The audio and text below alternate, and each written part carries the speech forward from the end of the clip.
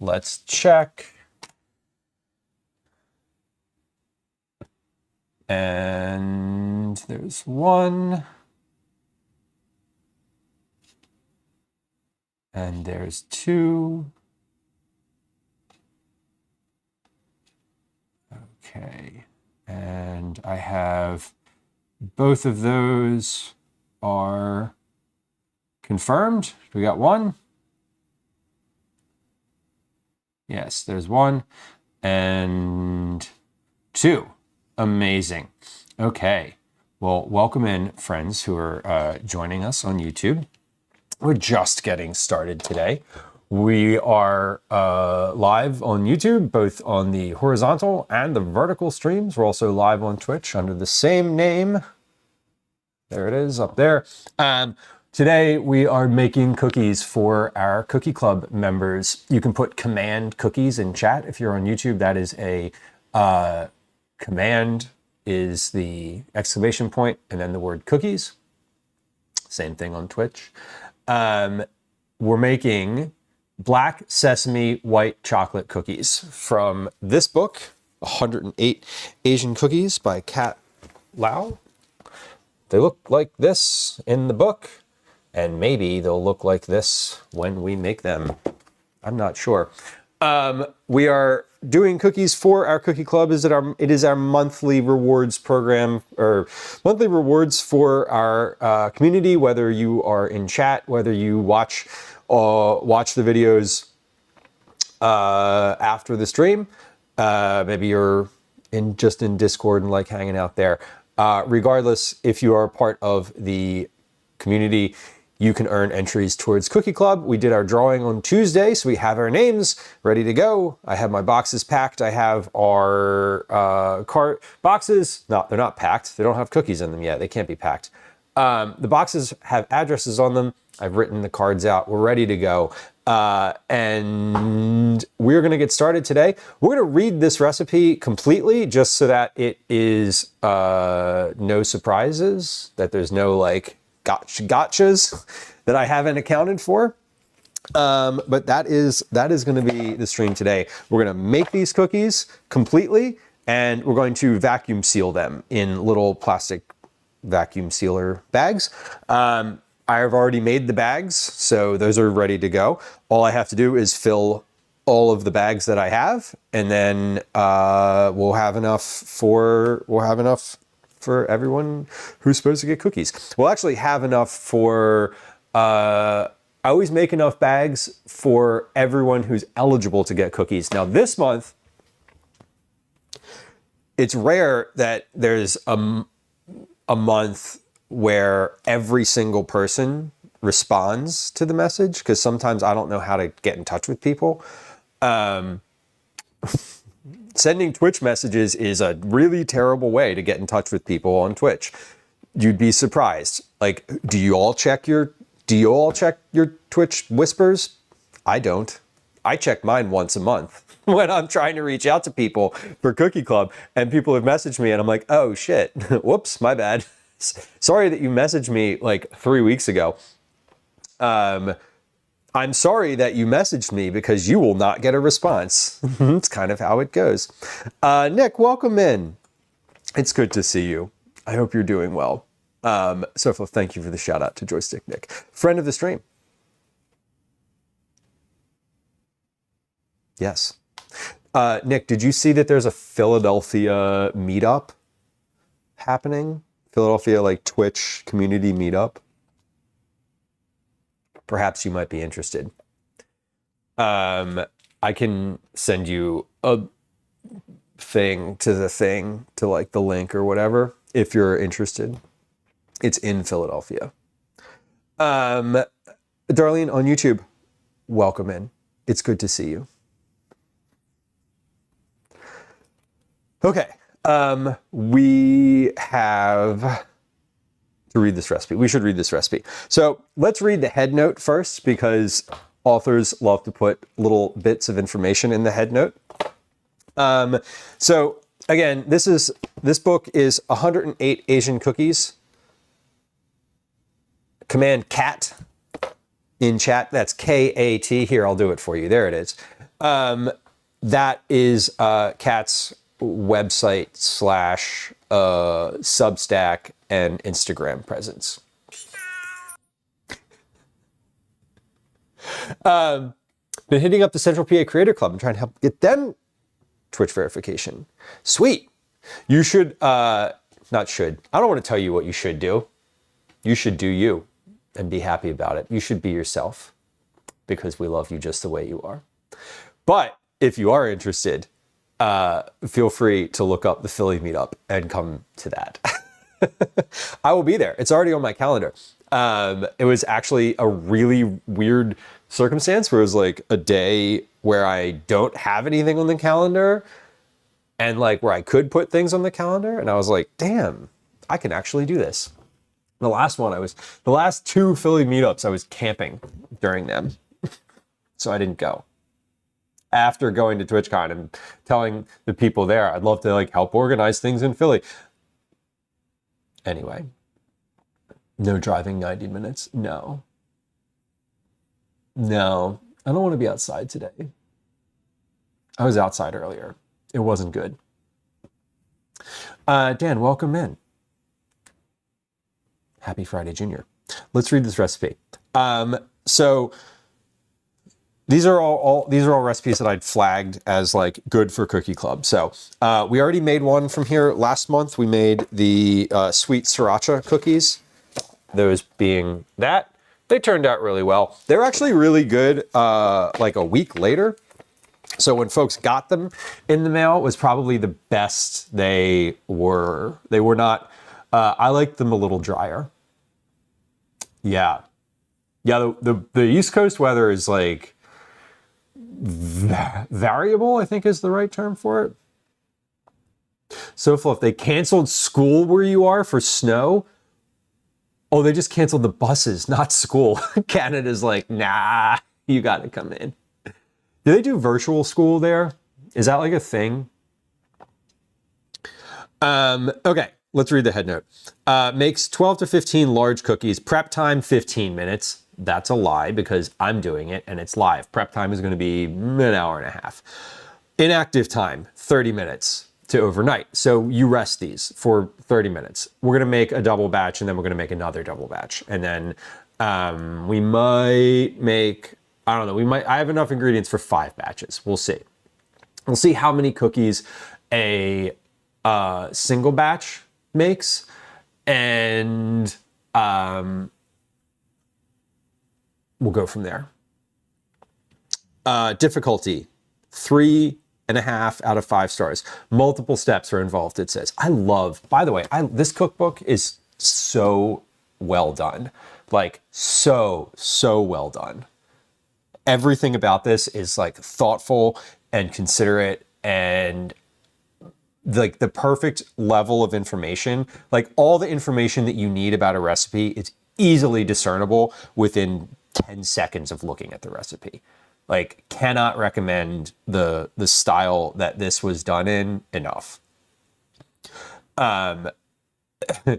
Sofa says, I'm sure virtual school is a thing, but it hasn't happened. I mean, listen, if y'all get down to like negative 20, 30, etc. in centigrade Celsius, and they're like still just doing the thing, that's a hearty existence. Global Mediterranean climate of the central coast of California. You know, every time I've been to California, it's been really nice. And every time I've been to California, it has rained. At least once. Which I hear is weird, because every time I'm there, people are like, oh my God, it's raining today. And I'm like, it rains all the time where I'm from. Okay, recipe. In 2022, Elaine Du, eat.lane on Instagram, a subtle Asian baking member, showed off her gorgeous black sesame and white chocolate cookies in our group, and I couldn't get those beauties out of my head. With a rich nuttiness from the brown butter and black sesame, it's a delightful treat. A cookie filled with so many nuanced flavors. I knew I had to adapt Elaine's recipe here. Originally, she used salt and vanilla extract, but of course, I had to give it an Asian twist with miso and Japanese whiskey. The sweetness of white chocolate perfectly balances the cookie's overall not too sweet nature, and a sprinkle of sea salt flakes at the end is a crowning touch. Honestly, more cookies should be made with black sesame. I mean, all the sesame cookies I've ever had have been delicious. What does this have in it? Ingredients. Unsalted butter, dark brown sugar, granulated sugar, all-purpose flour, toasted black sesame seeds, baking soda, baking powder, black sesame paste, egg, Japanese whiskey or maple syrup. We don't have Japanese whiskey, although now that I'm like cooking from this cookbook regularly, I should probably just buy some. I'm using Jim Beam bourbon. So I am going to use whiskey today, but not Japanese. Teaspoon of red miso, 6 ounces of high quality white chocolate, and sea salt. So super straightforward ingredients from a cookie perspective. Mostly black sesame paste is unique, so we have to make that. And red miso instead of salt, which I love. Sofa says, we only close school if the wind chill is below -45. That's Celsius, y'all. Which is cold. Very cold. It is a rarity that it rains. It's, as I've been told, every time I go there when it's raining, people are like, what's happening? And I'm like, it's raining. What do you mean? It was raining where I came from when I left. Twinderella, welcome in. Hello. Okay. So we have to read the recipe now. To make the brown butter, cook the butter in a heavy saucepan or pot over medium heat while whisking continuously until the butter foams. The foam subsides. The butter is golden and brown, not black. And butter is golden and brown, not black, bits form on the bottom, at least 5 minutes. You're looking for a nutty aroma and not a burnt smell. Transfer the butter to a heat-proof mixing bowl, add the sugars, and mix until dissolved. Set aside to cool. A few minutes in the freezer will hasten cooling. Whisk the flour, black sesame seeds, baking soda, and baking powder together in a medium bowl. Set aside. Add the black sesame paste, egg, whiskey, and miso to the cooled brown butter and mix with a whisk or hand mixer until fully incorporated, paler in color, and thickened. Add the flour mixture and mix until homogeneous. Fold in the white chocolate. Cover the dough and refrigerate for 30 minutes to overnight. Okay, so 30 minutes is like where we're going with this one. Adjust 2 racks in the upper and lower. Preheat the oven to 350. 2 tablespoons of dough. Bake the cookies. Okay, so this is all baking instructions. So basically, I need to get all the batches to the part where they're cooling down. So we are going to make I have to make sesame paste first. So like, let's do that because I don't want to start doing other things until I know whether or not I'm able to use till the sesame paste works, or if I need to use tahini. If I need to use tahini, these cookies are not going to be the color that they're supposed to be, but they will still taste like sesame. So, you know, fine. Okay, so I need at least a cup of black sesame paste. So it says 60 grams of paste, meaning I should probably put at least 60 grams worth of sesame seeds into the food processor to make sesame paste. So we're gonna do that first. Let's figure out what the sesame paste process is.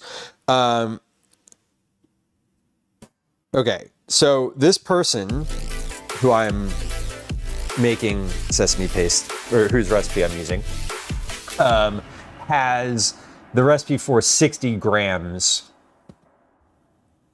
So I can just use this recipe and scale it up. Mountains, welcome in. Good to see you. Congolish, hello. Persephone, welcome in. Hello. Alistair, welcome. Happy to see y'all. It's nice to have you. We are just getting started today, so y'all are right on time. I hope things were well over in your corner of the world. We're making cookies. These are for Cookie Club. Cookie Club is our monthly reward program for folks who are part of the community. You can earn Cookie Club entries. We do a little drawing Usually the first week of the month. This month it's a little late. So because I was traveling. Anyway, welcome in, y'all. Mom Noms, who, for folks who are hanging out here, Mom Noms is a fellow food and drink streamer. They were doing something today. I know they're streaming food and drink, but I'm not sure what. We are pals on the internet, and I would love it if you would go follow them on their channel. There's a link to that in chat. So, thank you for the shout out. Friends who joined us from Mom Noms channel, it's really lovely to have you. My name is Lieu. I'm a recipe developer, a recipe tester.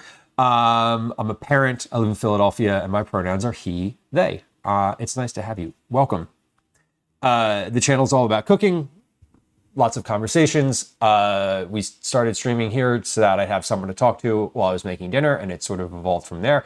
Mostly vegetable-forward family meals. I do a lot of recipe development and baking, meal prep, and family meals. We do some snacks sometimes. We do cookies at least once a month, and every once in a while we get out for an IRL stream out in the world. Pretty conversational community. Follows are silent, so if you're the type of person who enjoys chatting, please do. If you're the type of person who likes to lurk, please know that if you hit the follow button, your follow is not going to cause an alert or a sound or a chat message. And if you follow, I'm not going to be like, hey, welcome in. It's good to have you. What's your name? Where did you come from? How did you find the stream? What's your favorite food? I'm not going to ask you a bunch of questions. So there's that. Welcome in, y'all. Darlene on YouTube says, I like your tent sticker on your computer. Thank you. This tent sticker. Yes. Right above the mushroom sticker, which is, if you win cookies from Cookie Club, you get a mushroom sticker and a macaroni sticker and a hat sticker for that matter. We're making sesame paste, black sesame paste. Chocolate, Creme Delicious chocolate has pronouns also. Her, she. Okay, that was funny. That was a good one. I enjoyed that one. Usually pronoun jokes I'm a little bit like defensive about. That one's funny. Persephone, I got a Nanaimo. I will never say it correctly. I will literally never say it correctly. But I did get one when I was in Toronto. It was last Friday. And it was really good. It was really good. I ate the whole thing. Just like whoop, straight in. It was amazing. We're making them today. This is what's happening today on stream. You made Nanaimo bars on stream 2 weeks ago. Nick, thank you. As I was reading the chat above, I read the chat below and I was like, got it. I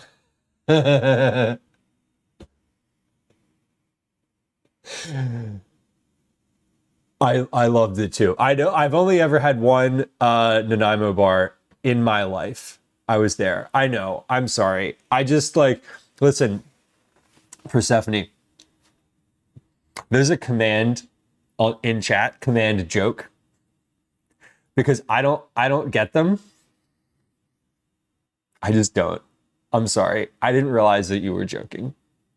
I was like, in my head, I don't ever want to see. Here's the other thing. I don't ever want to be like, I thought you were watching stream, because there's no attendance policy, right? I don't do have you ever been in a stream and the streamer's like, how come you weren't there at the last stream? I'm like, because I was fucking busy, because I literally have a life. I'm the only one who's here every single stream. I mean, and now someone in chat's going to be like, listen, you're wrong. And I know a couple people for whom that's probably true. For whom that statement is also accurate. There it is. Thank you, Twinderella. I know. Ellis, I know. Listen. No, I'm not. I'm saying that sometimes things intercede. I'm just here to unfollow. Listen, You ever had someone come into chat and been like, I'm unfollowing you now? You're like, good, bye. See you later.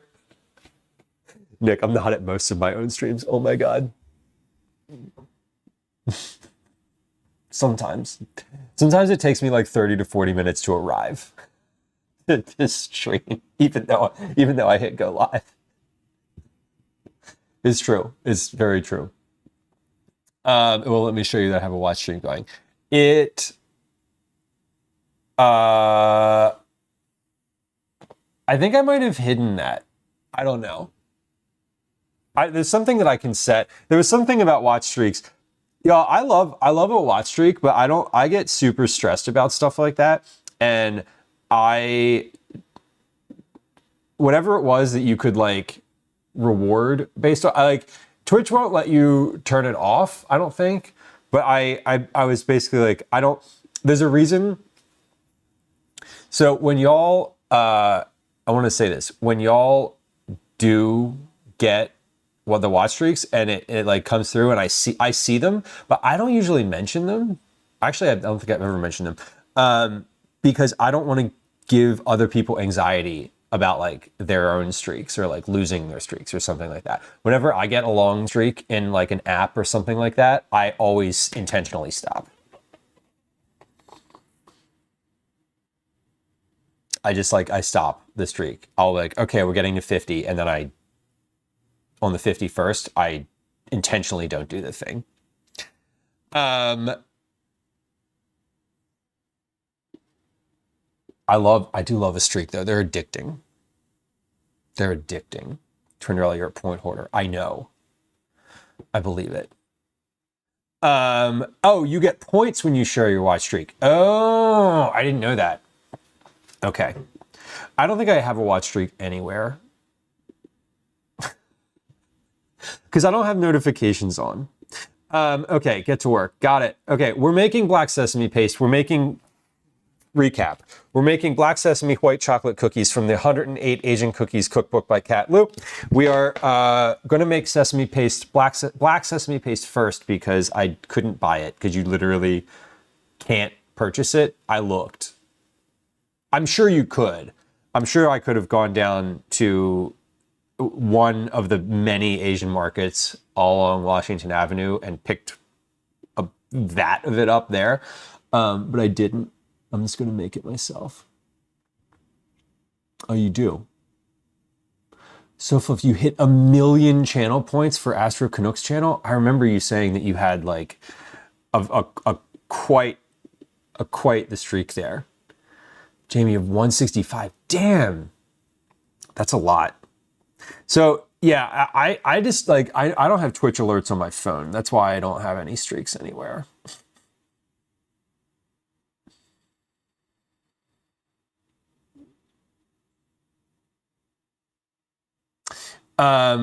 Nick, what happened to Graffiti Pier? We were just there like 3 weeks ago. Did they like close it off? Because I literally just went. Okay. Gather all the ingredients. Half a cup of black sesame seeds. Okay. Updated ingredient list with 1 cup of sesame seeds. Okay. So you toast them. You put them in the food processor. It says you can use them. You can do it with mortar and pestle. No. Put them in the food processor. Scrape the seeds. Add a half a teaspoon of toasted sesame oil, but only if your food processor is struggling. If your food processor is struggling to crush and grind, ain't nothing wrong with a little crush and grind. You can drizzle a little bit of sesame oil into the seeds to add volume, help bind them, and thin out the paste. The sesame seeds will start to look pastier, like me in March. Continue processing. Once the sesame seeds are ground, liquidy and pasty, transfer to a mason jar. Okay. What is the output volume of this? That's what I want to know. One batch, 80 milliliters. Okay, so one batch yields 1/3 of a cup. I need 1/4 cup per batch of cookies, if I end up making 5 batches of cookies, that's a cup and a quarter. So if this makes a third of a cup, I should do 4 batches of this. Now this also uses a much smaller food processor, so I should be able to just do all of that in one pan. Okay. So a cup of sesame seeds is 120 grams. That's what it says. So,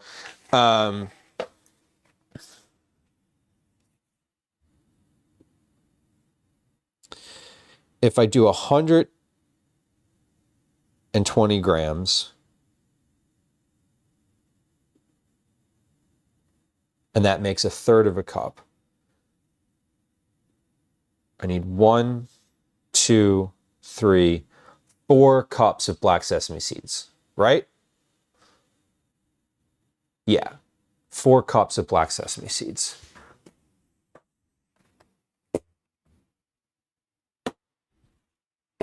I think I have 4 cups of black sesame seeds right here. I love it.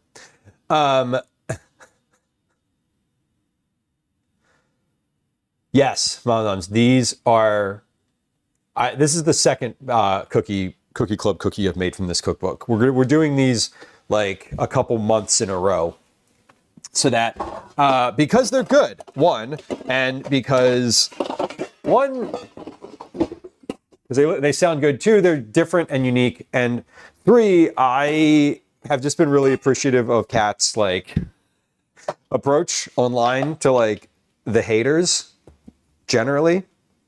And so I'm sort of like, all right, let's make some cookies out of this book that is not struggling to get press or anything. Maybe, I don't know. Kat might say something different, but I'm aware that people that like it got shunned from a bunch of like lists and sort of best of sort of situations, because people, as she says, get confused, or they're just like, what are these weird flavors? These aren't like traditional American chocolate chip cookies, whatever, you know? It's, anyway, so I'm sort of like, all right, we don't need to make like chocolate chip, I don't know, like cookies. I want to make something a little more interesting to me. And so that's what I'm doing, just frankly. Yeah. Creme. Yeah, I'm just, the busyness to keep up with the streaks is real. I'm just like, I watch streams when I watch them, and I enjoy them when I do. That's how it is.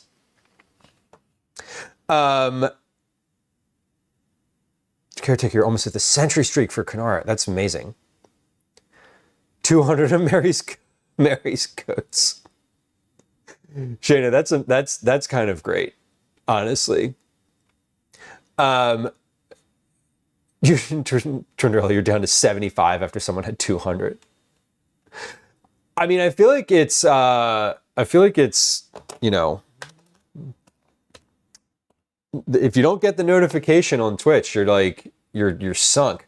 Yeah, Nick, a part of the pier did collapse, but it's still like, you can still go out. It's not like a part of the railroad section collapsed, and I don't know, I'd never been there before 2 weeks ago, so I don't know what part was gone. It was just gone. I know it looked like a chunk of it wasn't there anymore. So, Caretaker says, I lost my streak twice in my own stream that I also mod. That's kind of wild. Yeah, Moms, I tagged her in the YouTube stream. She actually commented on it, the last one. Yeah, she got death threats for some of the cookies. Like, what the heck? Exactly. I'm like, hey, I'm a white guy. Let's make some cookies from the 108 Asian Cookies cookbook, because that doesn't seem like a thing that lots of other people are doing. Like, I don't know. Yeah, she's been very vocal about like trying to get press and sort of like people being resistant to talking about the book. Like legit, all these recipes sound really amazing, and the book is well written, like easy to follow. That's important. Okay, we're gonna quadruple this recipe. So I need 480 grams of sesame seeds. Now, this is just for the paste.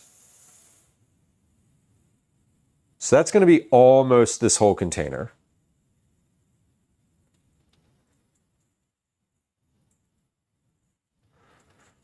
Actually, yeah, this is like 510.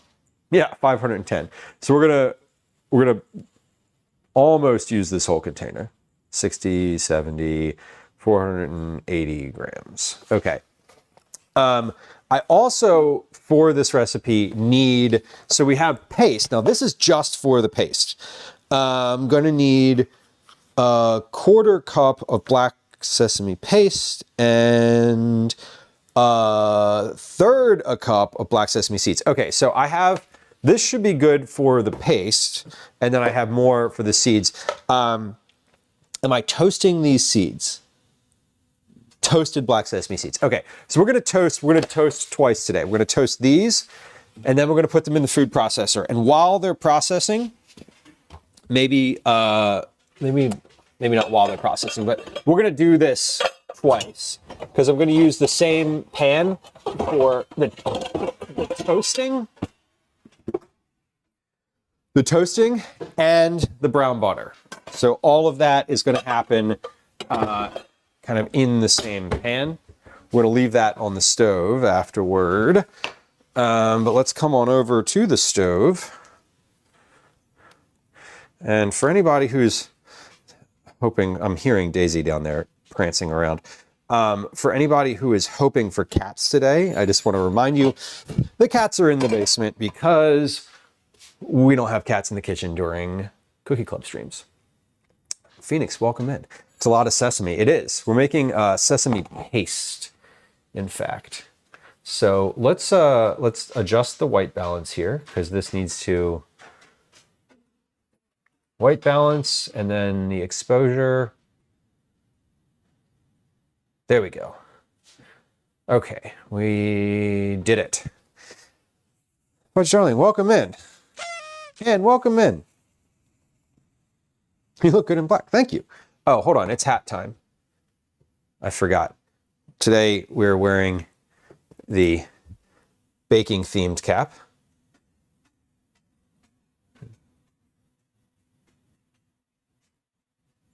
That being the one with all the baking ingredients on it. Because we are in the kitchen and we are cooking. All right, let's come on over to the stove here. We're going to toast these sesame seeds. So I just want these, I want to toast these just until they are fragrant.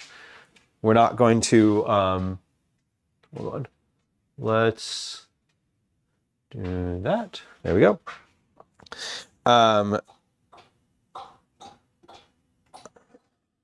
Just kind of waiting until this is a little warm. So I might have to do this in 2 batches because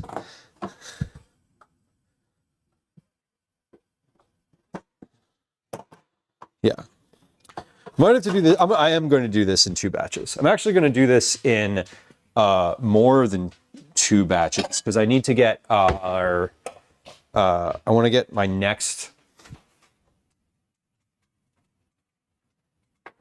the next round of toasting. Wow, the white balance on that camera changed so much when I filled that pan with black sesame seeds. That was intense. That was an intense change. Okay, so 45 times 5 is 225. So I'm getting I have to toast. I'm going to toast these sesame seeds for paste, and then I'm going to toast another round for the actual cookies because they need to. They have sesame seeds in them, but also I'm making a paste out of some of them. So that's why that's why we have so many sesame seeds. These are black sesame white chocolate cookies. So we're gonna do, I'm getting my next round ready here, just so I can like just keep toasting. So I can keep toasting this after they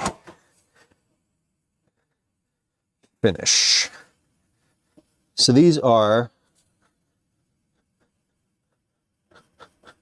I've got this rip pretty well hot. Hard to tell when they're toasted. It's hard to tell. Let's see. It doesn't say anything about the timing for toasting these, and it doesn't say anything about, it doesn't say anything about the timing for toasting these. Now, that's because usually they sell these already toasted. So I could have just purchased toasted sesame seeds for this recipe. But again, it would have been rather expensive to purchase that many toasted sesame seeds from the store. I got a big container of untoasted sesame seeds for much less money from the restaurant supply store. Yeah, I'm just gonna go by the smell. I mean, I'm also gonna go, let me wash my hands here real quick, because I'm gonna go by the temperature as well. They have oil in them, and so when you toast them, they will start giving up a little oil. I know this from regular sesame seeds, or like brown sesame seeds. They will give up a little bit of oil. So they should be, oh, and there's sound too. Oh, okay, those are finished. We have just a little bit of smoke came out of here. Yeah, and they smell good. They smell good and not burned. So that is lovely. And I'm gonna pour those. I'm pouring these into my pan, or not into my pan, into a bowl on the counter.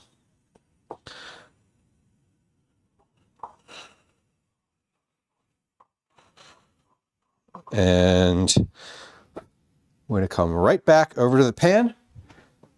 Now this pan is already hot, so I'm going to turn it, I'm going to not have it as hot, not have the burner as hot as it was. And this is our the second part of our seeds for paste. Again, we are doing a big 5 batches worth of sesame paste, because I'm not sure if I'm going to make 5 batches worth of cookies. If I need that, I might only end up making 4, because it says it does 12 to 15 cookies per recipe. If it does 15, I only need 4 batches. If it does 12, I need more. So we're toasting enough to make a 5th batch, although I'm going to make 5 batches worth of the paste, but I don't know if I'm going to make 5 batches worth of the cookies. Does that make sense? Maybe that makes sense. I don't know. You tell me. We're talking about math today. Megan, welcome in. Nice to see you. Happy Friday, Junior. We're making sesame paste. Have you ever made sesame paste? This is we're toasting black sesame seeds first. And they're just about there. Almost.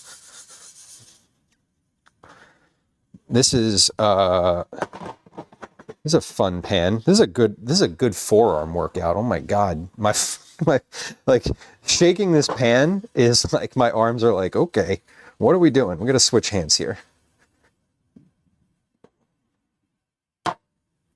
Just trying to keep these jumping around a little bit. Fudge Rolling, congrats on your insurance battle win.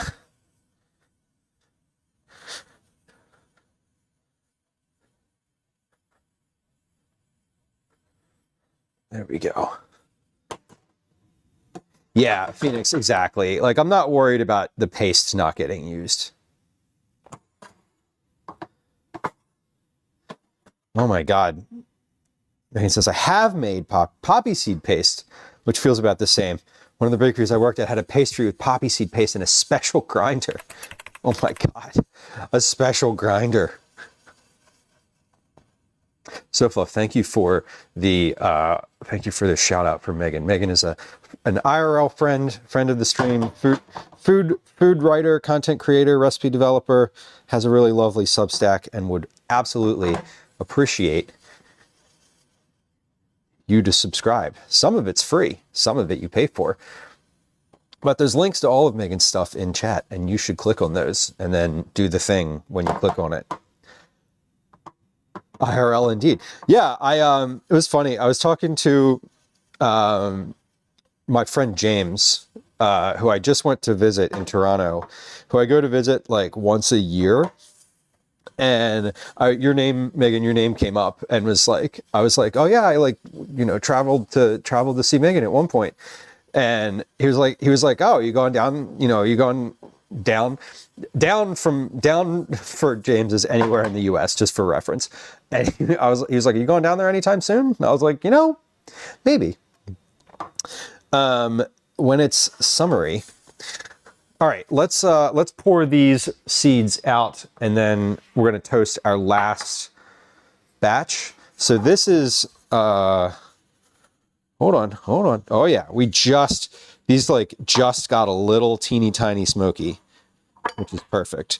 So we're pouring all of these black sesame seeds.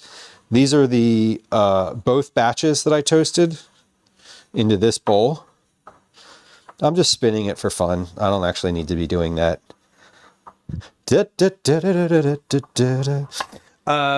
to Philly. Philly's great. I've heard of it. It's nice here.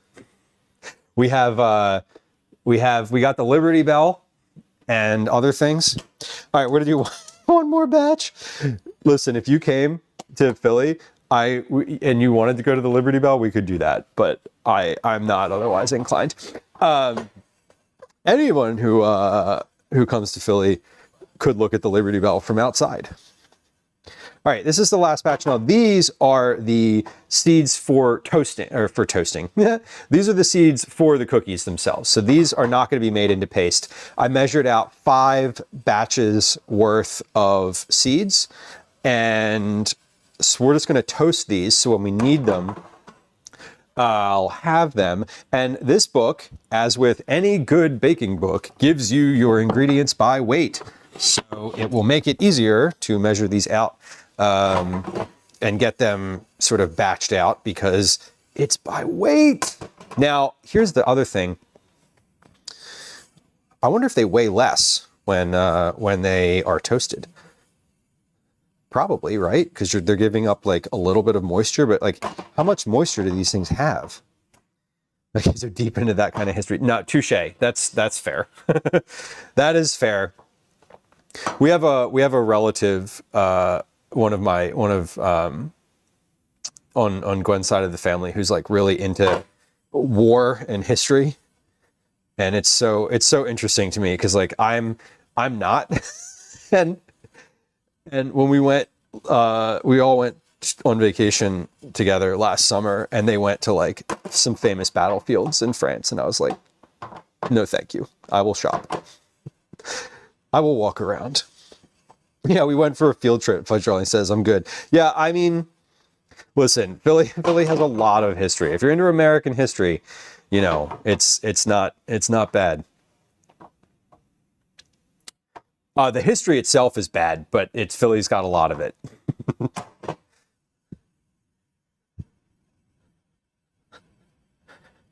Phoenix, the banana whip turned out really well.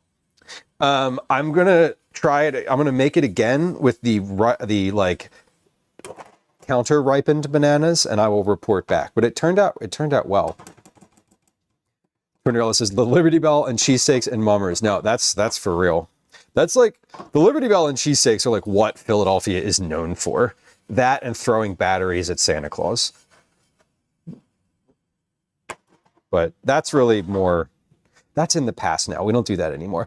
Jenny Medora asked, what's my favorite what's my favorite cheesesteak spot? I will forever and ever and ever tell you that my favorite cheesesteak spot is whatever corner store is the nearest one to you. Whatever little like corner store sells cheesesteaks is probably going to be better than any of the ones that you get at a touristy spot. I think, let me see. This is a question I should just have an answer to. And being poor losers. No, that's valid. Yes, and okay. These are pretty. Oh, yeah, those are hot. Okay. So we're gonna come back over to the counter here, and we will dump these out. So these are for the paste. These are for the recipe. And then we're gonna leave this pan, hold on, let's get that last seed out of there. We're gonna leave this pan on the stove, and in a little bit, we're gonna brown our butter in there.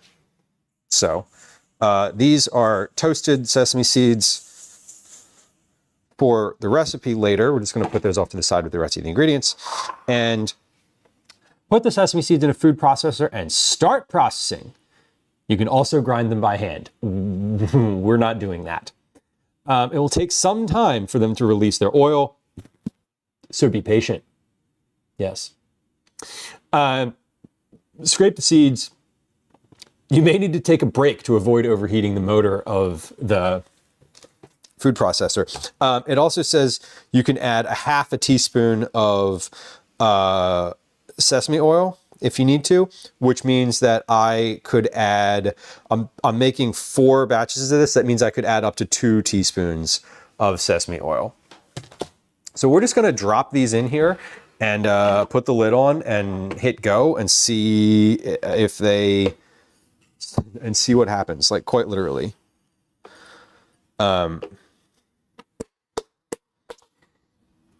Yeah, Danny, John's roast pork is great. I do love John's. I think, trying to remember the name of the place that my friend worked at for a long time, and I'm drawing a blank because it's somewhere in the Northeast in Philly. But there's a lot of like, I don't know. There's a lot of info about like cheesesteak spots, and a lot of the ones that are sort of the big touristy ones are just like, I wouldn't necessarily go there. Like, just, they're like, no thank you for just one reason or another. Some of it because they're just like big commercial sort of crappy cheesesteak spots. Others because I don't like the people who own them. Okay, so let's just start this and let's set a timer and see how long this actually takes, because I am curious. It's for science after all. Okay, on.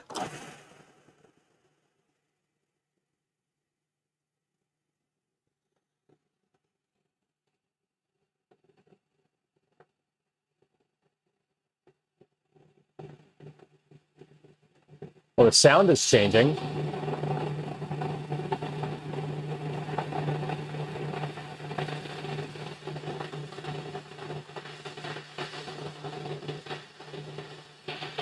The color is changing too.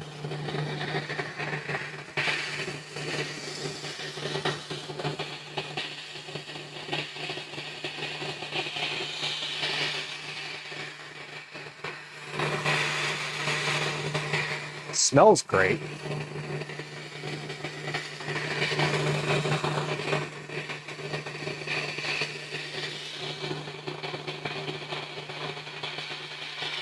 When it says it'll take a while for them to release their oil, I'm not sure what they mean by a while.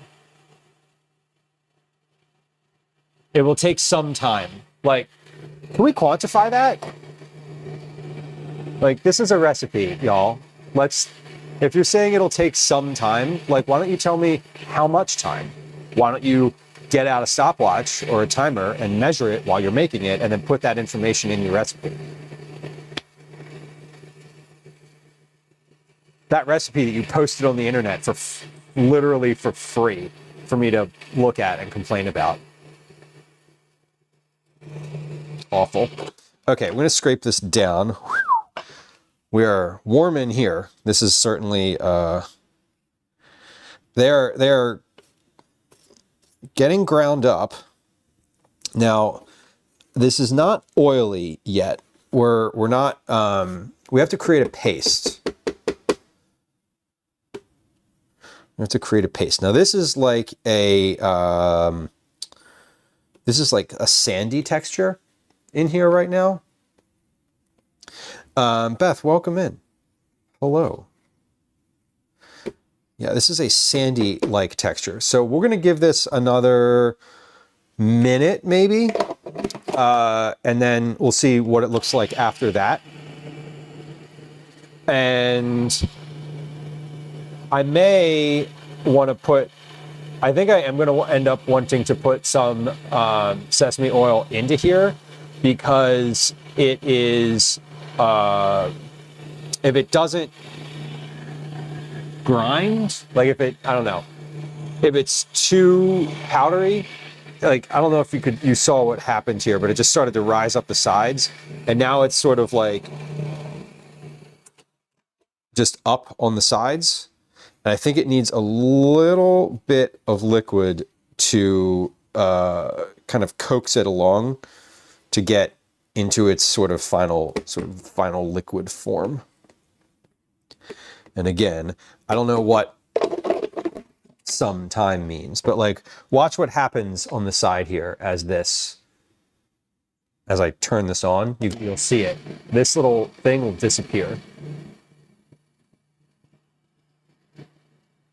There it goes. That's the dry stuff that's kind of rising up the edge. Yeah, Caretaker says some time is equivalent to cook until fragrant.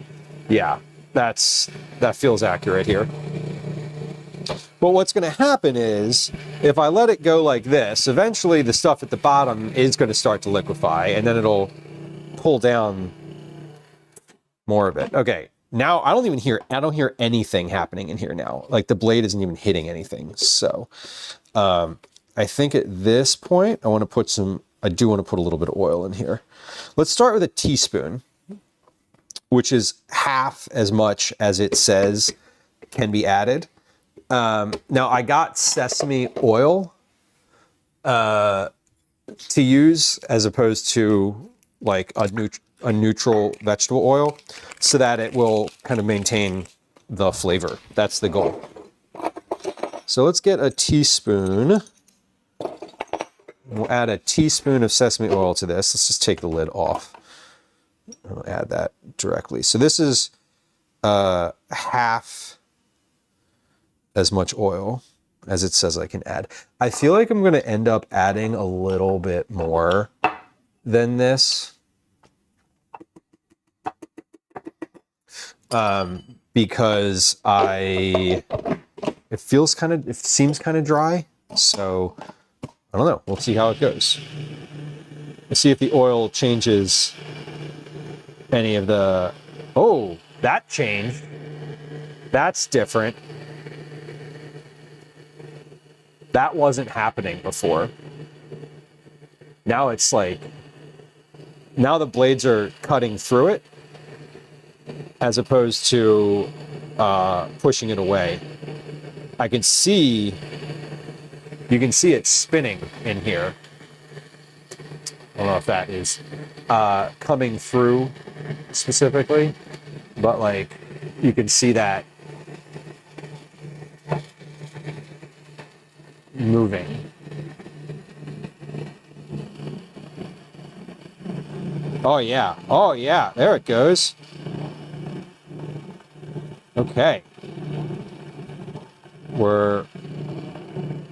It just changed a little bit. So now we're starting to get more of a paste in here. It's definitely, the consistency is changing. So when they said this takes some time, this is definitely taking time. The images in the recipe that I was looking at, it's liquidy, like it is liquid. So this is probably going to take quite a bit more time. Now, I am going to add that other tablespoon of oil to this, or teaspoon, not tablespoon. Tablespoon would probably be too much.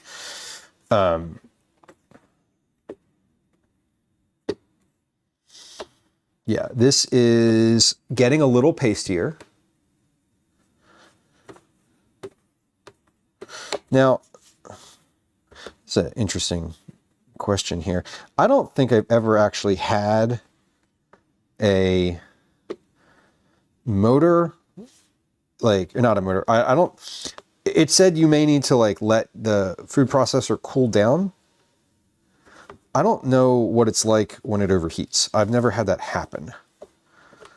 I'm like, is it, I mean, I'm assuming the whole thing feels hot. Like if I took this off, that this would be warm. Like this isn't, I don't feel like this is any warmer than if I was just running it with nothing in here for 7 straight minutes. So I'm not, I guess it's okay. I guess it's fine. Hold on, we need to get the,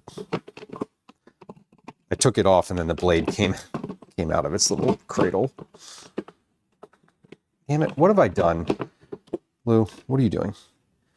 Okay, hold on, let's get the blade back down.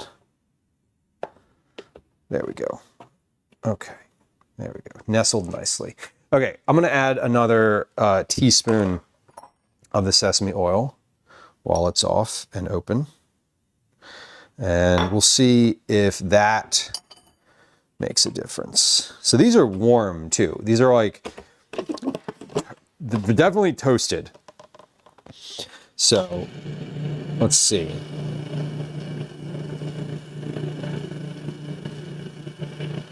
Yeah, this is, we're spinning now as opposed to sticking up the side.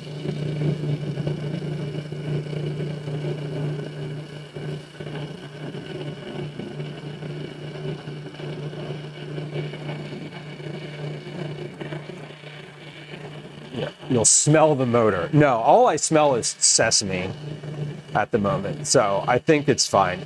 I was a little concerned, Megan, thank you. I was a little concerned when I opened it, there's like smoke that comes out, but these are also hot and it's sealed.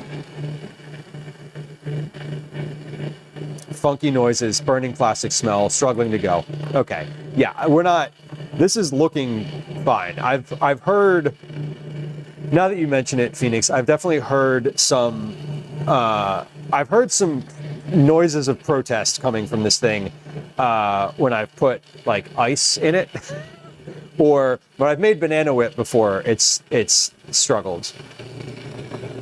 This does not seem to be struggling. It's pouring just fine. And the smoke coming out of here is sesame. Okay, noise-wise though, this is starting to stick to the side. I hear less and less hitting the blade, but I see it in there. So we're gonna keep going. When I'm finished with this, I need to weigh what's in here, because I don't think I will, but I might need to make more sesame paste. I'm intentionally making more than I think I need in this batch, but it also might not be, it might not be enough. I'm gonna scrape down the inside of this thing. Chapstick Queen, welcome in.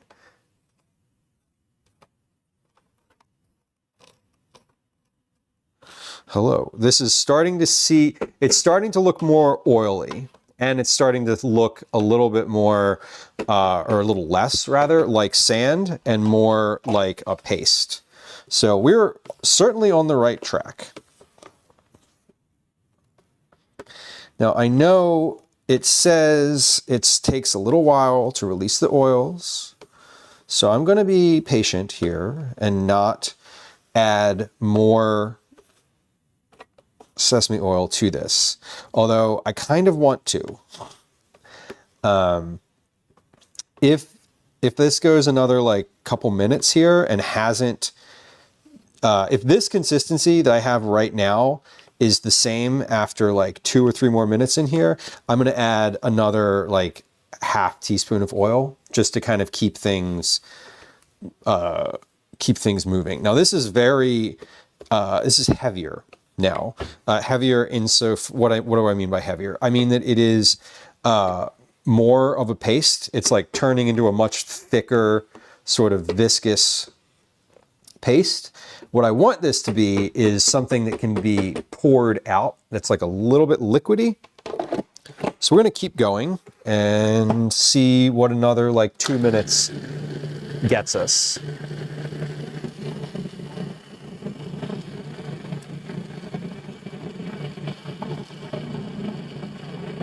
I didn't know that you couldn't get, I didn't know that black sesame paste was a very specific ingredient before committing to making these cookies. But the internet makes it seem like it's pretty easy to make, so why not?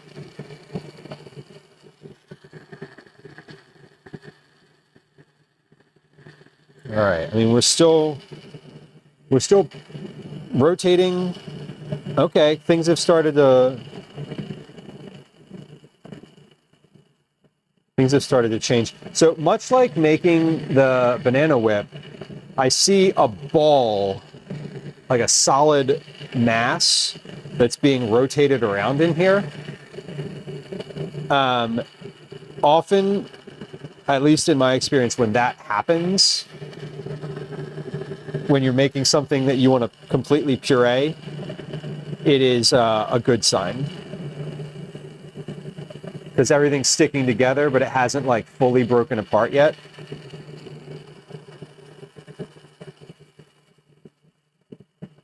So I'm gonna give this about another minute.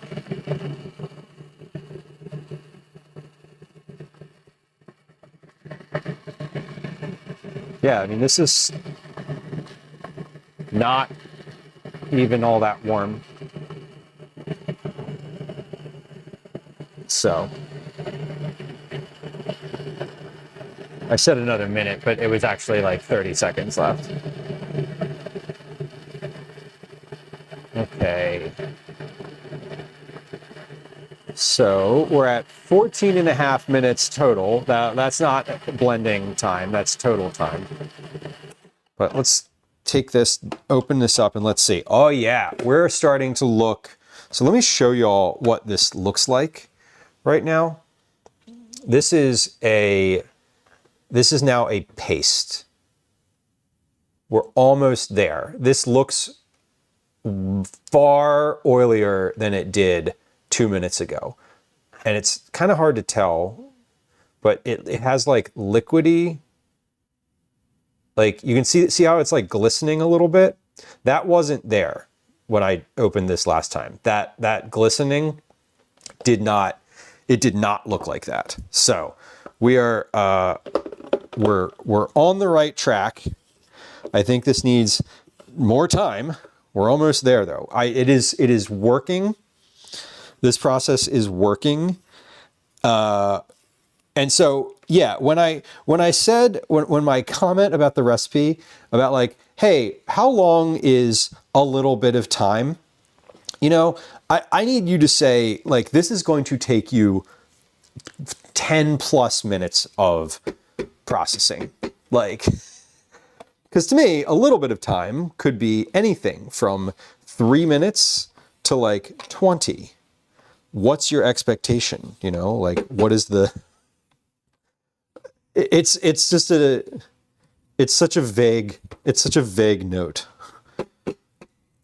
Okay, but we're scraping all this down because all of these every little bit in here represents an important little bit of paste. Okay, 16 minutes, 20 seconds.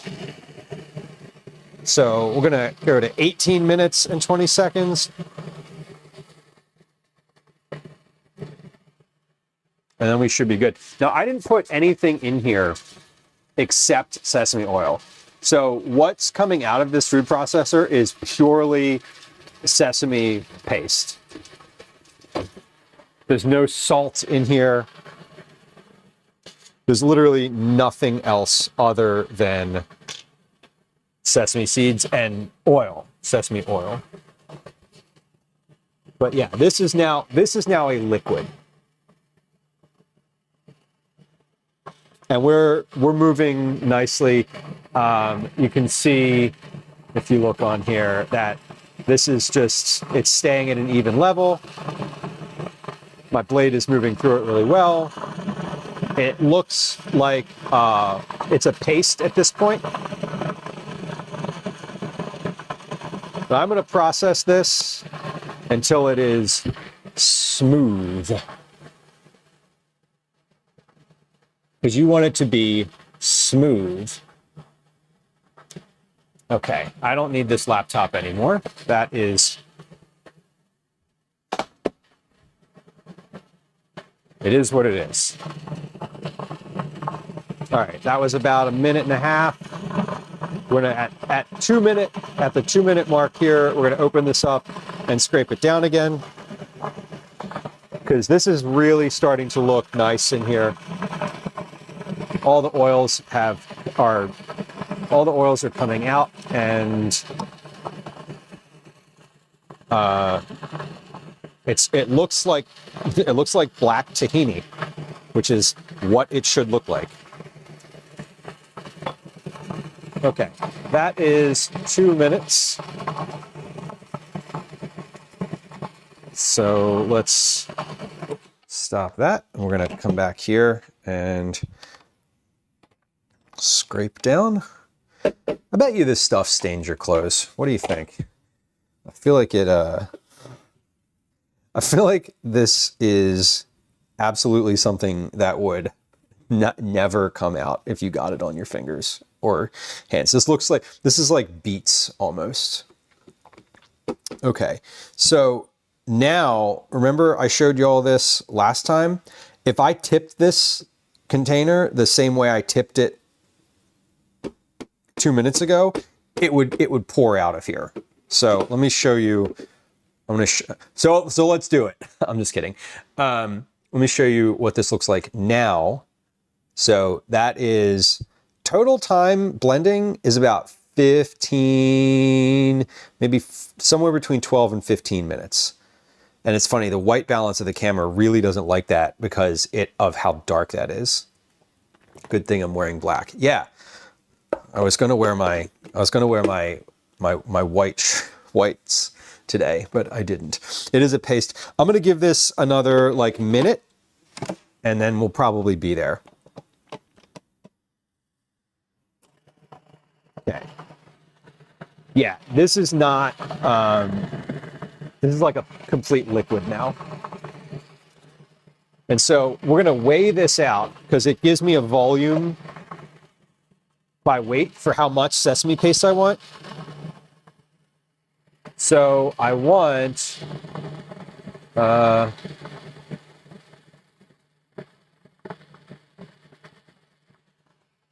hoping that there's more than 300 grams in here. That's the goal. So it should all fit in one of these containers because I need 1/4 cup per recipe. I made about 5 batches of this. So I should be able to get all of that in here. And looking at it in here, I think it will work.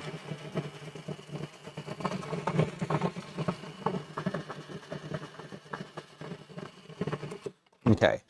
Yeah, that is a liquid now. That is a thick consistently, the consistency is good throughout here. And I think we're good. We did it. Y'all, it worked. It worked. I don't, it, you know what? It smells like sesame. So that's good. Yeah, this is like just, this is hot now. Yeah, that's hot. That's much hotter than it was before. Ooh, this thing is very hot. Okay, good thing we're finished. All right, what did I say? I wanted about 300, I'm hoping for about 300 grams worth. Let's take this out, and we're gonna scrape the blade off carefully. Scraping the blade off and making sure you don't drop it through the center hole in the container. Very important.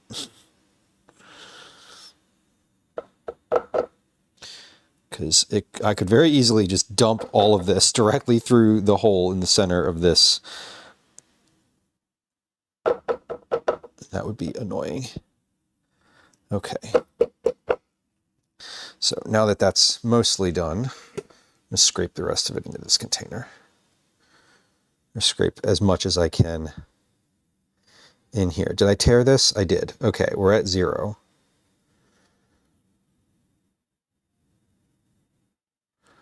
So it's not dropping into the container, but it is scraping off. So that's good. All right. Beautiful. It's trying not to waste any. The point is, I like just made all of this, and it's so kind of delicate to make. All right, this should be, we're hoping for 300 grams. Okay, there's 100. Oh yeah, we're gonna hit 300 grams. Hell yeah. There's 200. I dropped some on the counter. Oh no. It's okay. There's 300. All right. We're well above 300. Hell yeah. Oh, y'all, the relief. I just released so much tension in my shoulders. Like literally, I was very tense over whether or not this was enough, because this took a long time to make. Was it worth it? Probably. I guarantee you it was cheaper than buying this sesame paste in a jar of sesame paste. Okay, we have 450 grams of sesame paste.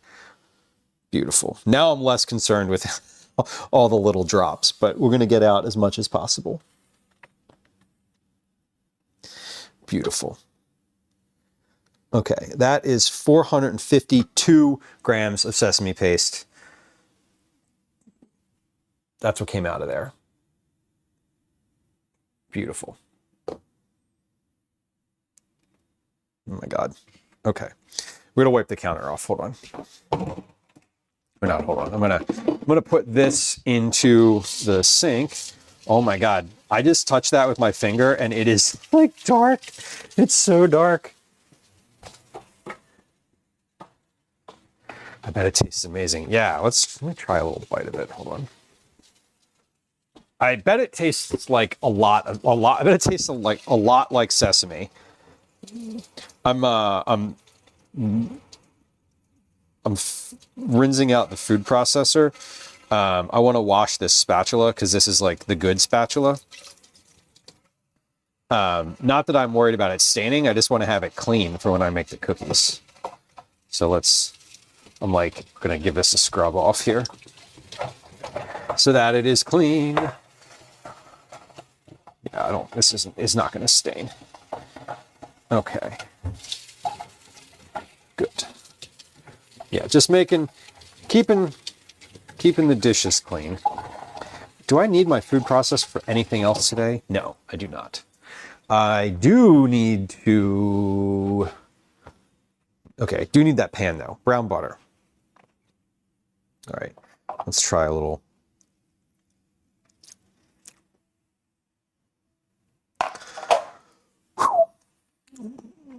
Surprisingly, that tastes a lot like sesame. That's like, it's fascinating because there's no, I didn't put any salt in there. There's no salt or any like seasoning in there. Now I'm wondering, and I'm actually sort of like, oh, maybe I should have, because I'm feeling like commercial sesame paste, if you bought it in a container, like pre-made, I'm wondering how much salt is in that. Because I didn't put any in here, but I know that when I make like tahini, when I make tahini out of regular sesame seeds, it calls for salt. There's like a little bit of salt in there. So I'm like, did I just make a blander version of a thing that I will... Okay. Ultimately, it doesn't matter whether or not I put salt in it. I'm wondering if the version that the recipe was written for has salt.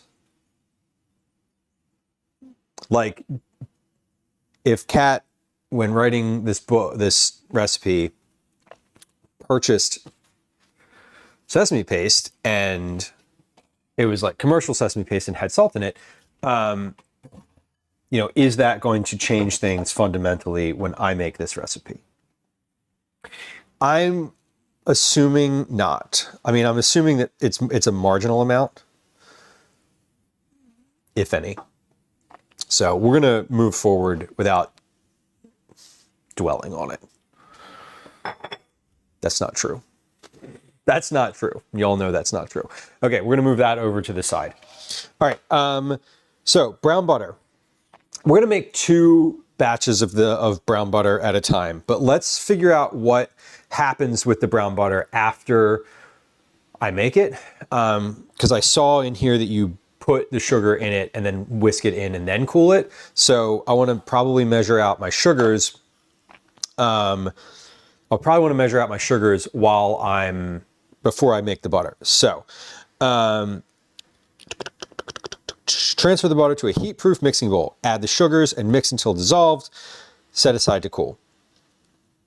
Whisk the flour, sesame seeds, baking soda, and baking powder together in a medium bowl. Set aside. Add the black sesame paste, egg, Japanese whiskey, or maple syrup, and miso to the cooled brown butter. So the butter, get the bowl with the butter and the sugars gets other things in it. Then it gets the flour mixture in it. Then it gets the chocolate in it. Okay, so we need the largest heat-proof bowl that I can use for the butter to go into, because everything else goes into the bowl with the butter. So we're gonna do a batch of this. Here's what we're gonna do, a double batch of this. It's all gonna go into this bowl. From there, I'm going to know whether or not I can do a triple batch. There's no mixing in...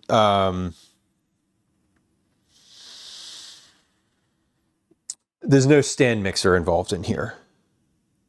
It says, actually, it does say that you can use a stand mixer. Okay, you know what? Let's see if we can just use the stand mixer.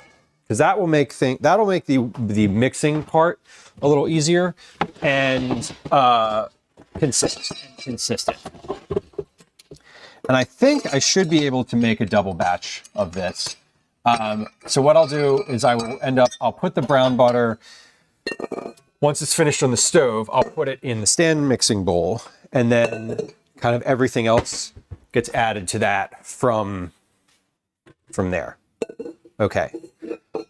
Phoenix says, looking at black sesame paste on Amazon, most had no sodium. Only 1 of 6 I looked at had any, and that was 10 milligrams in a 450 gram bottle. Okay, so basically 10 milligrams in, this is 450 grams. So in this much, 10 milligrams is very little, although it would make a difference. But thank you for looking at that. That actually, when I say I released some tension in my chest earlier from the from whether or not this would get the right consistency, I have just released some from whether or not I messed up not putting salt in it.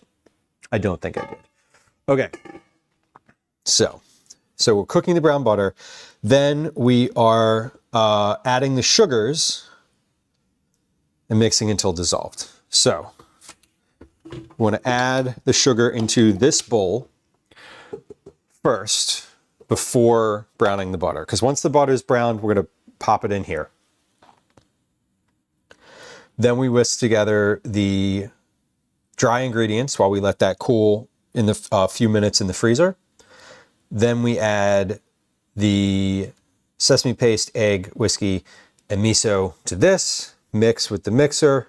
Then we add the dries in here and the chocolate, and then we refrigerate this for 30 minutes. Okay, so once it's finished in here, we will put it in a completely separate bowl. And we'll put that in the freezer or in the fridge. So ultimately, the dough is going to go in this bowl. Ultimately, the dough is going to go in this bowl. Now, I have the tare weight of this bowl already on the bottom, 598 grams. Do I have the tare weight of this bowl on the bottom? Not anymore. I used to.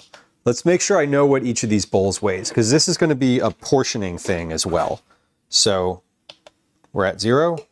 This is 771. So let's write that on the bottom. 771 grams. Okay. And then this bowl, we're at 0, weighs 275 grams. 275 grams. All right, why am I writing on the bottom of the bowl? Well, because I want to be able to put all of my dough in here and then figure out how much that dough weighs so that I can do math to figure out how many cookies. So basically, like, if a batch makes 15 cookies and I have 4 batches worth of dough and it weighs X amount, I divide X by 15, and that's how many cookies I have in this bowl. And it tells me how much each cookie weighs. Instead of scooping it out with a scoop, I can just... that whatever is happening can be explained by science. Yes, correct. And it will, I can just pick it up with my hands in gloves and like roll it into a ball instead of doing the whole cookie scoop thing. I don't love a cookie scoop, I'm not gonna lie. And math, oh, we should have one for math too. We're not gonna do that now, we're not jumping down that rabbit hole. Let's do a double batch of this. So I want 120 grams of dark brown sugar and 50 grams of granulated sugar. Okay, so that's doubling, right? Again, we are, this is an Irish recipe, we're doubling it. And we're opening a fresh pouch of dark brown sugar. So 120 times 2 is 240. 240 grams of dark brown sugar.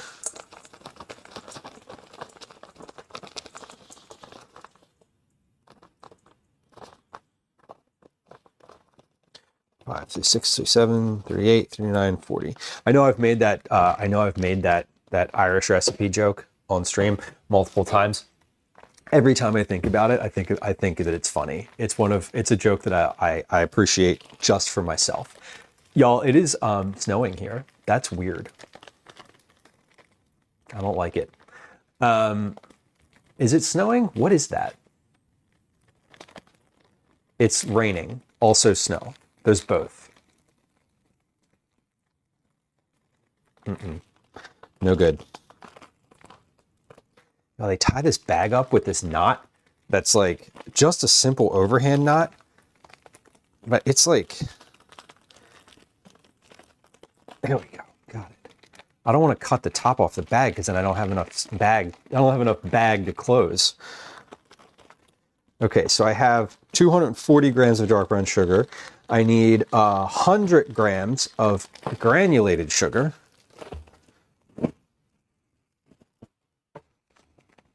100 grams. Tear. So let's do that. 20, 30, 40, 50, 60, 70, 80, 90, 90.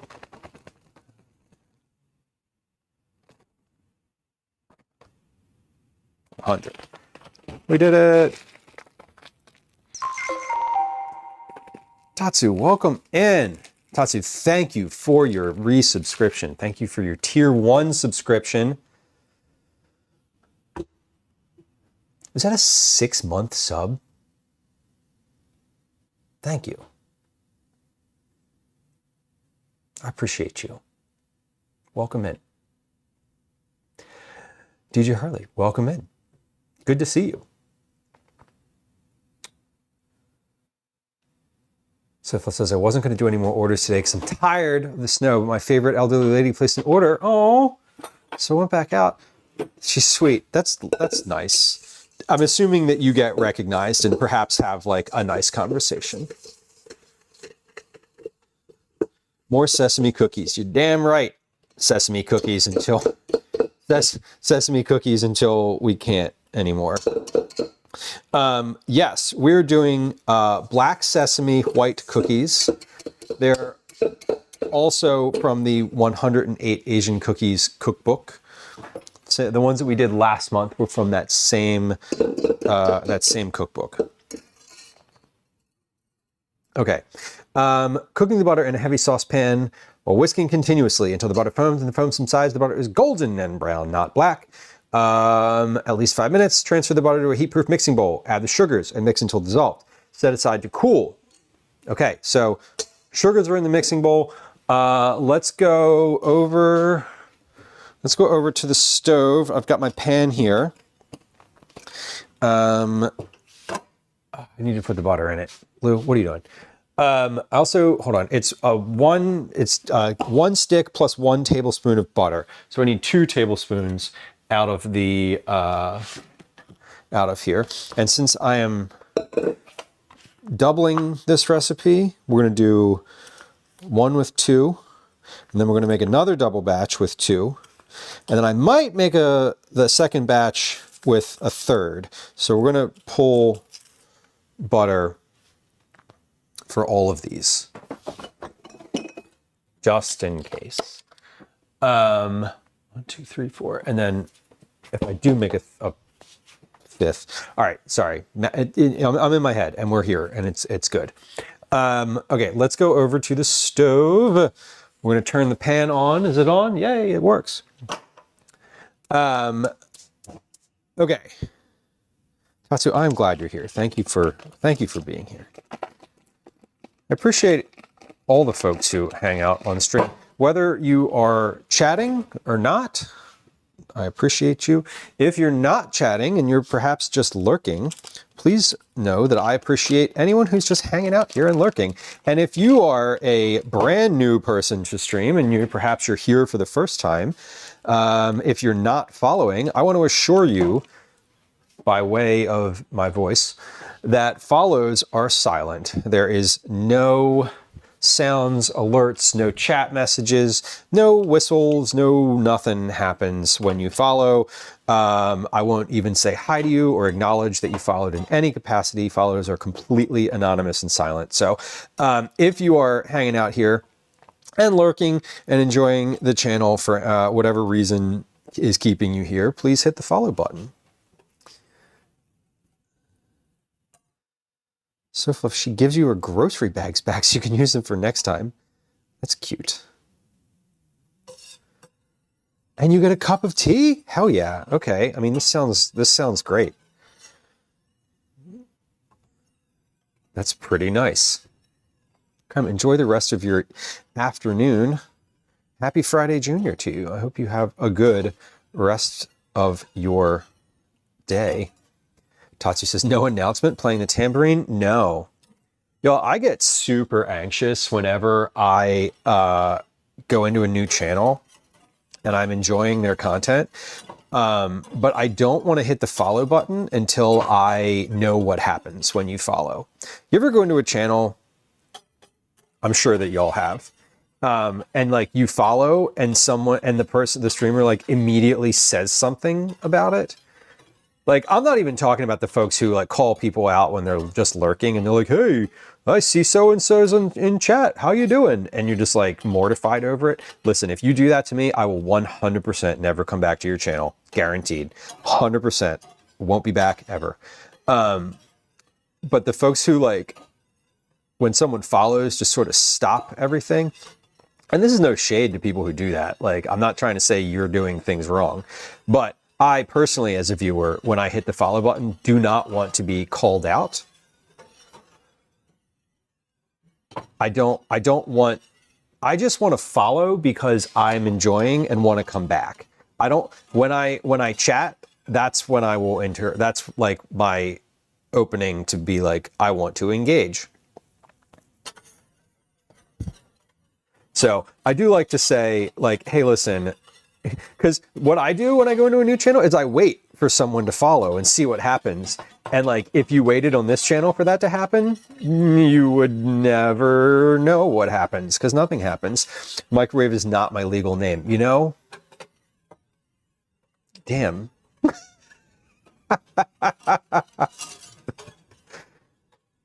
I always love when I always love addressing cookie boxes to people's Twitch names. Sometimes it's funny and innocuous, and sometimes you have to get creative to like, you just have to get creative. And sometimes I've sent people cookies and they've been like, yeah, can you use my actual name next time? Like, here it is. Because for whatever reason or another, someone at their house was like, who is this package for? And then they had to like explain. Yeah, Tatsu, I enjoy your lunch. I lurk and follow when I want to watch and see future streams too. Yeah, it's very much, what I do is I have in my email, I have a draft that just doesn't get sent ever. That is, it's just, the subject line is offline follows. And so if I'm enjoying someone's content, but I'm not sure what happens when you follow, I will put their name in there. And then every like week or two, I go through and like follow the people who I wanted to follow, which maybe that makes me a little bit weird, but that's okay. We knew that. Microwave. All right, we're browning butter and here it goes. Here it goes. Quilpy, welcome in. We're browning butter. We're browning butter. Y'all, I wanna call out. Quilpy, is what you shared with me in Discord public yet, or is that not? Can I say that about the thing? It's big. I'm assuming it is, but I also was like, oh wait, that might not be out in the world yet. 9, welcome in. Welcome in. If you don't answer, I'm going to ask again later. We are brown and butter. We're getting some good bubbles going on here. What thing? You sent me a message in Discord. We were conversing, and you had let me know about something, and that is happening for you. And I was wondering if that is public, if that had been like scheduled. Okay. Quilpy's doing a cooking stream on Saturday, this coming Saturday at 11 a.m. Central Standard Time. That's noon Eastern. I enjoy Quilpy streams a lot. Speaking of lurking, I don't chat very often, but I do enjoy them, and I think it's going to be a really fun, interesting time to see you out of your out of the vault, as it were. Is this the first cooking? This is not your first cooking stream. I think you said you've done at least one or two before. I barely cooked dinner. Listen, you are still alive, so that means you have provided food for yourself. So that's awesome. So Flip, thank you for the shout out to 9 of 12, fellow food and drink streamer. We love a food stream. I get excited about people who I haven't seen do cooking before. I spatchcocked a chicken on stream. Hey now. I'm just kidding. I have done that too. It's not what it sounds like. It's way less exciting. You remember the first time you heard the word spatchcock with regard to cooking and you're like, what is that? Now I'm intrigued. All right, this is pretty browned. I don't want this to go too far beyond the brown bits. So the butter is golden. The brown bits on the bottom are brown but not black, as the directions say. So we are going to cut this and pour it into the sugar. Dr. Hex Mikey, purely talk about my session that is talking about please do, and let us know when you do, because that sounds great, honestly. Okay, confirm. Next step. Transfer the butter to a heat-proof mixing bowl. Add the sugars and mix until dissolved. Okay, so heat-proof mixing bowl. Here we go. Adding the butter. So this is a double batch.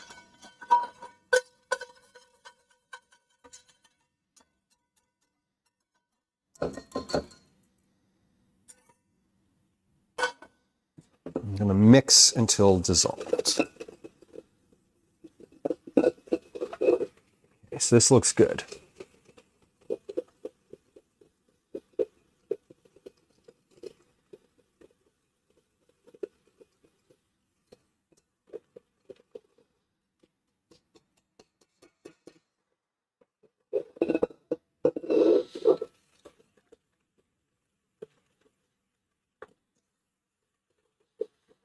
Set aside to cool. A few minutes in the freezer will hasten cooling, and we're going to do that.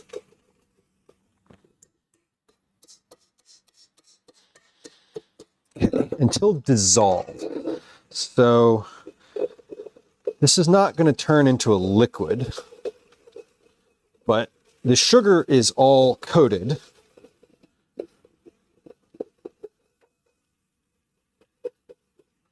Yeah, the sugar's all coated. Again, we're making a double batch here. This needs to rest in the freezer or in the refrigerator for about 30 minutes before I can make it, before I can cook it or make the cookies. And so I am going to make a double, and then we're going to come back and just do all of what I'm doing right now again. So that's a little like heads up on the sort of process here.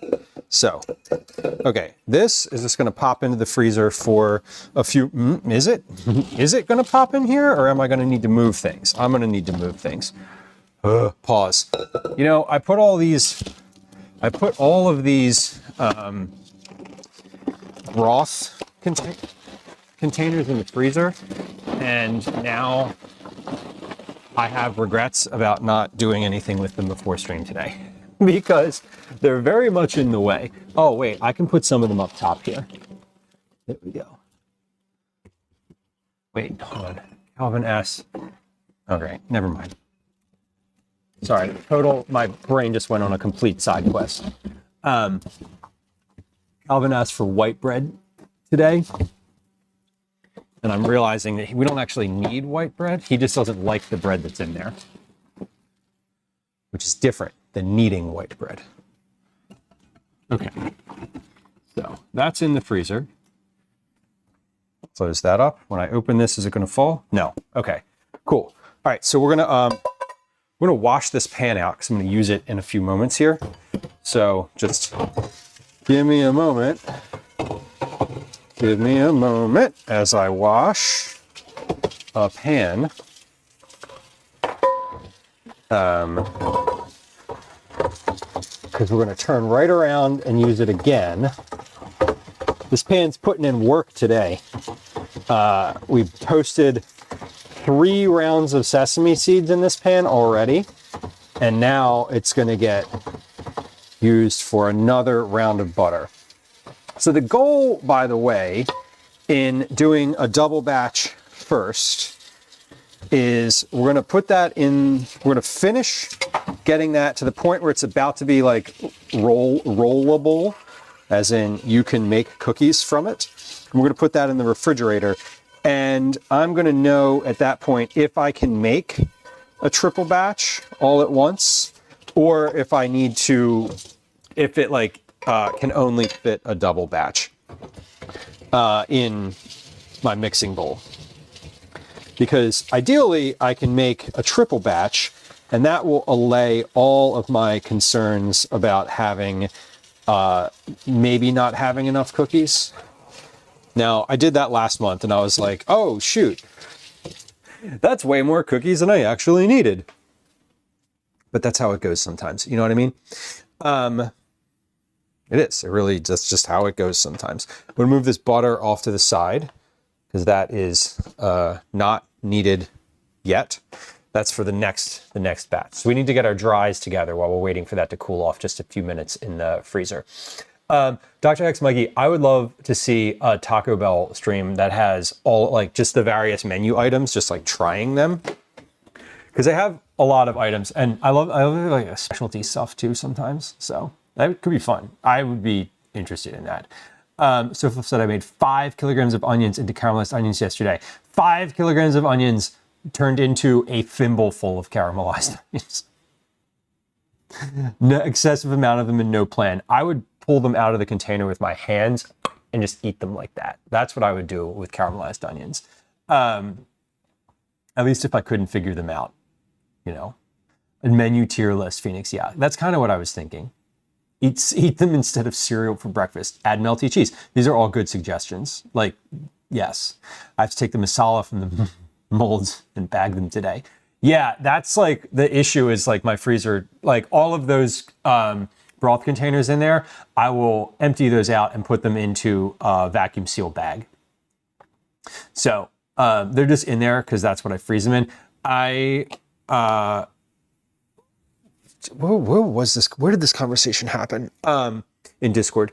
The other day, someone in the Food and Drink Creator Club Discord, there's a link to that in chat. If you're a food and drink creator, you can join the Food and Drink Creator Club. I would encourage you to do that.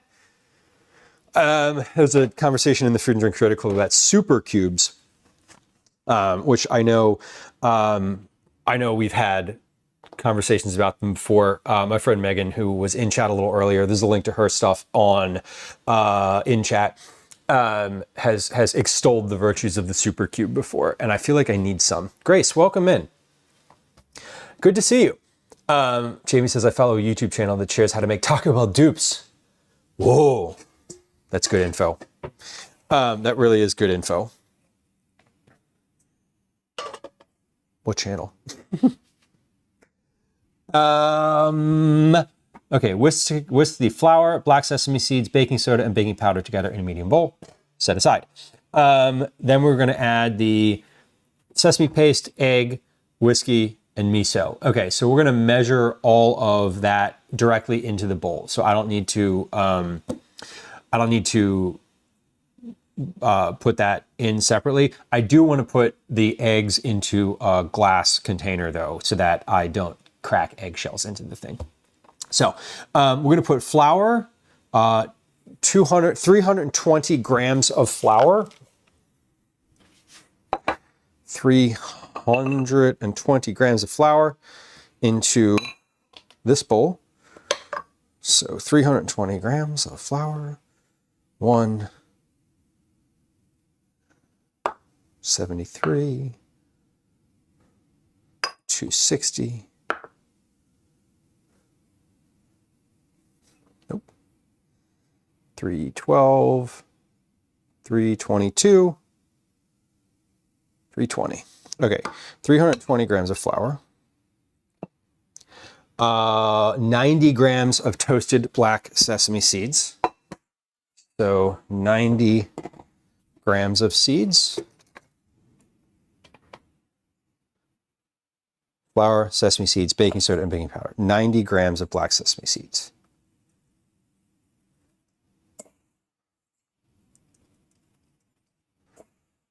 That's 45 times 2, 90, yes. 50,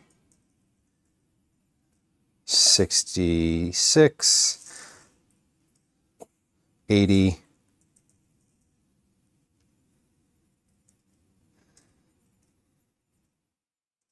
88, 89, 90. Perfect. And then baking soda and baking powder. Again, I'm doubling this. So 1 teaspoon of baking soda. Confirm 1/2 times 2 is 1. This is baking soda. So we have 1, and I have 1/2 teaspoon mix here. So I have 1 and 2. And then 1/4 teaspoon of baking powder. 1/4 teaspoon times 2 is 1/2, which is what I have. So 1 scoop of baking powder. Yes. Okay. Okay. We're measuring. There's like timing and amounts. Sit a measuring spoon in there. Okay, so we're going to whisk all of that together. Combine. Add the black sesame paste, egg, whiskey, and miso to the brown butter. Okay, Marianne, welcome in. Hello. Grace says, for once I've just eaten, so I won't be miserable while I'm watching. That's funny. Also true. It's like when you go grocery shopping when you have not eaten and it's like a disaster. Mexican pizza, hell yeah. From Taco Bell, even better. The channel is Dollar Tree Dinners. Variety of content and focuses on food accessibility and eliminating food waste. We love eliminating food waste. Makes content on multiple platforms. She's given me so many ideas for using up things in meal planning. That's awesome. That's great. Sorry, I just had a moment of panic as I like opened the fridge and thought this was going to fall out. Okay. This is still warm slightly on the bottom. But I think that will be okay. We're going to add the other ingredients in here. The bowl itself is pretty cold. So let's add the black sesame paste, egg, whiskey, and miso. So we have 120 grams. Let's just do the eggs first. I'm gonna do the eggs first. As I mentioned, we're gonna crack those into a bowl so that I've got, in case we get shells, which happens. And let's get a little bowl for the shells here. So I don't want to haul my compost out. 1 large egg. So 2 eggs. 1, 2.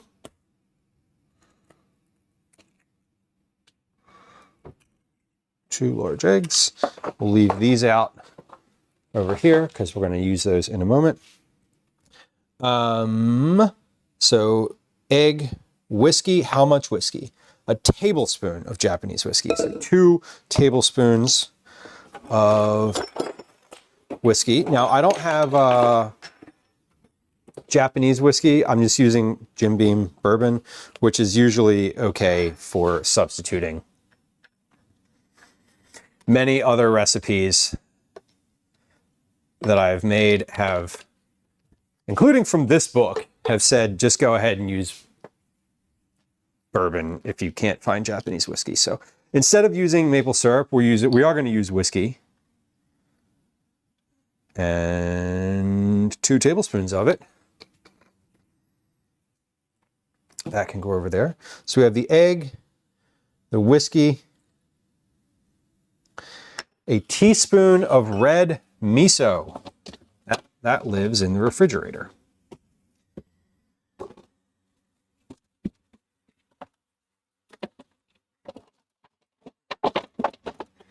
we got red miso for the last recipe. We have it. A teaspoon of this. Does this say what a teaspoon weighs? I hope it does. Oh, 2 teaspoons, 10 grams. Look at that. Imagine. Okay, so we're going to do 10 grams worth of red miso. So let's see how much this is. That's 8.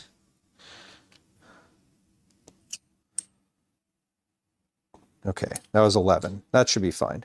And we'll leave these spoons right here for the next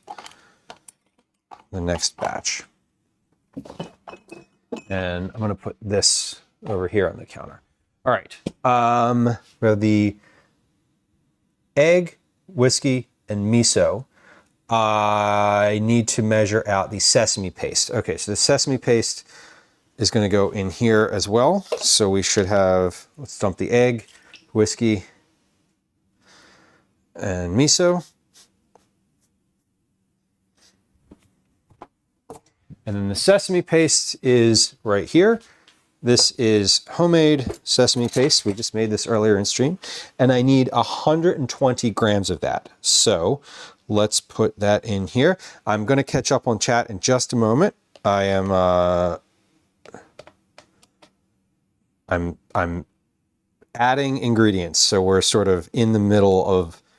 I need my focus right now, so just a little like heads up. That's what's happening. I'm not ignoring. I am ignoring you, but I'm not like trying to be malicious about it. I am measuring and making sure that I add the right amount of things. Okay, hold on. 120. 14, 15, 16, 17, 18, 19, 120 grams of sesame paste. There we go. Okay. Before we mix, I've finished with the measuring. Let's mix here. Marianne, hello. Anne says, I'm working on a grocery list from a clean eating cookbook, and I'm going to try to eliminate processed foods. That's amazing. Or process them yourself, which is always great too.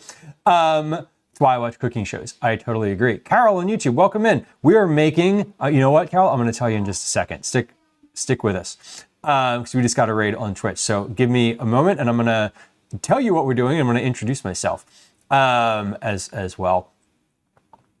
It says it's expensive to start cooking for yourself, but everything being more, it's not cheaper to eat convenience foods. No, totally not. Debbie, welcome in. Pero Rep, hello. I'm probably saying your name wrong. Excuse me if I am. Kevin from Heaven, welcome in. Grandpa Blues, welcome in. I'm hungry. Let's eat. Let's. Sofa, thank you for the shout out. WCSM was streaming animals, aquariums, and zoos. One of my absolute favorite categories on Twitch. I love any animal kind of channel. Thank you again for the shout out. Debbie says, forgot the raid call. That's okay. Welcome in. We won't fault you for it. Purple Cat Lover, hello, welcome in. I have 3 cats. You probably won't see them on stream today. Hopefully. We're making food for other people, so I don't want the cats in the kitchen. Liz, welcome in. Hello. Kevin from Heaven, I love my mom very much. You know what? Me too. That's lovely. Friends who just joined us, welcome in. Debbie CSM, for friends who was here, is a friend of the stream, a viewer of this stream, and I would love it if y'all would go to follow Debbie. There is a link in chat for just that thing. I'm a new follower of yours, and I'm a fan of your IRL. It's my first cooking stream. Amazing. Amazing. The IRLs are funny. They're not funny. They're not intended to be humorous, but sometimes they are. That's kind of how it goes. But the IRLs are enjoyable, and I appreciate that you love them. And this is a different, neat, an interesting cooking stream. Usually I'm making like vegetable dinners and things like that. But we're making cookies today. cookies are for Cookie Club, which is a reward program for frequent friends of the stream, for folks in the community, both on Twitch and YouTube. We have, Debbie, by virtue of rating the stream, you have yourself an entry in Cookie Club this month. If you want to know other ways to enter, there's a link to that in chat that has all of that information. Gwen, what are you looking for?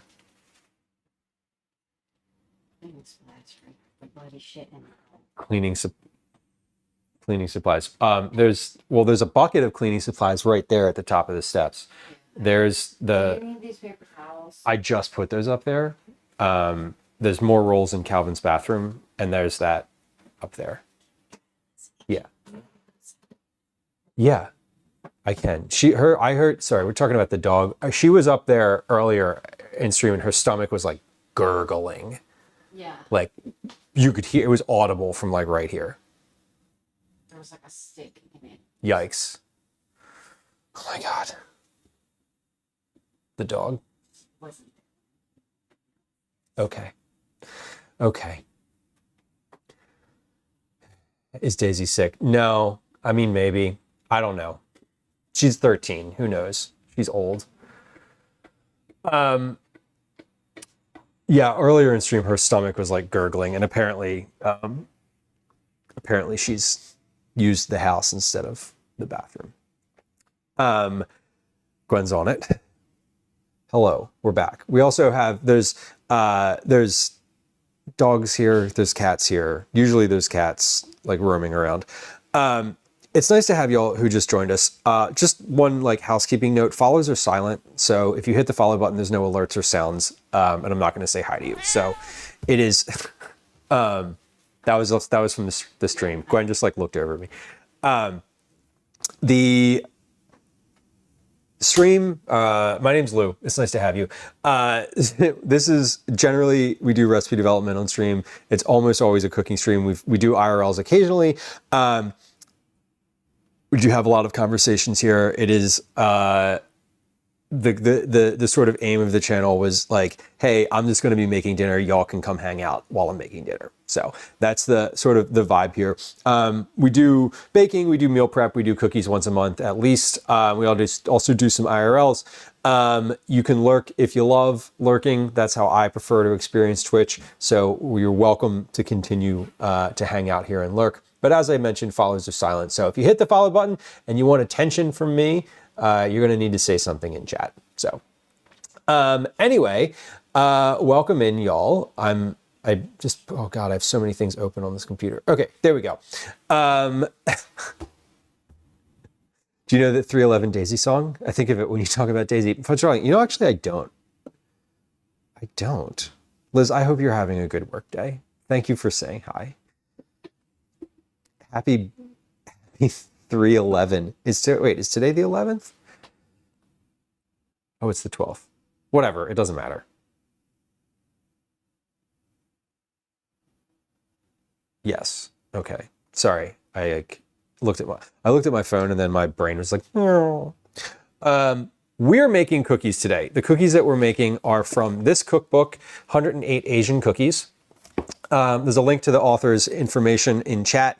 The author is Kat Lieu. The book is 108 Asian Cookies. The cookies that we're making today are black sesame white chocolate cookies. They look like this. And then we're going to we're going to keep going because we're sort of in the middle of doing some things here. So we added the black sesame paste, the egg, the whiskey, and the miso. Mixed with a whisk or a hand mixer until fully incorporated, paler in color and thickened. You can also use a stand mixer fitted with a paddle attachment, which is what we are going to do. So here's our stand mixer. Let's mix this all together. Sounds good. I also, I need to cut up the white chocolate for this, which I didn't do yet. So there is that. That needs to happen. So we're mixing. We're going to need to scrape down the sides of this bowl, which is why I washed a spatula earlier. So we're going to scrape down the sides here in just a moment. It says until this is paler in color and thickened. Okay, so thickened, I think, is going to take a little bit. I don't know. It says a hand mixer, so I need to mix this a little bit faster than what I was doing. We're trying to like incorporate everything together here. So these cookies are also taking a little longer today, not because the recipe actually takes that long, but because I made my own sesame paste. So it took a little while to get that done. So when you're a 311 fan, time is a little bit slower. That's funny. Are you describing drugs, Fudge Darling? Are you saying that? Is that what you're saying? Or are you saying the music is just so chill it puts you into a state of slower processing? It's probably the drugs. All right, so lighter in color and thickened. I mean, this is dark. Both. Okay, valid.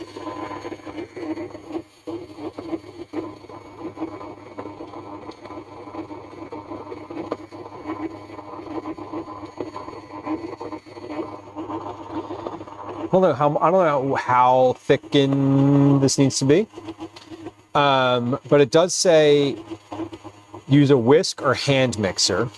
So it can't be like 20 minutes, because if it was like that long, you'd probably say to use a hand mixer from the start. But this is thickened. It doesn't say slightly thickened, it says thickened and paler in color. Okay, I can see the color starting to change. So that's good. That's good. And we're waiting until the thickening happens. Then we're going to add the flour and mix until homogeneous, which is a note that I love.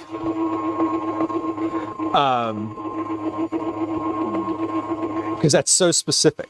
It means completely incorporated. All right. Oh yeah, there goes. Okay, the color is definitely changing in here. It was black initially, and now it's starting to get, it is looking a little paler. And it is looking thickened. I should have timed this to see how long this actually took, but I didn't, and that's okay. Okay, but this is thickened from what it was. It was pretty liquidy before, and now it's a lot more viscous. I can see when I lift up the paddle here out of the liquid, and it sort of is sticking to the paddle attachment. That wasn't happening at first. So this is demonstrably thicker than what it was. And it's certainly paler in color. So I think we're good. Now we add the flour mixture and mix until homogeneous. That's what it says. Toyota, welcome in. I don't think I said hi to you, although I did see that you chatted a moment ago. Yeah, it's definitely paler. Explorator, man, the stress on those syllables was not what I think what I wanted. Explorator? Explorator. Regardless, hello and welcome.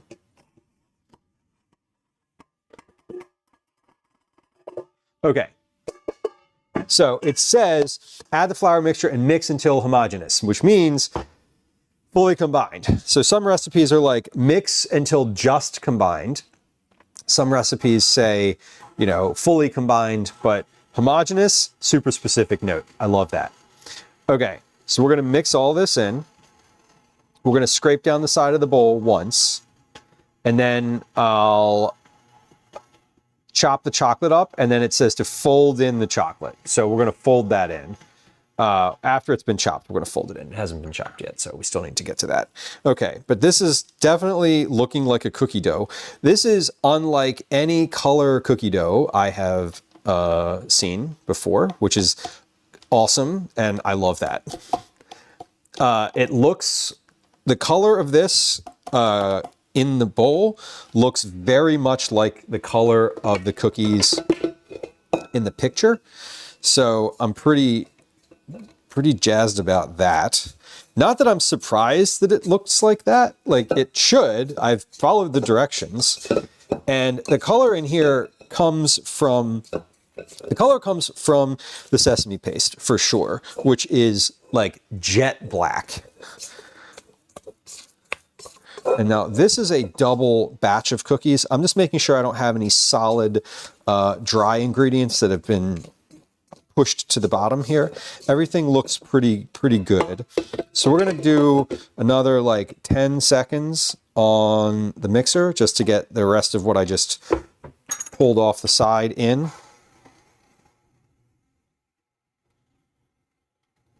Okay, I would say that that is homogeneous, good term.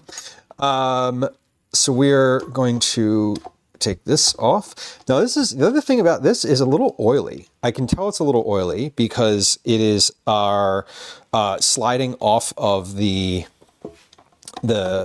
attachment, the paddle attachment here really nicely, which is nice because it is easier to clean off the paddle attachment. It's kind of a good thing. Okay, so we need to chop some chocolate now. That's what's next. We're gonna use this mixer again. Once I'm finished with this batch, we're gonna put it in this big bowl so that it can go in the refrigerator. Wait, does it say refrigerate or does it say cover the dough and refrigerate? It does say refrigerate. It specifically says the word refrigerate. Okay, so I need to, before we do that, I need to move some things in the refrigerator so I have a space to put this bowl. Tonight is leftover night because that's what's in here. Good, I have a good spot to sit this bowl. Will that fit there? Wonderful. That will fit. That will fit right here. Hold on. There we go. That will fit right. That mascarpone falling out of the fridge. Ridiculous. Okay, that will fit right there. Perfect. Just making sure. You got to put the bowl in the thing before you need to put it in the thing to make sure that it goes in the thing. Okay, this had flour in it. We're going to use that again. And chocolate. I need 12 ounces of chocolate. So I need 4, 8, 12. This is a double batch of chocolate. Let me wash my hands here. I'm gonna wash my hands and then I'm gonna wear gloves for this because I don't want the chocolate to melt all that much while I'm working with it. So a little glove here will be helpful. Okay. Beautiful. Clean towel. Clean towel. You always have such a way with words. Oh God, what did I just say? I don't even remember. Isn't that awful? I can absolutely make a triple batch of this, by the way. Like, I want to note that I am very confident that a triple batch will fit in there now. And so that's good because that means that I can just make another batch of this and not worry about whether I have enough cookies. Because I was worried about everything. I was worried about life in general. You know how it goes. Okay, gloves. I got new gloves today. I wasn't too fond of the old ones, and they didn't have white gloves, which honestly I'm a little annoyed about because because the black gloves feel, it's like, where did my hands go, right? But I feel like I can't see as well on these. It's the same reason when I'm like testing stuff, like testing the taste of things, I use white spoons so I can see like a contrast of color better. The only time that doesn't work is when you're making like cauliflower soup. And it's like, well, that's awful. Okay, while I'm doing this though, I'm gonna chop all of my chocolate at once because I don't wanna do this part twice, knowing that I'm gonna make another batch here. This is a thing that I would prefer to do one time. So let's do all of our chocolate. And we're gonna put all of this chopped up chocolate in a bowl. Just like one big bowl with all of my chopped up chocolate. And then, because it tells you the weight of it, I can just do, I can spoon it out of that bowl and portion it by weight into the specific batches. I prefer to do everything, I prefer to measure everything all at once. Like if you've hung out on this stream before and you've seen me do,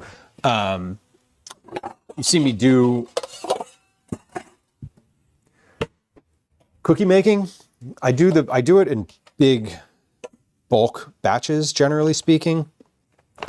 But I prefer to like measure all of my flour out at the same time and then all of my sugars.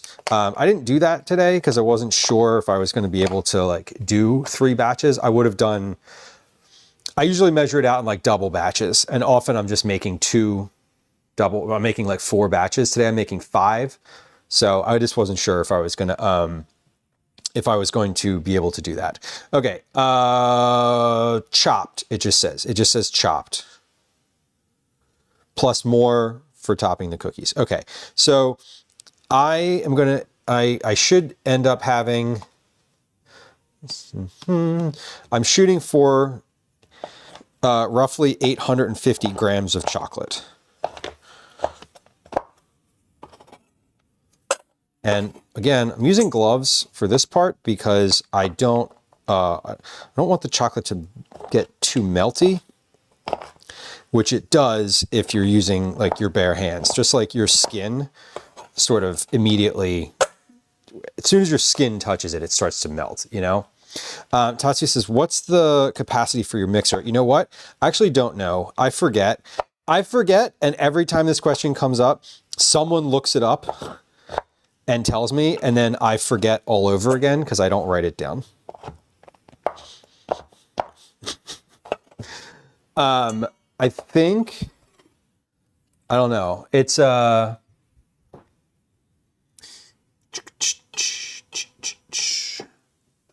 don't know what model it is. I can't see what model it is on the from where I'm at. Tilt heads are usually 4.5 quarts, Abo says. Yeah, I know I have on the wish list, there's a link to that in the profile on Twitch. I have like a larger one. That's the one that you put the bowl on and sort of lift it up onto the thing.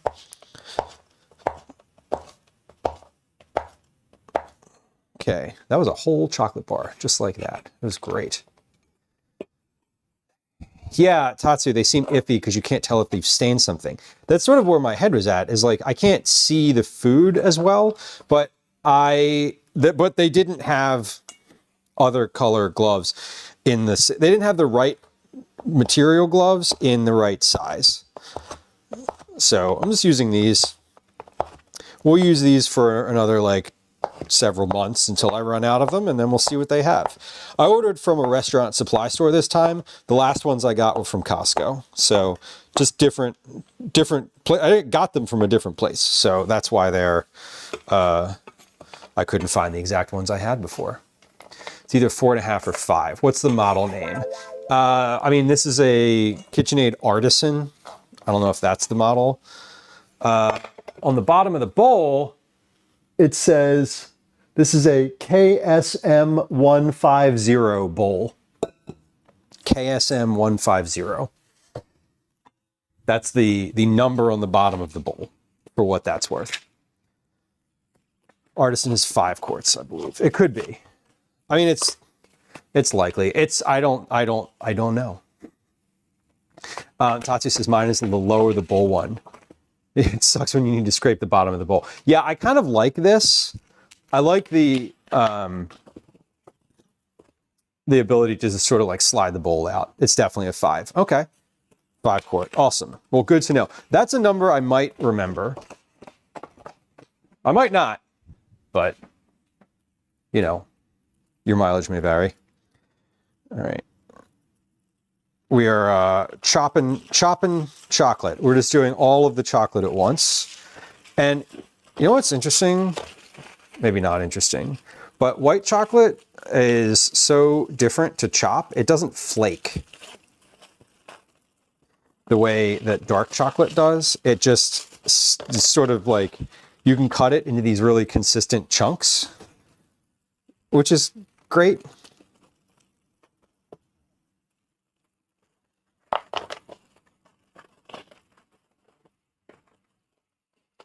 And I don't think I have enough chocolate to cover 5 batches, possibly because it's not chocolate. Yeah, I mean, it is not the same, it is not the same thing. So that is very accurate to say.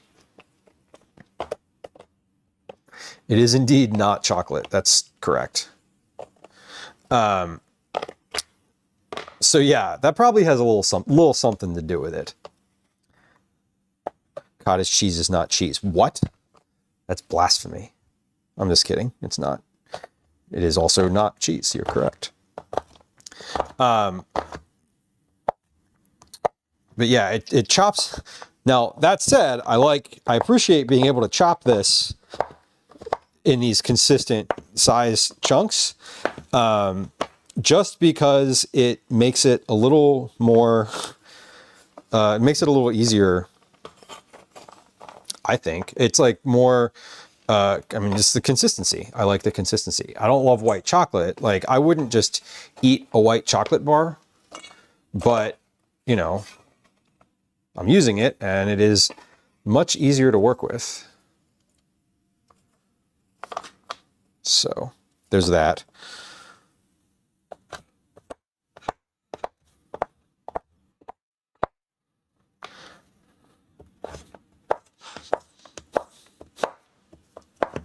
Now, once these start baking, I think that these are going to need to cool a little bit longer than regular, I say regular, than other cookies that we've made, because they have chocolate. My experience having done chocolate cookies for Cookie Club in the past is that the chocolate really needs to cool down a lot to re-solidify before vacuum packing it. Otherwise, when you vacuum pack it, it just gets pressed and then it's sort of like, it squeezes out and it's not as good. So I think I might need to make some room in the refrigerator eventually today. We're not there yet, and so let's not worry about that. I think I might need to make some room in the refrigerator for a sheet pan, or not sheet pan, a cooling rack, or at least maybe a sheet pan. I'll probably like put them on a sheet pan in the fridge, but I think I do need to. Okay, I'm going to need to put them in there. All right, so we had 170 times 5 is 850. I'm at 795, so I'm 50 grams short of the total volume. So what I'm going to do for each batch, I'm going to take 10 grams off per batch. It also says more for topping. So hold on, let me take some of this out of here. So yeah, let's do this. 659. So let's say 659 divided by 5 is 131 grams per batch times 2. So into this bowl, we're going to put 263 grams of chocolate. We're going to fold that in, and then we'll put the rest into the next batch. And that is how we're going to do this. Ty, welcome in. New hat. Wait, what number did I just say? 263. Okay, pause. Am I actually putting these in here now? We don't need this knife. We don't need this cutting board. Let's move those off to the side. Okay, we'll move this off to the side. Add the flour. Got it. Fold in the white chocolate. 263 grams of white chocolate. Okay, so 263. And that is going to give us enough for this batch, 60, 61, 63. Okay, good. So this is the remaining batch. This is for topping. Fold this in. Then we're going to put it in the big bowl.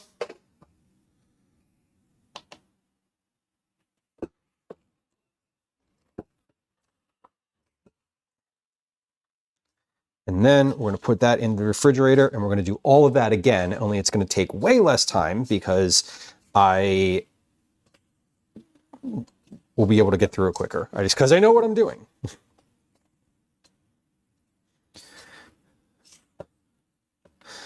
Actually, you know what? Yeah, I am going to put this in the bigger bowl. I was thinking when I'm finished with this bowl, I can just put it in the refrigerator in this bowl, the one I'm actually mixing in. Because usually I make a couple batches and add them all to the bigger bowl and then get that into the fridge.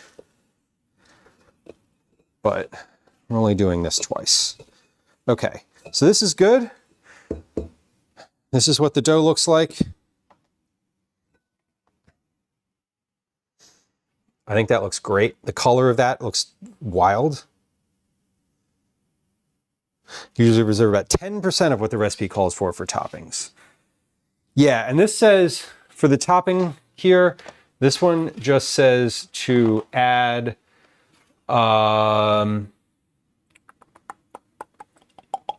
press a chunk or two of white chocolate onto the top of each dough ball. So a chunk or two. So it's not a lot. Like they're not specifying a large volume. It's just a little bit. So I think we should be good. I think we should be good with that. I mean, if I'm imagining making somewhere around 60 some cookies, right? I think that's like enough topping for about 60 some cookies. The color scares me. It is quite dark. It should lighten up a little bit while we're cooking, but they're black sesame white chocolate cookies. So you want them to be dark. Like that's absolutely the point. Okay. So we're gonna go over to the sink. We're gonna wash my mixing bowl. We're gonna wash the bowl that I was just using, as well as the paddle attachment. And then we're going to come back and make all of that again. We're going to brown the butter. We're going to mix in the flour. Mix everything one more time. Same level of effort for the next thing, only a lot less time because I already know what I'm doing and what I'm looking for. And then once that's finished, we're going to take a break. We're going to clean up the counter.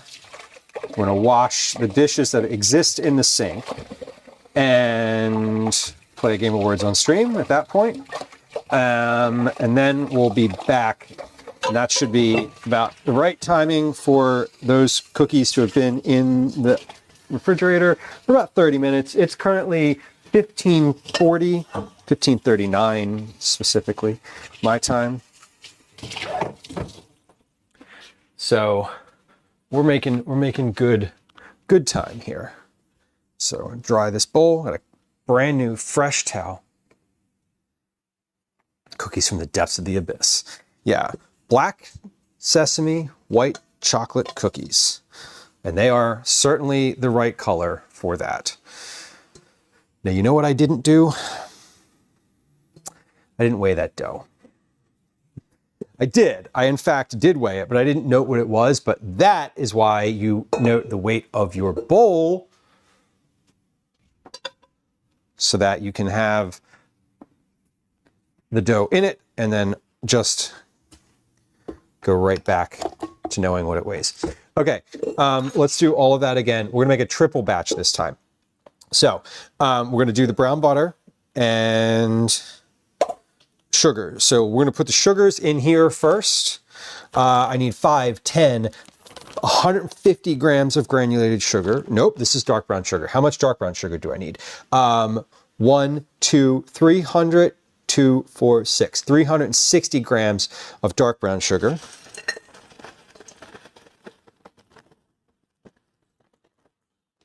$3.20, 57, 58, 360. Very good. Okay, now I'm not going to put things away right this moment because I want to finish making my dough. But when we're finished with this, we're going to put all of our ingredients away. It's prepping them to be put away. All right, 150 grams of granulated sugar.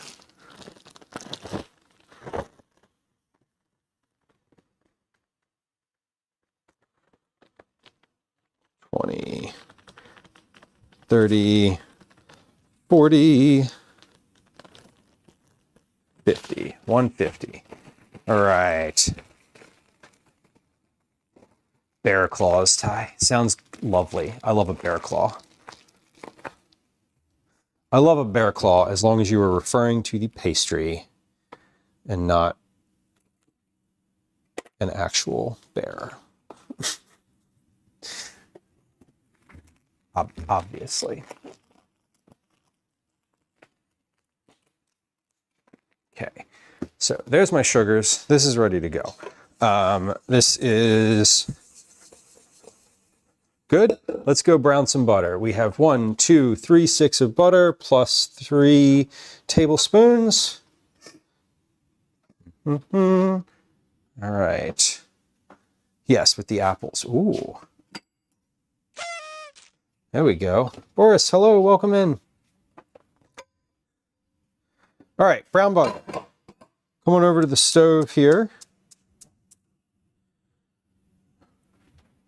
We're going to move to the stove. And we're going to brown this butter. This should be a pretty easy process here because this butter has been sitting out on the counter. It's a little softer than the last time. Not that that really makes a difference to how long it takes to melt, but, you know, just being optimistic.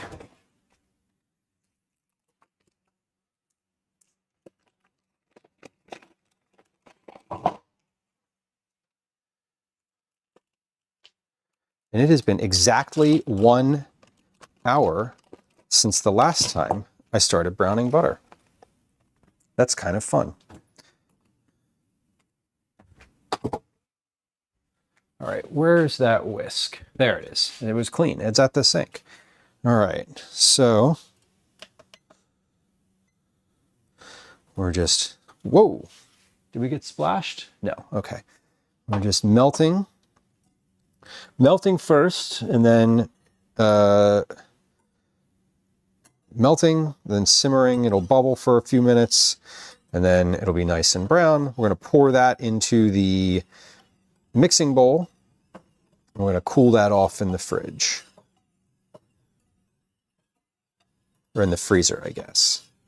Yeah, we'll put that in the freezer. That's what it said last time. So we're just melting this. I have this at about a medium high right now. And you do want to continuously move things when you're browning butter, because it will get some hot spots in it. And that's not ideal.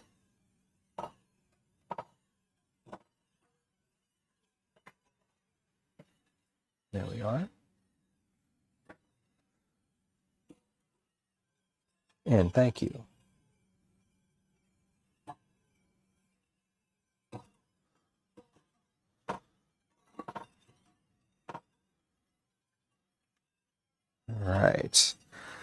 right. We're getting there. Addie, welcome on YouTube. Good to see you. Hope you're doing well. Happy Friday, Junior. Happy Friday, Junior to everyone. It is a rainy, wintry mix day in Philadelphia today. It's colder now than it was this morning. A thing that Calvin was leaving the house this morning and was like going to take a better jacket. And I was like, I don't think you need that. It's pretty nice out. And as it turns out, it's not very nice out. And I definitely should have let him leave the house with the jacket that he wanted. Which is funny because he's a kid. And usually they're like, you know, not... usually when they leave the house, they're like not wearing the right clothing. But today he was, and I told him not to, which I feel kind of bad about now, but that's okay. He'll figure it out. He'll manage. All right, so we're browning.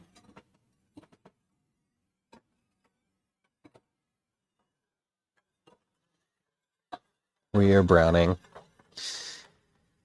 Yeah, Addie, on YouTube, we've just had some interesting... Yesterday was super nice here, and now it's not. Waiting for a snowstorm, Ty says? No. That is... I'm not waiting for a snowstorm. And if it did snow here, nothing would stick. All right, so pausing for a second, you can see we're starting to get some bubbles coming through. We got a little steam coming off of here. So the browning has started. We are 3 minutes in. It takes about somewhere between 5 and 10 minutes, depending on how hot you have it.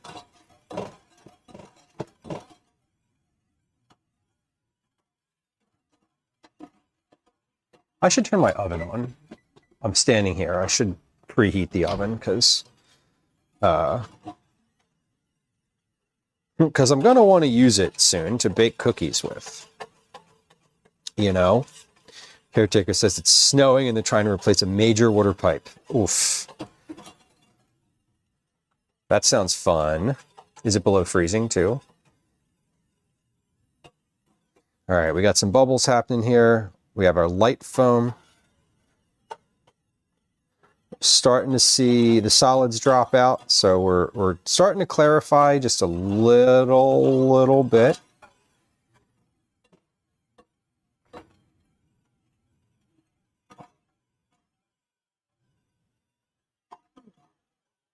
About 4.5 minutes. Keep snowboard season alive. Yeah. Sounds fun. How often do you go? Do we all like snowboarding, skiing, or snow tubing? I am a snow tuber myself. All right, big bubbles. Here we are. We're getting there. Caretaker says -2 with a slight wind chill. Yikes. 2 Celsius, by the way. It's like 28 degrees Fahrenheit.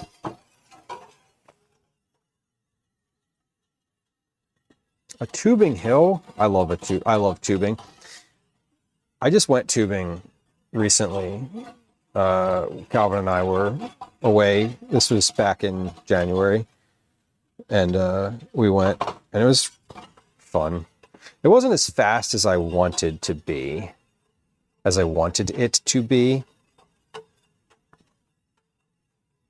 You know, like it just was, I want to go downhill fast enough that I feel like I'm in danger.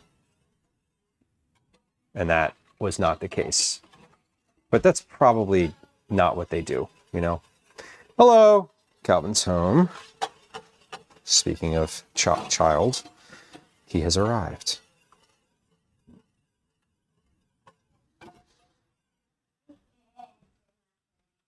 There we go. We are bobbling away. I'm going to continue stirring. Callie Kong, welcome in. What's that, Cal? Yes. not able to wear this. It's a Prince Gallitzin State Park on it. Yeah, you can wear that. It's just the name of a state park we've been to. I'm at about 6.5 minutes. Well, as you walked in the door, I said my Calvin is here, and their name in their chat name is Callie Kong, and Callie is something I call you. So, you know, here you are. Coincidentally, we said speak of the devil. Coincidentally, Listening, the devil in disguise. Addie, by thank you for Melina. coming. Thank you for coming through. Good to see you. Got to charge the phone though. That's the thing. Oh, don't encourage him. Is that done yet? Oh, we're done with that now, right? That's done. Yeah. Oh, thank you. How do you say that? Catastrophe. Thank you, Catastrophe. That's how I say it. Since it's almost Pi Day, we were learning about the number pi in math class. Yeah. And we watched the video with 100 digits of pi, and the 99th digit and the 100th digit Uh-huh. is 6 and 7. Great. All right, we're 8 minutes now. This is looking good. And I learned We're that getting we're getting the soft foam on here. the reason Pi Day is celebrated on March 14th is because 3.41. 3.14. 1 4. That's what I meant, yeah. And then, and March, Please don't do that with the cabinets. March numerically is famous that 1 4. Mm-hmm. All right, almost there with the brown butter. We got some brown bits at the bottom. Hold on, I don't know if I can hear you because the mic is on my thing. He did get a haircut, and you do like school, he says. Okay. All right, this is about finished here. I'm at 9 minutes, so this is as brown as I want it to be. All right. Cal, look out. I need to move over here. Okay. No, I mean, like, stay moved. There we go. All right, we're pouring the butter in with the sugars.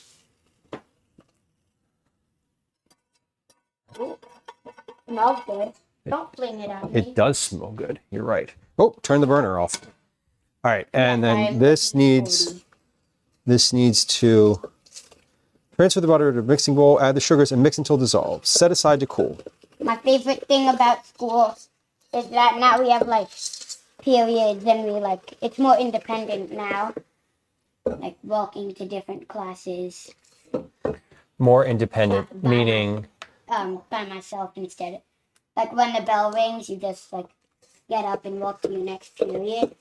The teacher doesn't like get you in a line and walk over with you. so it's different than last year. Yeah. All right. So this is dissolved, roughly. My favorite class though is Yeah, that's pretty liquidy. Okay. out of the 4 main things, social studies, ELA, science, and math, I think my favorite is math. My favorite class in general though is probably music. Mm-hmm. Music. You call it music and not band?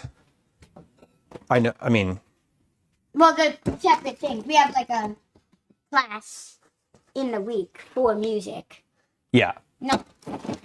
Well, my favorite thing about school is probably playing the trumpet, but class that everyone has. Okay. Part of the curriculum. Got it. Okay. Makes sense. Now we need to combine the flour, the baking powder, the baking soda, and the black sesame seeds. Okay, so I need to combine that. Calvin, what's here? You like math? What's 160 times 3? Hold on. I got it.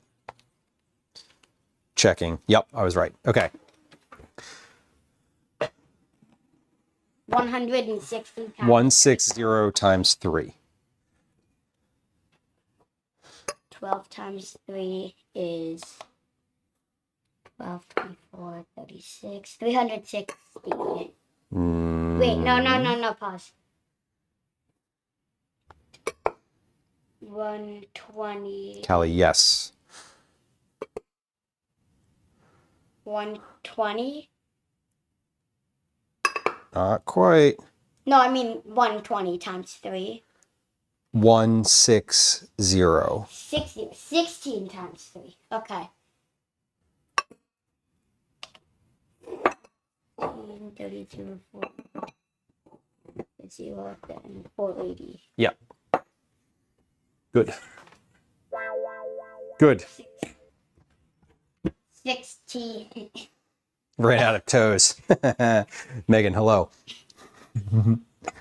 45 times 3. Yeah, you multiply the without the 0, and then you put the 0 on at the end. Because the 0 has more value. Value. It just adds value to the number before it. Oh, right on. So. Smart to remove the 0. Yeah, the math that these kids do is different than the math that I did, for sure. Baking powder, I need 3/4 of a teaspoon of baking powder. So 1/2 and then 1/4. We're speaking of math, we're like doing math here. So baking powder, hold on, baking powder is finished. And then baking soda, I need 1.5 teaspoons. So 1, 2, 3. Can you give me a 4-digit times 1 through 4-digit times 1 through 4-digit numbers? So a 4-digit. So you want one number of up to 4 digits times another number of up to 4 digits. Okay. What do we think? Megan, did I say hi to you? I think I just did. Or you could do addition up Ty, I am not great at math either, but that's why we have a calculator. to 70. Right? The math I taught did in university is now being taught in grade 11 and 12. Caretaker, yeah. Fun fact, I didn't even take math in university because you didn't have to. So I literally did not. Mrs. H, welcome in. Nice to see you. Okay, 4117. Hold on, wait. Let me get a pencil. You want pencil or pen? Pencil. All right, there. Oh, Callie's got some numbers in chat. Here, use those. You can see those while I I'll use this one. Can you Yeah, I just want to. do you think you can scoot over to like here? I'm going to. Can I just write down the number? Yes. Yes. Hold on. Confirm this. Is this on?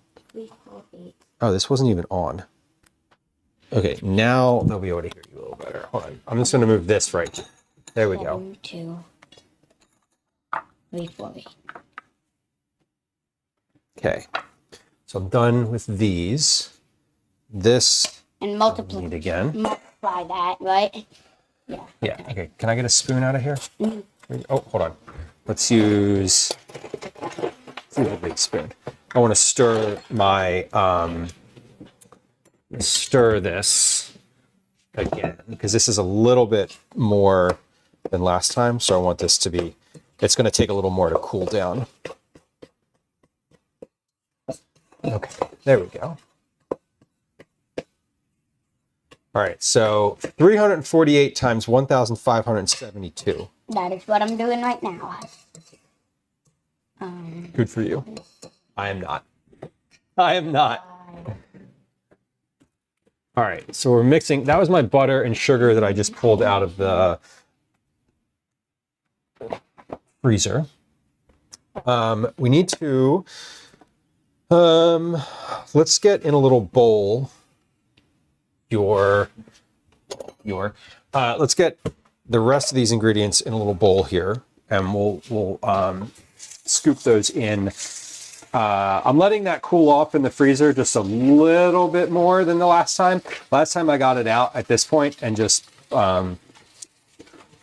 put the stuff into it. I don't think it's not cool enough at this moment. So we need to just pause for a moment. Axonor, we are making black sesame white chocolate cookies. They are from the 108 Asian Cookies cookbook.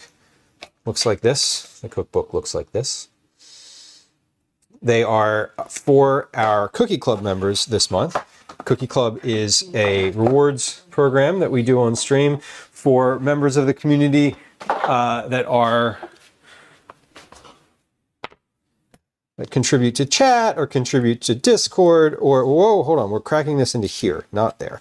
The command cookies if you want to know a little bit more about it. Send me the book. Well, I can't send you the book directly, but if you click on the link in chat right there, there is a link to the author's website where you can buy it. Megan, you're right. I did ask you to remind me that, and we are going to. So one of the things that you can get if you are a winner of Cookie Club is a gifted sub to any channel. And Megan was one of our winners this month and is now, maybe, there it is now a subscriber. Eat it, dads. Thank you for the gift sub to Megan 8. Appreciate you.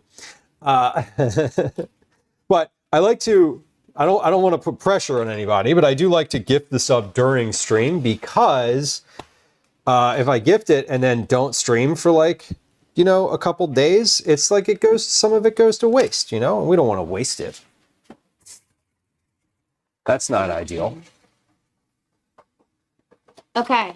Can you please? All right. You got the number? Yeah, I think so. You think you got it? I think I got it. Okay. What were our numbers again? 1572. Yep. Times. Okay. 348. 348. Okay. What did you get? I got 547,056. That's what the calculator got too. Yes. Hold on. Wow. Show the book. Show the book. He says show the book. Show the book. All right. This is Calvin's math. Is this your homework, Calvin? No. I just wanted to do that. Megan, I love those. Thank you. Thank you for the What did you just say? I said clock it. He knew that. He knew what that was. Okay. Honestly, I'm prouder of you knowing what that is than you doing that math problem, because you're going to have a calculator for the rest of your life. But pop culture is going to pass you by at some point, and you're not going to know shit. That's a big thing at school. Clock it. Clock it? It was like a year ago. Yeah, clocking it is. I'm aware of what that is, but I don't. I don't think I would have come up with that one on my own. Honestly, what is this generation? Better, better at things. Okay, we're adding the egg. 3 tablespoons of whiskey. 6. Oh yeah, it is. I can kind of see it, even though it's already cleared. I can see it if I tilt it up. They are certainly very willing to speak up for themselves. I know that. There's 1 tablespoon and 2 more. The only time I ever use whiskey is cooking. So like, we're just going to put this bottle away for next time. They're better at a lot of things. I know that's true. 3 teaspoons of red miso. So look out. Oh, excuse me. Okay. 2 teaspoons is 10 grams. 3 teaspoons is 15. Okay. Okay. Okay. So we got 1. That was 13 grams right off the bat. So this is 15. All right, that was 15 grams of red miso. Perfect. Are you, what are you up to? Using this, and I'm Okay. making my reading plan so that I'm doing a little extra tomorrow. Okay. A little more than I was going to. Okay. And your mom's taking you to karate? Okay. Did you, and you confirmed that that's what's happening? Okay. We're going to do leftovers for dinner tonight. What leftovers? There's a bunch in there. So whenever you get home, Spaghetti pie. Okay. whenever you get home from karate, I'll just warm some stuff up. Okay. Or maybe I'll warm it up before then, but that's what we're doing. Okay. Yep. Okay, the only thing I didn't add is the sesame paste. So we have the flour, all of that done. Okay, so now we need to combine and cool. That's the next thing. There are two different generations in this generation. Yeah, we when I was saying better, I mean like there's certain things that Calvin is very good at that I think past previous generations have not been so good at. Articulating like wants and needs, I think, is one of the things that like clearly they have done a much better job. And I will kind of credit parents of this generation for that. 180 grams of black sesame paste. Okay, so 180 grams of this. Am I adding this right now? Paste, egg, whiskey, and miso. Okay, wait, how much? 6, 12, 18, 180 grams. Like if they don't want to do things, or like you can't, like if they're harder to impose on, if that makes sense. Yeah, Megan, this calls for Japanese whiskey. But I don't have that, and pretty much every recipe I've looked at in this book says like Japanese whiskey or like maple syrup. I am just using the last recipe I made from here said that you could use bourbon instead, so that's what I'm doing. Now this is 6, 12, 180. Okay, so we're getting there. We're almost to 180, so I need to like take a look here. I need to like be cautious. There we go. 180 grams. Beautiful. The whiskey is in place of vanilla extract, basically. So the whiskey's in place of the vanilla. The miso is in place of salt.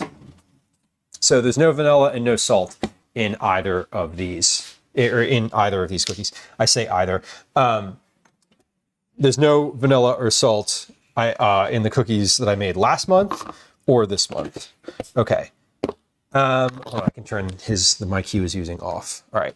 Okay, we're gonna mix this. Now the directions say, add the black sesame paste, Japanese whiskey, or maple syrup, and the miso to the cool brown butter, and mix with a hand mixer, or whisk, or a stand mixer, until fully incorporated, paler in color, and thickened. That took like 2 minutes before, roughly. So this starts out super liquidy, and now I know sort of more what to look for, and I know that I just want to turn once this stops splashing.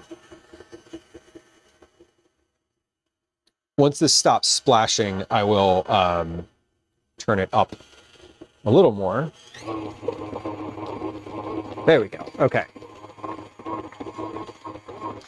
I'm terrible at being an adult so far. Axo, listen. I said this earlier in stream. If you're like feeding yourself and still alive, you're doing better than some folks. Rum balls. Megan, what are rum balls? Japanese whiskey equals rice whiskey? No. But I don't know what the distinction between... I think it's just whiskey that's made in Japan. I don't know if it has a distinction.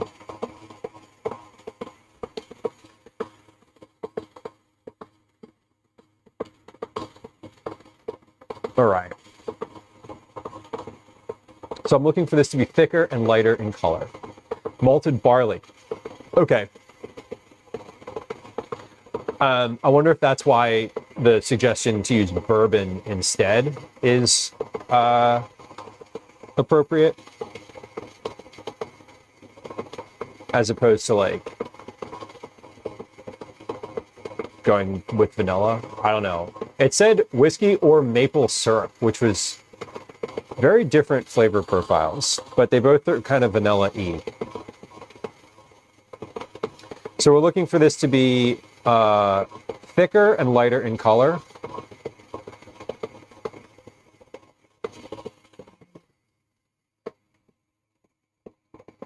It's getting there.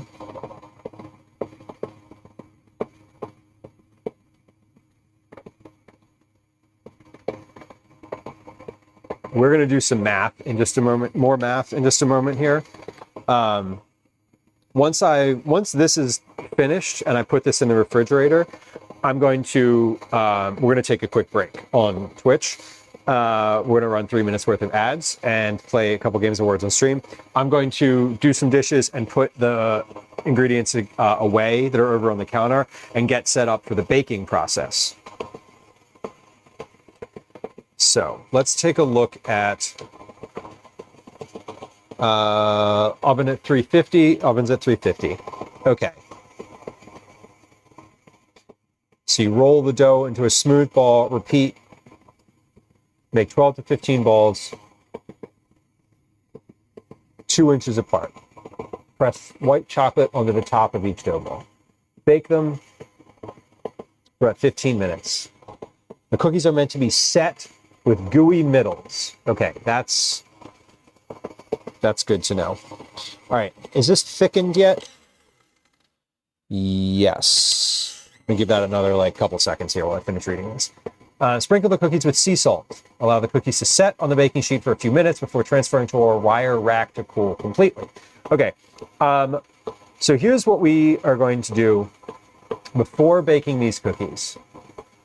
Do the dishes, put the rest of the ingredients, away, and clear out some space in the refrigerator such that I can put a sheet pan of cookies in there.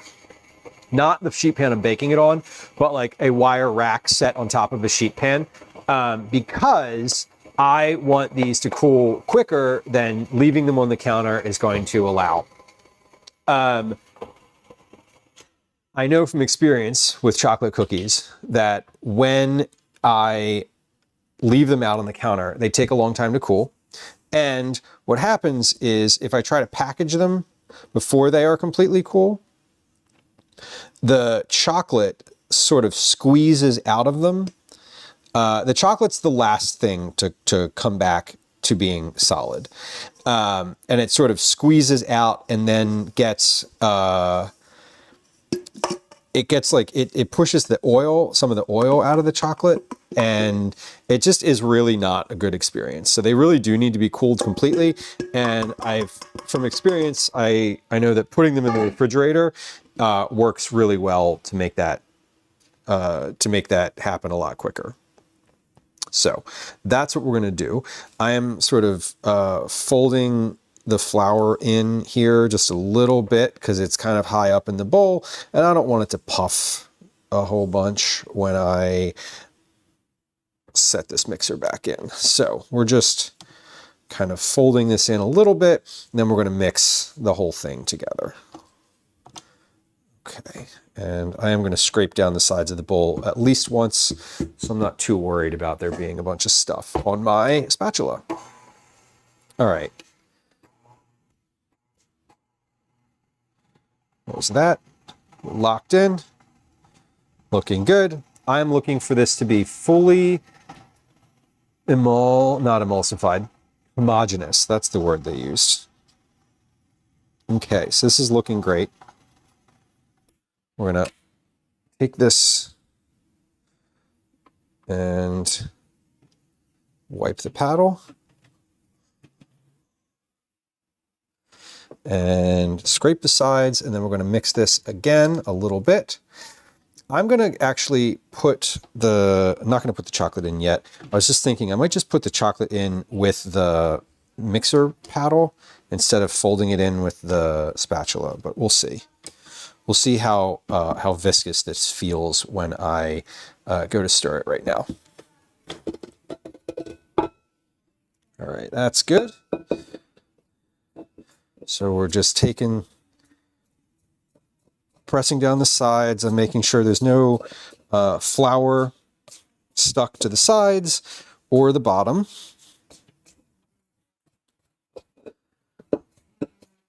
Or all the way in the bottom, specifically all the way in the bottom of the bowl. Sometimes we get a little flour that kind of migrates to the bottom and then doesn't get mixed in, but it's looking good. This recipe is very, very cooperative at the moment, or has been so far. Okay, so I'm gonna go ahead and mix that. I think I am just gonna fold these chocolate pieces in. This is white chocolate with the paddle attachment. And we'll see if they mix in completely, or if I need to just fold them in with the spatula. Okay. So that's fine. That looks good. Okay. Oh my God. So much dough. All right. This is like just able to be doubled in this bowl, or tripled rather. Okay. These look good. The color of the dough looks amazing. Megan says rumbles are bite-sized homemade treats similar to truffles made with vanilla cookie crumbs, pecans, cocoa, confectioner sugar, and spiced rum. So they're no bake, so they have alcohol in them. Like they don't, the alcohol doesn't like cook out, obviously. Interesting. Sounds good. And they're a dessert, obviously, then. Or breakfast, I guess, if you're into that kind of thing. All right, we have our dough all done. And this is, make sure these chocolate chips are like folded and incorporated in.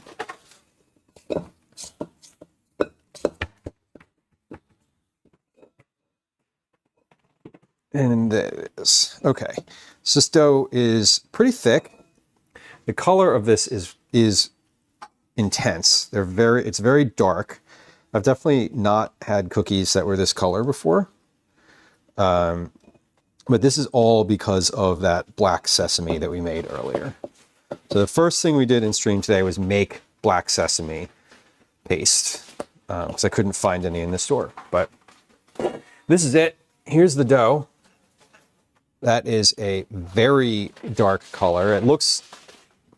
It's darker than what it looks like on stream. Okay, but this is going in the fridge. So we'll do this all the way in the back. And this one can continue to hang out in the front here for a few minutes.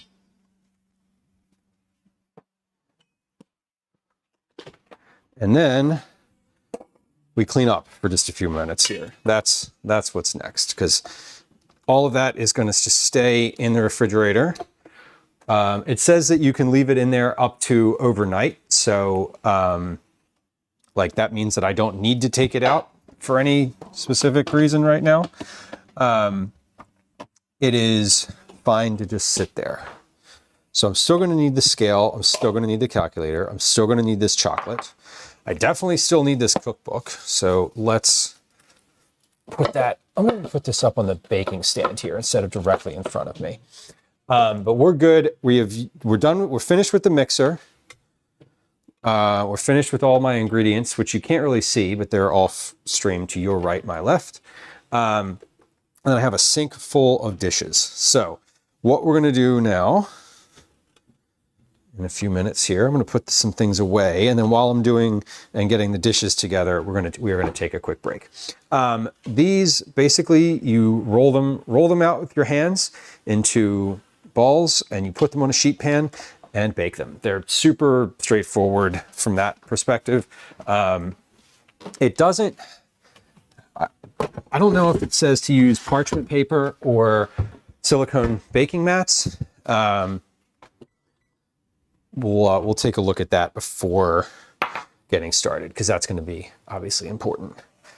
If it says, I'm kind of hoping I can use silicone mats for this, but we'll see. I do know that I want to put my sheet pans, whatever I'm doing, I want to put my sheet pans in the oven for a few minutes before getting started, so that they kind of warm up. Because I've learned that the first batch of cookies that comes out is not quite as good because the subsequent batches are like on warm sheet pans, so they start to melt a little bit. Line 2 baking sheets with parchment paper. Okay, so this does say parchment paper. I'm going to use parchment paper because I'm going to follow the directions. Okay, I'm going to finish putting the ingredients away here. Got my baking ingredients. I'm going to go put these up in my baking cabinet. And then we'll get to the dishes. We'll get to the dishes in a moment here. Just letting those cool in the fridge a little bit more. There's no need to get them out just yet. So we're not. All right, that's good. That's good. This is a giant container of sugar. Where am I going to put this? I'm going to put this right there. Okay. And just like that, we need to clean out the baking cabinet again because it is, I'm like putting things in here and basically like stuffing them in with my hands. And it feels slightly disorganized in this moment. No. It's not disorganized, it's cluttered. There's somewhat of a difference. Not that much of a difference. Okay. Counter looks good. Let's wipe the counter as we reset for the next step. Shit, Gwen took all of my cleaning stuff that I had up here. Not all of it. Hold on. Move the chocolate to the back so that doesn't get sprayed. I'm just going to move some things off the counter so I can wipe this off, like actually wipe it off with cleaning supplies. What is this? All-purpose cleaner. This is the one. Okay. So let's clean this off. So we're going to clean the counter. And then we're going to take a quick break to do some dishes, triage the sink, play some words on stream on Twitch. And then when we are finished that, we'll be into the baking process. So the baking, kind of like the way that I do the prep work, I want to sort of systematize so that it just happens. I can, roll everything. Basically, these are cookie balls. Then you just roll them. So seems like they take about 15 minutes to bake per tray. So I think that I should be able to have some good time in between each batch to like continue rolling. So we should be able to finish rolling these well before they're all baked, which is kind of ideal. That's the goal, is always to have something in the oven. You never want to have an empty oven when you know that you're putting something else in it. So like the priority is to work such that the oven is never empty. Okay, we have our chocolate for the topping, scale for the cookies. We'll figure out how many go or how much goes in each one. Let me get out my cooling racks. Got a bunch of these. Bunch of cooling racks. So I want to be able to pop 2 sheet pans into the refrigerator. That's the goal. So before we do the dishes, let me make sure that I can do that. So it's not, it doesn't turn into a disaster later. So Okay, this beverage has been in here for like more days than the beverage fairy allows. It's me. I am the beverage fairy. So we're doing leftovers for dinner tonight. So all the leftovers, I'm just going to transfer to this top shelf. We have several days worth of leftovers here. Different things. I was doing some recipe testing recently. I was doing some recipe testing, and look at these. Calvin made me buy these at the grocery store yesterday. He hemmed and hawed about going to the grocery store with me, and then as we were at the grocery store, he was like, "Can I have those?" And I was like, "Sure." So we're gonna put those down here. Fucking what even are these? Kool-Aid bursts. Yikes. Okay, so if we have a sheet pan of cookies that can go on the bottom shelf here, should be plenty of room. And I can actually manage these cans down here so that I can put like 2 layers on the bottom shelf. So when I have like a second sheet pan worth of cooling, I can put those like on top of, I can put the little legs of these on top of 4 cans and then have them just sitting above the other one. That's awesome. Okay. So we want to be able to cool things, right? These and some gushers. Exactly. Megan says, my kids will only go grocery shopping with me if they get to pick out things like that. Right, Megan, and I'm trying to incorporate that into the calculation, right? She doesn't really want to go to the grocery store, right? Like, he just doesn't. And I get it, because it's like, what, that's not very fun, you know? It's not fun to go to the grocery store. It's not for a child. So, I'm kind of like, well, I want you to be able to pick out some stuff. And like, mainly I want him to pick out some like fruits and vegetables that he wants to have for snack. That's the goal.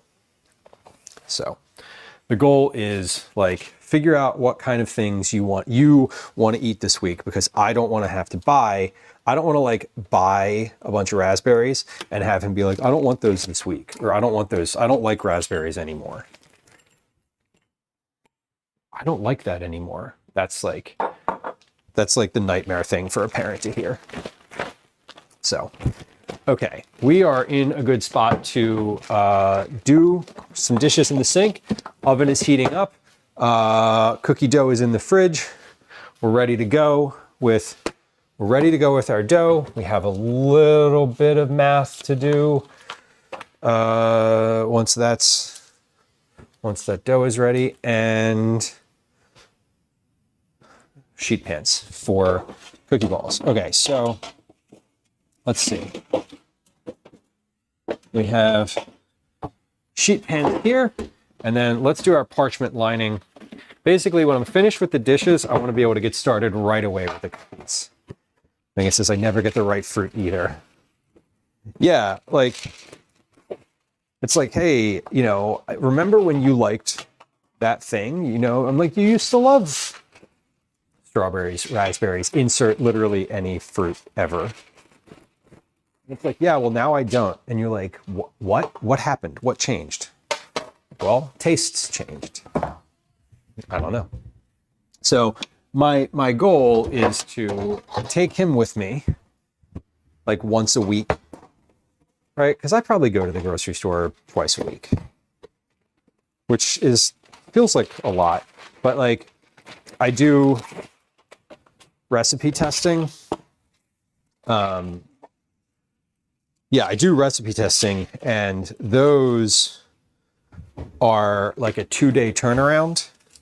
So when I get an assignment for those, if I don't have everything I need for that recipe, I like need to go to the store, which was the case yesterday. I tested a recipe for dinner last night and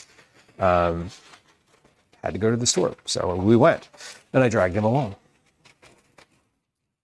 But the other thing that I said to him yesterday, one of the other sort of motivating factors in dragging my kid to the grocery store, is that I'm aware that in many households, right, it's like mom that goes grocery shopping, and especially young boys don't get exposed to that. They're just like, the groceries just magically appear in the house, right? And I don't want that. Like, I remember when I was a kid, I had to go grocery shopping with my mom often. And, I learned to go find things in the store and like what was on the aisles and sort of like how to shop. And I think that some young men don't get that experience. And I will not he doesn't need to love cooking, but I don't want the grocery store to be a place of like mystery for him. Like, and I said this to him yesterday. I was like, look, this is just like, we're shopping for a couple meals. We're not getting a bunch of extra stuff. We're not here doing like a big haul. This is just like, we're making dinner and we need some things and we need to like go to the grocery store. And this is like a normal thing. And like, you're gonna do this with me. And that's how it is. Did y'all go grocery shopping with your parents? Wilma, welcome in. Good to see you. I'm cutting an extra sheet here because I feel like I might wear one of these out.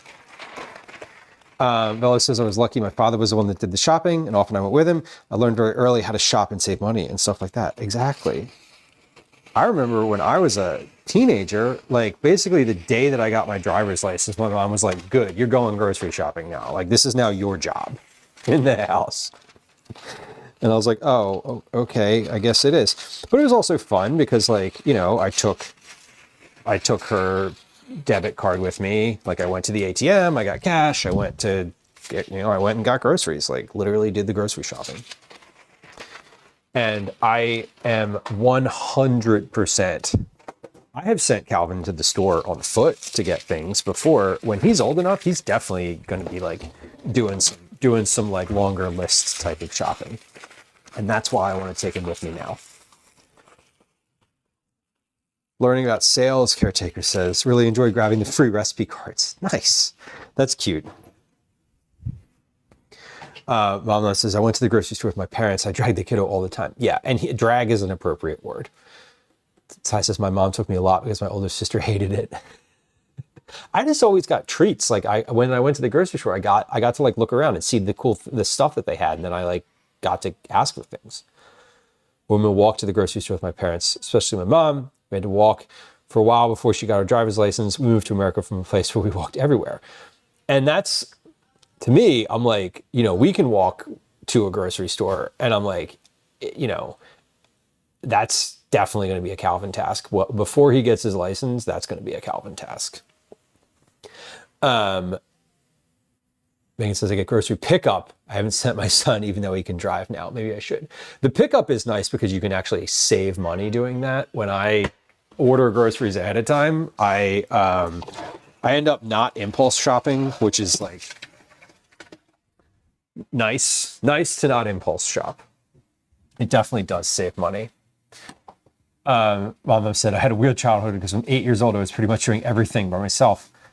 And I also was working in my uncle's restaurant. Totally.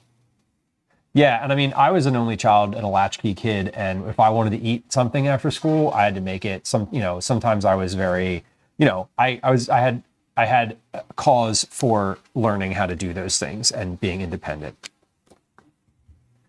Viewer irate. I love being dragged to the grocery store with my mom as a kid. I remember I used to get animal crackers. Hell yeah. There's an old store which is still there, and I make a point to go when I visit home. That's super cute. I love that. The grocery store that I used to go to as a kid got bought out by Stop and Shop. Kind of annoying. Always eat before you go. Oh my God. Best advice. Honestly, best advice. Okay, we're going to take a quick break and do some words on stream. Yeah, Bella's almost forced to be independent. I mean, I remember like there's one summer my mom got her hip replaced, and I was literally just like in charge of everything all summer because it like she like had to get that was back when getting your hip replaced was like you were laid up for months. Okay. Yeah, like she was laid up for a long time. And then when she got her hip replaced the second time, it was just like 2 weeks. It was incredible. Okay, if you're new to stream, we're going to play a game of words on stream. I'm going to run 3 minutes worth of ads on Twitch. If you're watching on YouTube, I appreciate you. Thank you for hanging out. Please like and subscribe. I don't think I've said that at all. If you're on Twitch and you want to watch on YouTube where there are no ads, you can click the link in chat.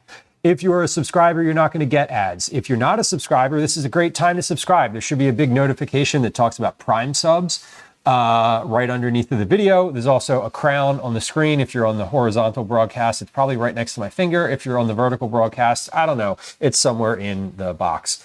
We're going to take a break, probably a little more than 3 minutes. We're going to play at least 2, possibly 3, maybe more games of words on stream. If we clear the board, we're going to keep playing. And if not, I'm going to finish loading these dishes into the dishwasher. When we come back, we're going to make cookies. So we're going to make cookies. We're going to start and then go till we're done. That's it.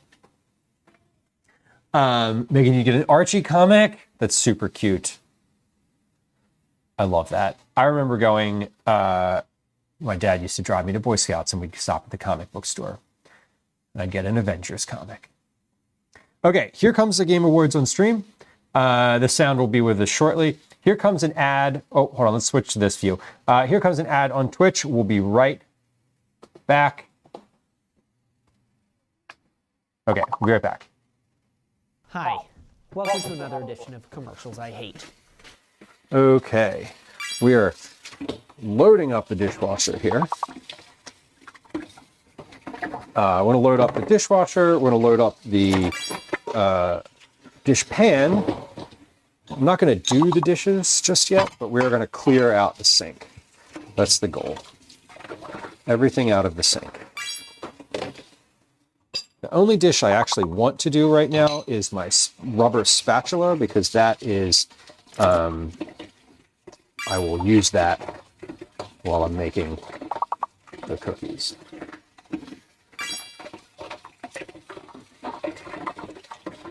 All right, if you are hanging out, thank you. I appreciate you. If you can hear the sound of my voice right now, that means that you are a subscriber. Whether you got a gifted sub or you bought one yourself or Twitch is just erroring right now and you're not getting a sub at all. You're not getting ads at all, but you should be. Cool. No worries. That's a good thing if that's what's happening, and I appreciate you regardless. So we are, as I said, just doing a bunch of dishes. Oh, my camera's gone sideways. Hold on. There we go. I've messed it up. Man, this black sesame is dark. Very dark.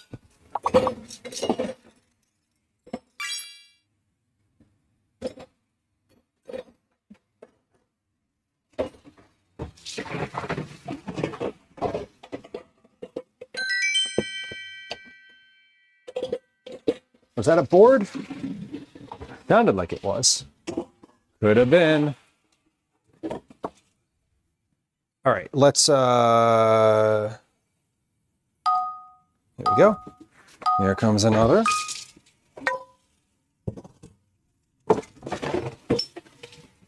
We're really, not that many dishes. A lot of these go right in the dishwasher, so it's not as bad as it looks, honestly. It looks pretty bad though. It does look pretty bad, I'm not gonna lie.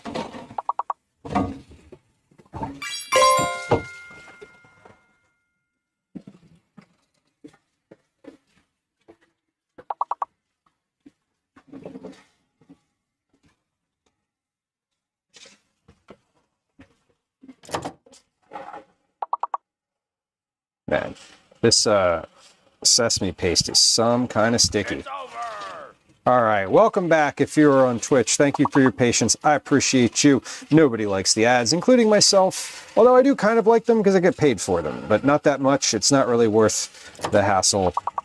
I used to run them regularly. Now I just run them when I feel like it. And I think that's been much nicer for my ability to have a good stream, if I'm being real honest here, which I usually am. Sometimes I'm not, but that's to protect, myself and my mental health. Anyway, if you are on Twitch, it is a great time to get your first time chat out of the way. If you do a first time chat during Words on Stream, I'm not going to say hi to you. I'm not going to make a big deal out of it. In fact, I'm not going to scroll back and look. So if you feel like getting a first time chat out of the way, you're a new viewer perhaps, please feel free to do that. And just know that follows are completely silent. So if you are getting your first time chat out of the way and you're also not following, go ahead and hit the follow button. There's no alerts, no sounds, no chat messages. And I'm not going to say hi to you if you hit the follow button. That goes for any time, but specifically right now as well. Can we play maybe one more game? Because I have just a few dishes here in the dish pan, and I feel like I can actually get them done during the course of a game. So if y'all wouldn't mind, I would love to toss one more game of Words on Stream on and get through these couple dishes.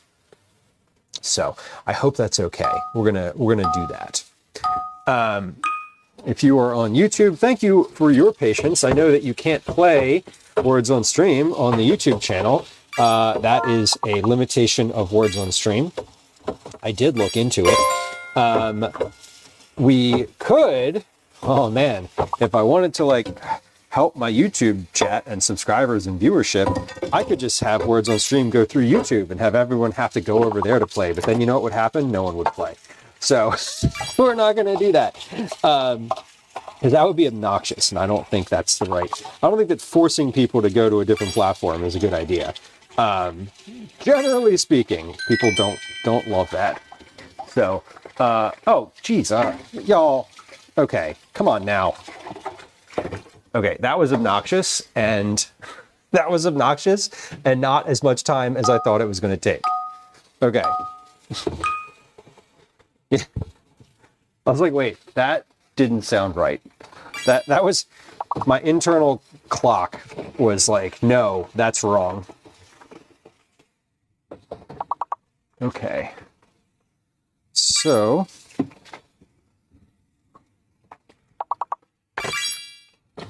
we're doing dishes, and we should be able to get these done. Now, again, the rule is kind of that if we, it's not a rule, it's not written down anywhere. The rule is that if we clear the board, we get to play another one. And this is usually about when we do several boards in a row, and I end up doing all the dishes. So, good luck, y'all. But we do have not as many dishes as usual. So I do like being able to get through them. It is nice because then at the end of stream, I have dishes I can put away, which is amazing.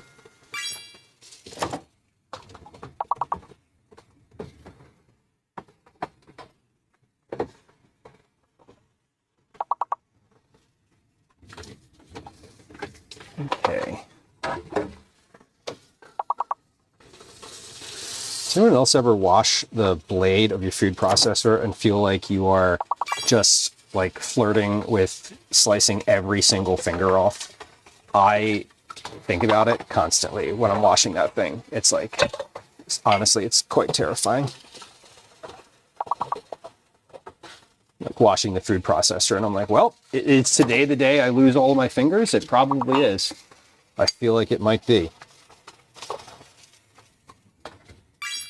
Okay. Last guesses, get them in chat. So close on that one, but I am finished the dishes. That's good. I'm going to leave that dish pan there filled with water because I just ran the water and now it's full. Okay, and we're going to come back over to this view. This is the right one. Yes, here we are. Fellas, all the time, right? The food processor blade, terrible, terrible, terrible. Lil Mac, welcome in, welcome back. Thank you for the tier 3 subscription. That is 6 months.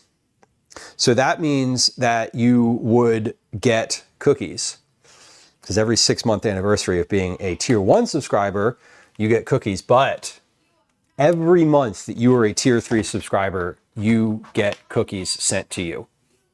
So if you like the cookies and you enjoy them, and you have an additional $20 laying around every month that you want to throw my way and be a tier 3 subscriber, just know that I will send you cookies every single month. That's how it works. It's the benefit of being a tier 3 subscriber, both on Twitch and on YouTube. They're the same price, to be fair. So if you're a tier 3 member on YouTube, you also get cookies every month. If you're a tier 1 subscriber, tier 1 and tier 2 subscribers on both YouTube and Twitch have the same cost and the same benefits. Lil Mac, thank you for being a subscriber. I appreciate you. I hope you enjoy these cookies. These are black sesame white chocolate cookies, and we are going to get started baking. We have made the cookies already. So this is batch number 1 and 2. This has been in the oven for quite some time now. Let's weigh this batch. So here's what we're going to do. We're going to do a little bit of math just to make sure. Okay, so this bowl weighs 598 grams. We have a total of 2,076 grams. So we have 2076 minus 598. That means that I have 1,478 grams in 2 batches. Now let's weigh the other batch before we get started. So this bowl weighs 771 grams. So we have 2,982 minus 771 equals 2,211. 2,211 in 3. So that's divided by 3. That's 737 per batch in here. And that is, let's do 1478 divided by 2. Should be roughly the same number, 739. Okay. So 1,478 plus 2,211 equals 3,689, 3,689 total grams for 5 batches. If we assume that there's 15 cookies per batch, 15 times 5 is 75. So we do 3,689 grams divided by 75 grams per cookie. That's 49 grams per cookie. Big cookies.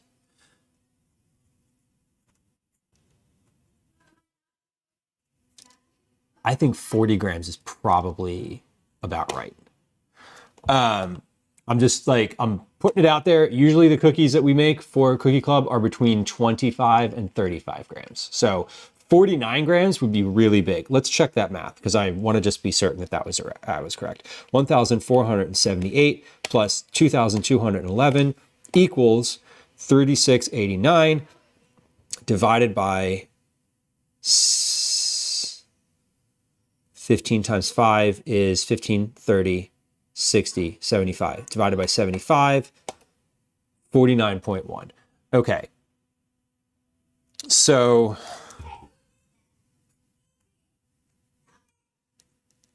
okay, we did math.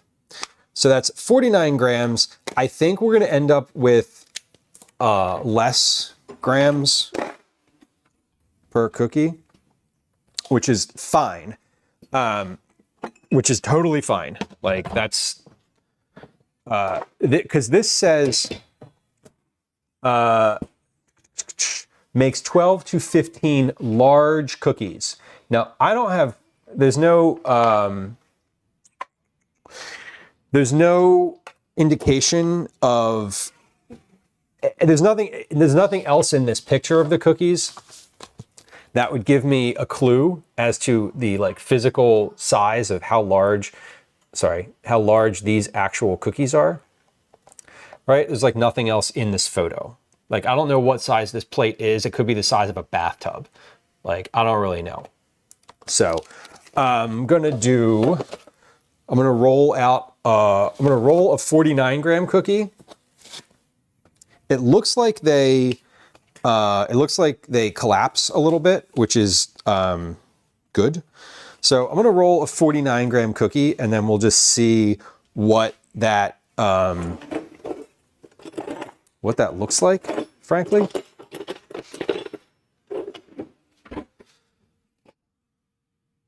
That's 62. Now these are also very dense. So I think that's 46. This is 49. Okay, so this is 49 grams. I think this is about right, actually.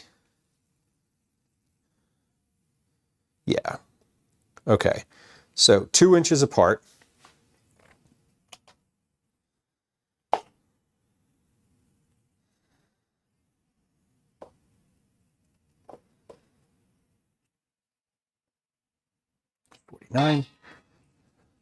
So 2 inches apart, it says, which is, let's see, 6, 5, 4. Okay, well, 2. I think I can probably do like 3 by 4 on a tray.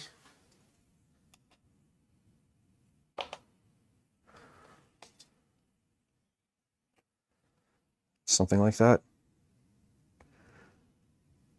Okay, so these are dense. They're heavy, like they literally feel heavy. So I think 49 is about right here for sizing.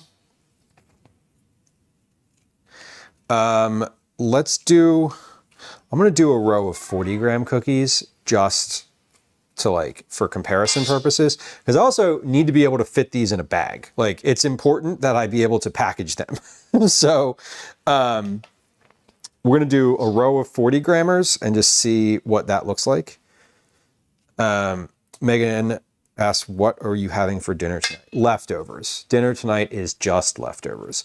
We got leftover food from literally the past 3 nights, so I am not making anything. When Calvin and Gwen get home from karate this evening, we're going to, I'm literally just going to put, well, depending on how the rest of the stream goes, I might just put some stuff in the oven ahead of time because the oven's on.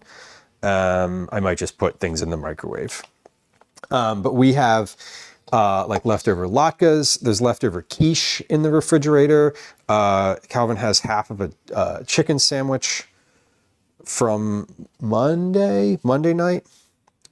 So we have some like stuff in there to eat, and I'm happy to, if he and Gwen somehow eat all of that food, I'm happy to just graze on like some eggs or something, like scrambled eggs or something like that.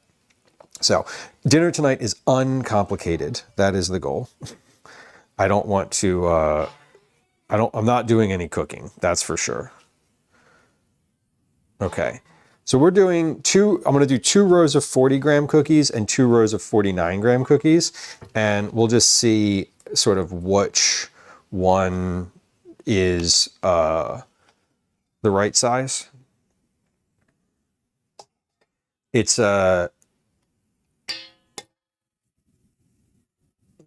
49 grams are basically the smaller of the size. The recipe says it makes enough dough for 12 to 15 cookies per batch, which is I did the math at 15 per batch. So it could be even bigger.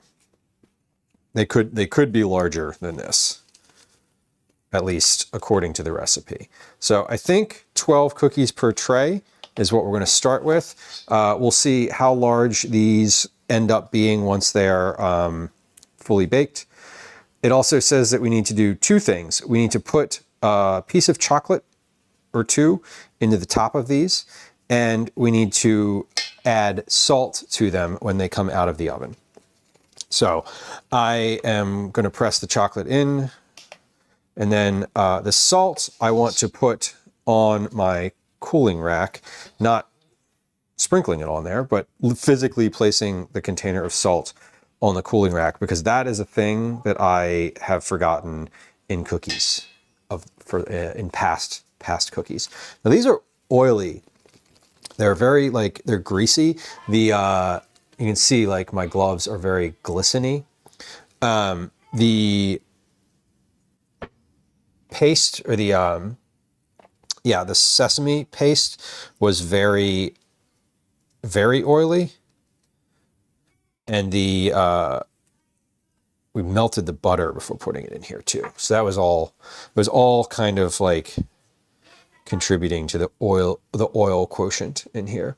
So I'm just stuffing some pieces of chocolate in the top of each of these. It said a couple pieces of the white chocolate in top, and that's just so that it has some kind of like topping to it. There's no, it has, the white chocolate is throughout the cookie, but it's this is just to make sure it looks nice. Okay, these are ready to go. We have cookies here. I'm going to pop these in the oven. How long does it say? It says 12 to 15 minutes. 15 minutes. So it says 15 minutes. Where's my timer? Here it is. Okay, let's do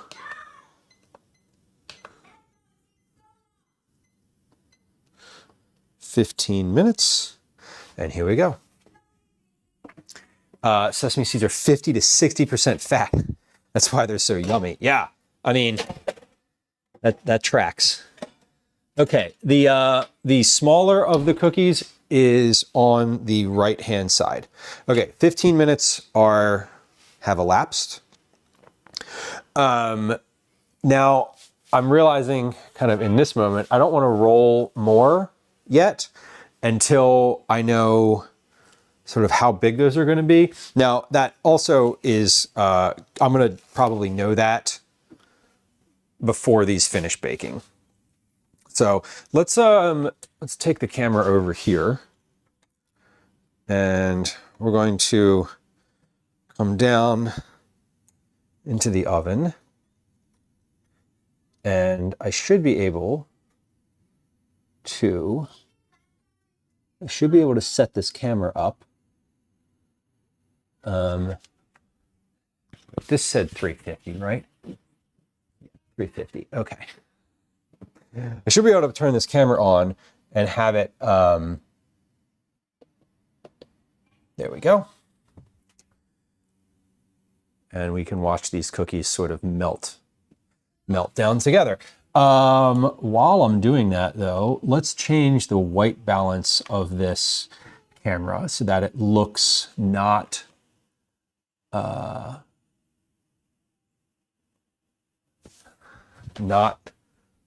completely red. There we go. And then white balance, and then exposure compensation.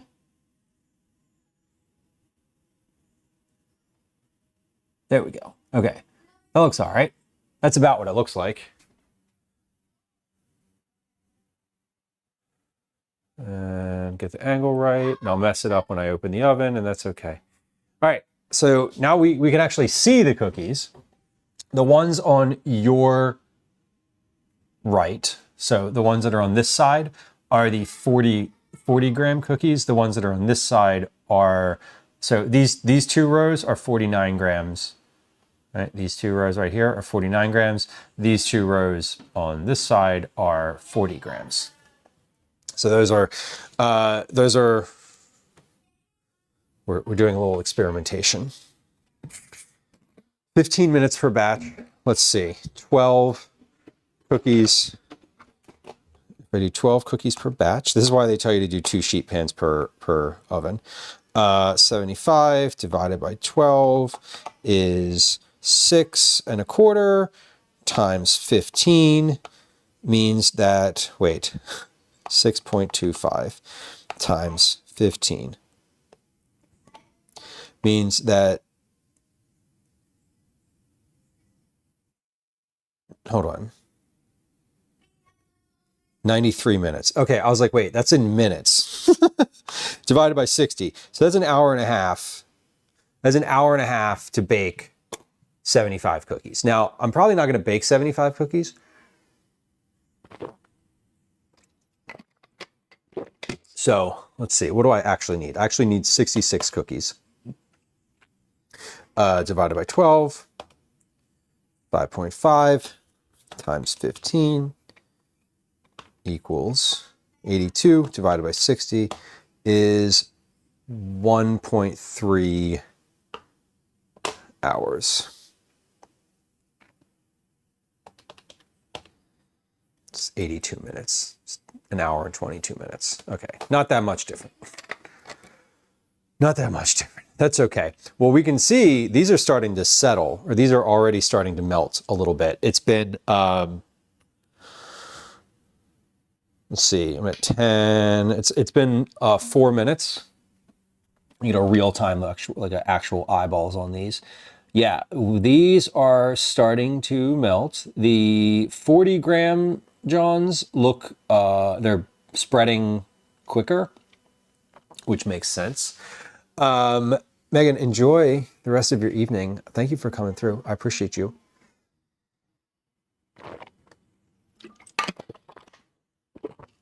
Y'all, I'm drinking water on stream. I want you to know I've consumed a beverage since I had coffee at 12:30 p.m. Just FYI.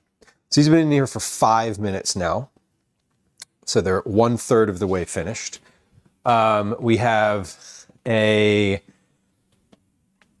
spread. The spread is starting on the larger of the two now, and it says the goal of these cookies. What is the what is the thing? Oh, fudge drawing. That's actually a good interpretation of that. I'm going to add that to the thing. Although the actual counting command, as much as it pains me to say it, is WOODER. I am going to add that one to it though, because that's funny. Okay, if you ever type that one again, it will work for that counter command.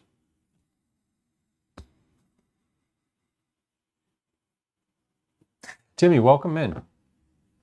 I hope everyone's having a great Thursday. I hope you're having a great Thursday. I'm having a pretty good one. We're in the process of making cookies. We're waiting.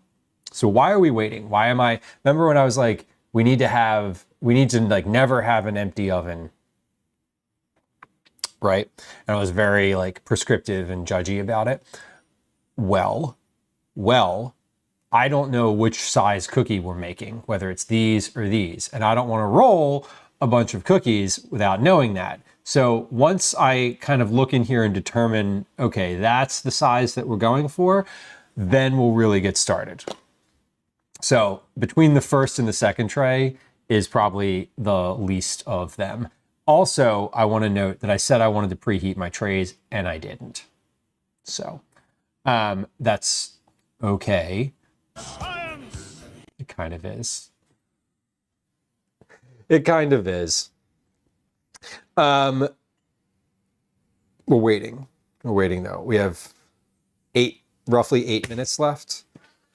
I'm keeping an eye on these because I might know beforehand. Okay, we are 100% going to do the larger size of these cookies because the small ones are small. Also, I need to get out some more. Whoa, holy shit. We almost just had a complete collapse up here. I need to get out some salt, some more sea salt, because my little container of salt is almost empty, and I mentioned that I needed to put salt on top of these, and then I didn't get the salt out and put it on the tray like I said. And now I'm thinking about getting them out, and yeah, and we need salt. So anyway, here we are. There's a little bit of salt. So we have, I know that I'm going to use the larger size cookies here because there's a point when you're making cookies where they stop spreading and they start setting up. Now these, I think, might spread a little bit more. But the larger size is a good size. The other ones are also a good size, but they are physically smaller. And if I can make a slightly larger cookie for y'all, then I would like to. So, knowing that we're going to do the larger size, I'm going to start rolling these out, and I might get to the point where I have enough to bake before this tray is finished in the oven. So that was the goal. The goal was to just let these cook for long enough that I knew what size they were going to make, and then be able to move forward with rolling out their batch. Okay, so what did I say? 49 grams? That was the move? Okay, let's do it. Kathy, welcome in. Happy Friday Junior to you. I hope you're having a good one. Thursday. It's funny because I've said, I say Friday Junior. I totally got that from Patrick Richards. I stole it completely, unapologetically stole that one. But I've said that to people in real life before. I've been like, Happy Friday, Junior. And they're like, it's Thursday. Angrily at me. And I'm like, yeah. Use your listening ears, friend. Use your powers of interpretation. Exactly, Timmy. Thursday is when it starts to smell like weekend. That's precisely the reason. And some folks have different schedules. And so Friday is Wednesday for them. All right. So we've determined that the larger of the cookies is the right move, which I always love that. I hope you all love that too. We're going to move ahead confidently with shaping these. And then in about 4 minutes, we're going to pull those out of the oven. So I also turned my oven up. So my oven's at 355, according to the setting on the front of it. But my oven is also kind of notoriously slow, which is not derogatory. It is a term for when your oven is a little cooler than what you expect it to be. So it means that my oven, when I set it to 350, is often takes longer than what the recipe says. Bellanissima, welcome in. Happy Thursday, or Friday Junior, as previously discussed. Nice to see you, fellow streamer, fellow food and drink streamer, but not just food and drink. I always hate pigeonholing people when I'm not 100% positive that they only do one type of content. So I think I should just start saying fellow streamer. All right, so the cookies on the left in your view there are the larger versions.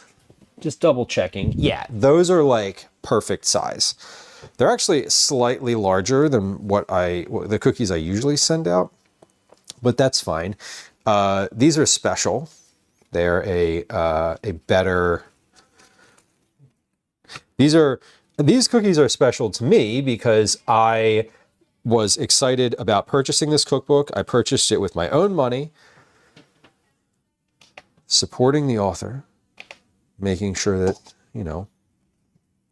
making sure we're supporting the author. We didn't buy it from Barnes & Noble. Did not buy it from Amazon. I'm not going to get on my pedestal, but like, don't buy books from Amazon. Unless you really, truly, and well and truly can't find them from anywhere else. Do you have a good tip on where to buy bakeware? I feel like restaurant supply store would be less expensive. It 100% is, Timmy. I would not, if you're buying bakeware, I would go to web restaurant shop or store, webrestaurantstore.com. You can also order, this is a nice little thing. If you have Instacart in your area, which a lot of folks do, and you have a Restaurant Depot in your area, you can purchase from Restaurant Depot. Those are kind of some, I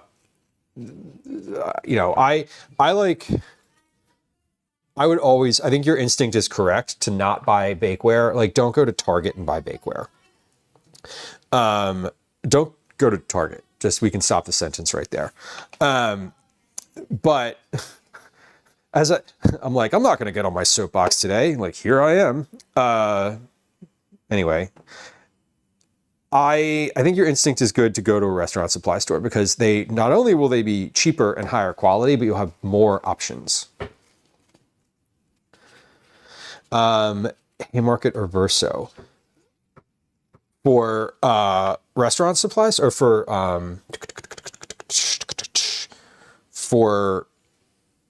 cookware stuff? Is that what you're referring to? I'm not going to get this tray done by the time that's finished in the oven. I am. I'm just going to leave it in the oven for another however many seconds it takes me to finish these cookies, because I want to open the oven and pop cookies in after I take cookies out.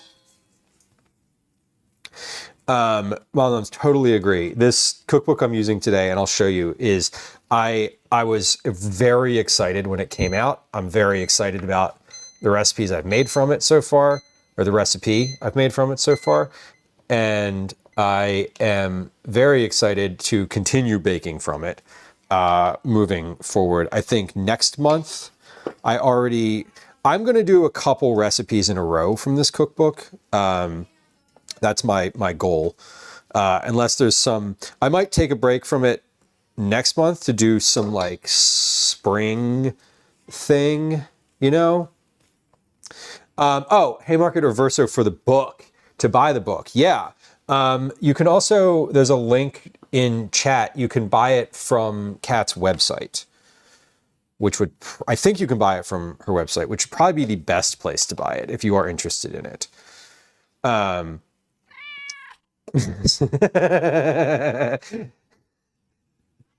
Cyber, every time I say the word cat, I feel like that's coming out of the coming out. Use the web restaurant store a lot. Yeah, that one's a good one. I do. I've shopped there a bunch. Mom says I was definitely on a soapbox, which is good. I think, that's a good thing. We should be on a soapbox for a lot of things. Okay, so these have been in here for 16 minutes. Let's come on over here. Let me give you the stove view. Until the edges and bottoms are golden brown. About 15 minutes. The cookies are meant to be set with gooey middles, it says. So let's open this oven. These look set to me. Let's see. Do we have a gooey middle? We have a gooey middle. Bottoms are starting to look golden brown. I'm gonna take a cookie here. I want to pick one of these up, and we're just gonna like literally flip this over and check. Yes, okay, that is finished. So 16 minutes, these were in the oven. We're gonna move that camera, sorry. Move that, we're gonna take a tray out. We're gonna put a tray in, and we're gonna keep, whoa. There we go. Taking the tray out, putting a tray in. We're closing it back up, and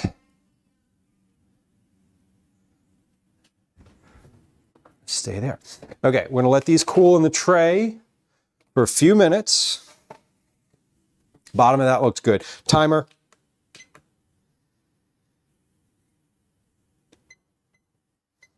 Now those were in there for 16 minutes, so I am gonna set the time. I'm gonna do 16 because, as I mentioned before, my oven is a little. Oh, salt. Yes, I did it. I fucking remembered. I was just about to fail on the very first test. And these were well spaced, so they are slightly. Two of them are touching, but that's it. So I'm very, very happy. Do you have a library card? Library is great. Is it spring break? Not quite. Spring break is 3 weeks from now for us. Your trays are clean. I only use these trays to bake cookies. So they get used for cookies. Occasionally, very occasionally, Lieu, stop talking and keep making cookies. Very occasionally, they get used for, very, very occasionally, they get used for dip dinner, but not always.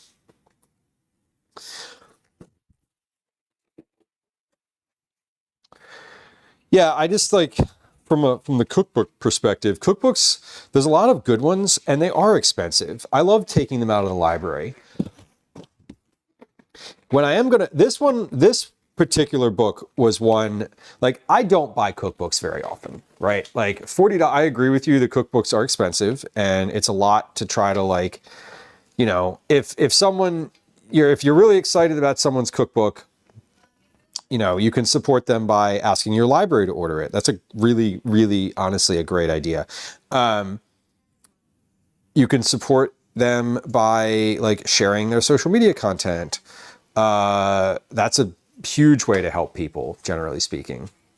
You know, the cookbook publishers, when you like pitch a cookbook, it is quite literally one of the things that they look at and consider as to whether or not to accept your pitch is what your social media footprint is, which is annoying, but is true. Like, you can't be totally offline and still get a cookbook published. So, you know, even if you don't want to buy a book, continuing to like follow that cookbook author,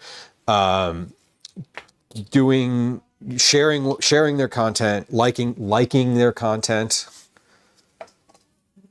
is big. I mean, even if you're just sharing it, you know, on Instagram, you're just reposting it, which is a thing you can do now. Honestly, it helps. It helps a lot, and they do appreciate it. This particular cookbook, 108 Asian cookies. So we actually can just, let's put this like here so we can see it. I was really excited about this one because I've had a good run with some other dessert cookbooks. The last one that I really cooked out of a lot was 100 Cookies by Sarah Kiefer, which had some creative, interesting stuff in it. But I was excited about this one because, as I mentioned earlier, it's not just like a rehashing of like sort of fruit cookies, sugar cookies, shortbread cookies, etc. It's like reimagined. And, you know, a lot of these recipes take something that is sort of well known and add or change elements of it to make it more unique. You know, like the past 2 recipes we've done have used red miso instead of salt, which if you cook from this, like now, you know, that like is that thing, it's in my head. The like, oh, this instead of salt, you know, so when I'm cooking now, like not only just cookies, but in general, I'm inclined to think about that and be like, oh, you know, maybe add this instead of that, you know?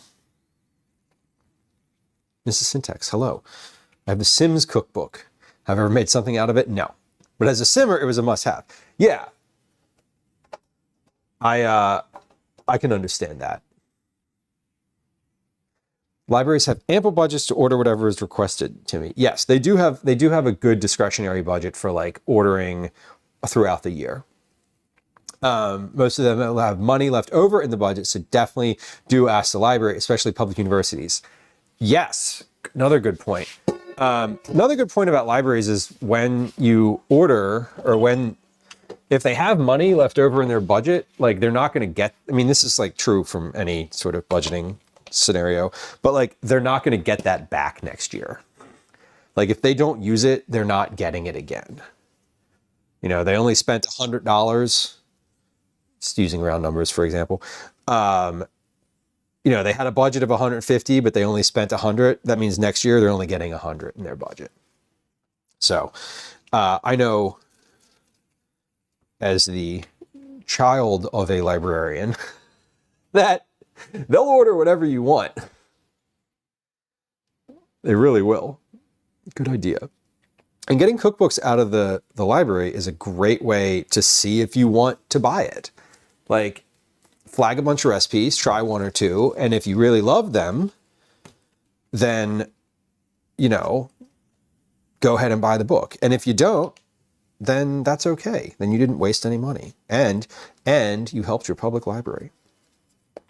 Speaking of soapboxes, can you tell that I enjoy going to the library? I do. I grew up in the library, like literally spent a significant amount of time in a library when I was a child. I read a lot. Okay. What we're doing now is we are rolling cookies. I'm just putting them on this tray. This is not the tray that they're going to live on, but my timer is going. And so when my timer gets down to like 3 minutes left, I'm going to pause what I'm doing. I'm going to take the cookies off of the tray that they're currently on over there and put them on the cooling rack. I'm going to pop that cooling rack in the refrigerator.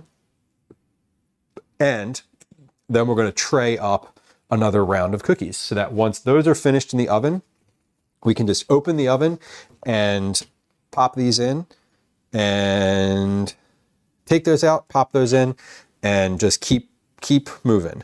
So the goal here is we're not only baking cookies today, but we're also packaging them.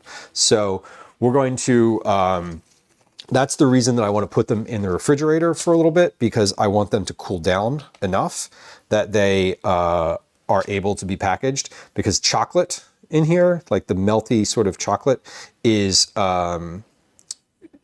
takes a while, takes longer to cool than your basic like sugar cookie situation. So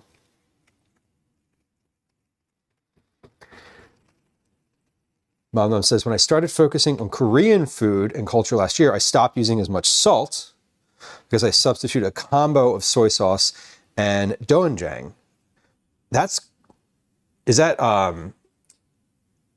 not familiar with doenjang. I'm not even sure I'm saying it correctly. I'm assuming that is like a paste type of a paste. If the language follows the other jangs, I'm assuming that is just a different type of take or a different type of paste. Bellanisma says it's a soybean paste. Okay, got it. Yeah, there's certain things with language like that where you're like, you know, jang when you're talking about food, and specifically Korean, I think is generally a type of paste. Mom says I rent books through Libby, which is also good. 9 says my library struggles with not having enough digital copies. Yeah, that's an interesting thing, because the digital, I've never really considered that. I've never had to wait for a digital copy of something. So I guess that hasn't come up in my experience. Like, I also just go to the library very frequently.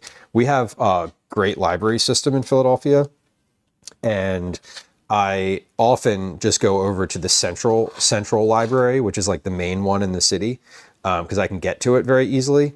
And I also, one of my favorite sort of things is the excursion of like looking up a book that I want, seeing what library in the city it is, like where it's actually located, and then going to that library.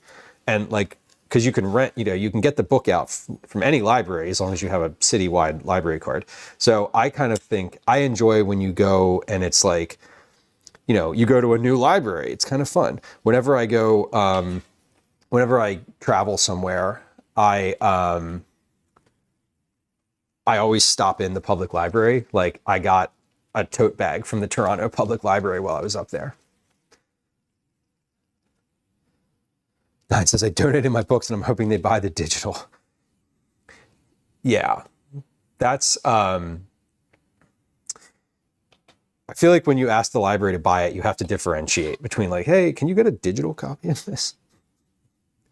Doan Jang. Okay. Thank you. I appreciate that. I may not remember that next time, but now that I'm like saying that I might not remember it, I probably will. Also, I obviously use gochujang on almost everything. It is great. My intro to gochujang was through the Eric Kim gochujang cookies. I'm not ashamed to say, but I'm ashamed that it took me that long into life to like experience that. I may have experienced it before. I just didn't know I didn't like know that I was experiencing it. That makes sense. So I've eaten at Korean places before, but I haven't cooked with that before. For a veggie dip, that sounds great too. Sofa, welcome back. Yeah, digital depends on how many licenses they buy. Yeah, which is a weird thing when you're thinking about digital stuff and you're like, what do you mean I can't get this right now? It's digital. Like, if I could I could pirate this right now. Sofa, I'm glad you're back. I hope your delivery and your tea was lovely. We're getting through the cookies here. The ones in the oven have about 3.5 minutes left on them. Yeah, Timmy, one user at a time. Right. It's like, what do you mean I can't use this digital thing? Well, that's the central library and your local are shut down. That's sad. I was sad when they shut down during COVID, and I still haven't really quite recovered from the when is the library actually open? Like, in my mind, they still have the worst hours ever, but that's not true anymore. Bellinisma, you made those too? Yeah, it was the gochujang cookies. And it's funny because in this book, Kat talks about that recipe in the sriracha cookies that I made last month, and references it as oh, a lot of people might be familiar with these cookies, and this is similar to those, which is true, right? Cyrus says I have a 3-month wait on some audiobooks. Yeah, audiobooks are even not worse is not the right word. because I feel like more people use Libby for audiobooks than for like regular reading, e-readers. I don't know. That's totally anecdotal. That's me just like spouting completely baseless information at you. But I feel like if you're doing digital things, like often the ebook or the audiobook is sort of like the thing that you're going to use on the digital side. Now, ferment your own gochujang and doenjang. That's kind of amazing. You do your own kimchi once a month? You eat that much kimchi? Or you ferment it in small batches? Do you give it away? What do you do with it? Do you eat it? I mean, I'm assuming you eat it. I'm making an assumption here. Perhaps you sell it. I don't know. We eat it all. Excellent. Love to hear it.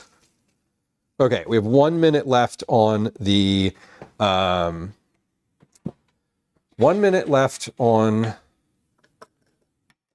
my timer for the cookies in the oven. So we're going to take these and put them on a tray now. Like right now, we're going to pause. Oh yeah, these have already, oh man, these have solidified nicely. I'm always a little worried when I get cookies that are, they say like chewy in the center, right? Take them out of the oven when they're still soft in the center. And to me, I'm always like, oh no, are they going to be completely cooked?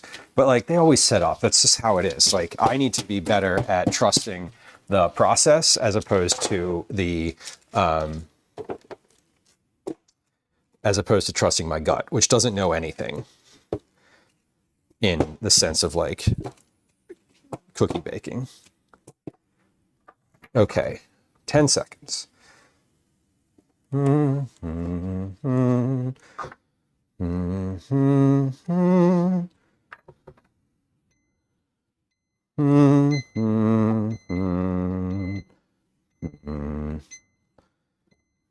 Okay, 8.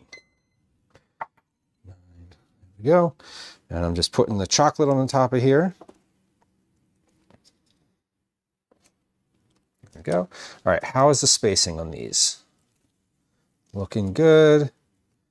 I didn't look at the ones in the oven to see if they were all messed up as they were baking. But that's okay. Hold on, we're gonna get a new set of gloves. We're gonna get a new set of gloves because I also want to try one of these. So that's an important next step. Okay, oven, come on over here. Please work. Yay, my camera continues to, shh, Lieu, don't speak. Don't speak. All right, so those are out. These are in. And go. Set a timer. All right, 16 minutes on the timer. I have hot cookies on the tray. I have cookies that are starting to cool down here. Let's I think I'm gonna go ahead and try one of these. Hold on. Just making sure. I had some text mess. I feel my pocket vibrating. All right, nothing to worry about. Here's a small, this is one of the smaller ones. So this is what it looks like all finished. There's the top, there's the bottom, nicely browned on the bottom. But that is a dark cookie. That is dark, very dark. I should not have zoomed. Should not have zoomed out. There's the inside. Oh yeah, look at the inside of that. That is like dark, very dark. Let's give it a taste.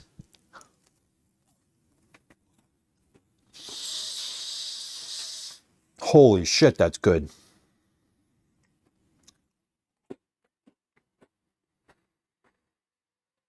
Mmm.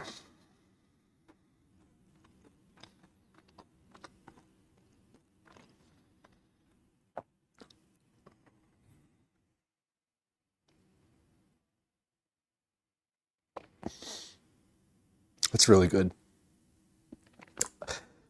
I just got like I literally just got emotional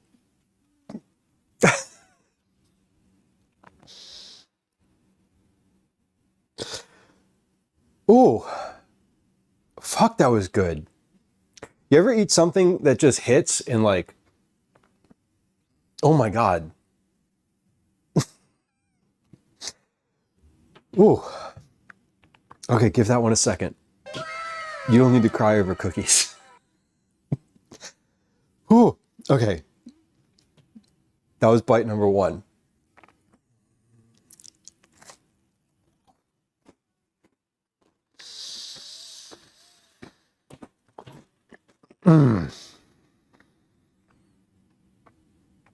That is so satisfying.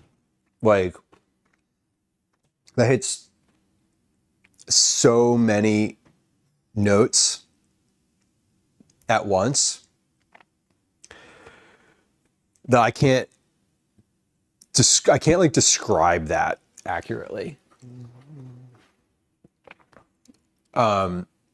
The first thing I'm getting is salt, and then sweet, and then the sesame takes over, but like the sesame sort of wraps around everything else. See, like the sweetness never goes away, the saltiness never goes away, but the sesame comes in last, and then it's like very subtle at first, and then it's just like, it's all very evenly balanced.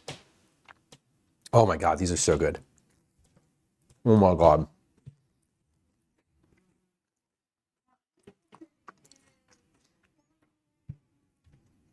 Oh my God.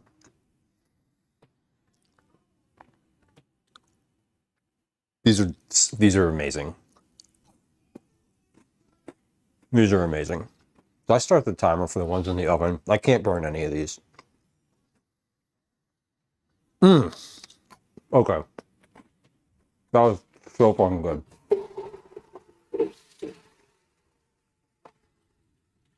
So good. I need to wash my hands. I can't tell if they're good or not. If they were bad, here's what happens if they were bad. I would be like, those are pretty good. Not what I was expecting, or something like that. You want to try one of these? No. Okay. You're annoyed at... Okay. Move. Do you need...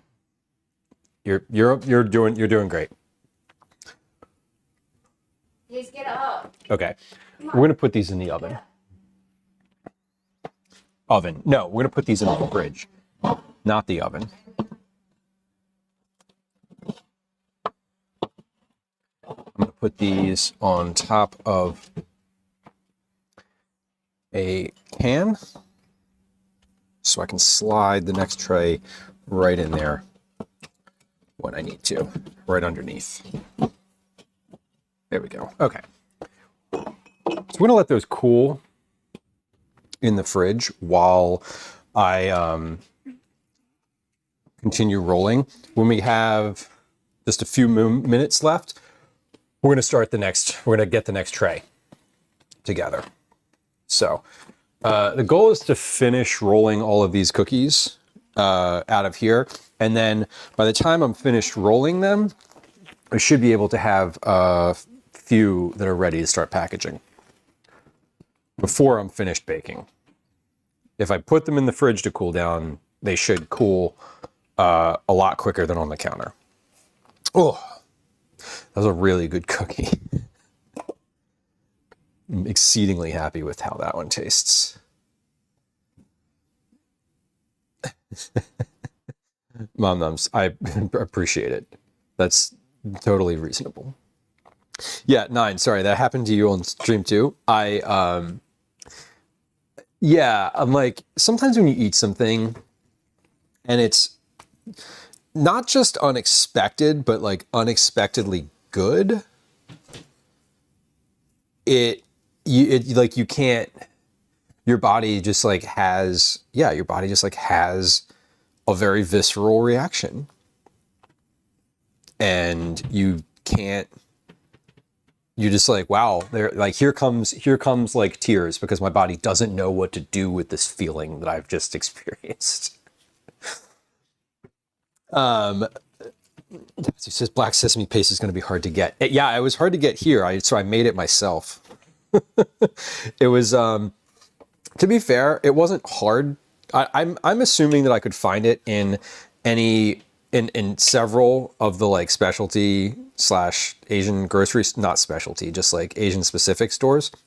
But I didn't go to those, and I looked on Instacart, and like H Mart didn't have it. H Mart had H Mart of all the places had the best options for a variety of like sesame products, but they did not have black sesame paste. I also just didn't go to the other stores because they're not online. You can't order delivery from them. So I would have had to have gone there in person.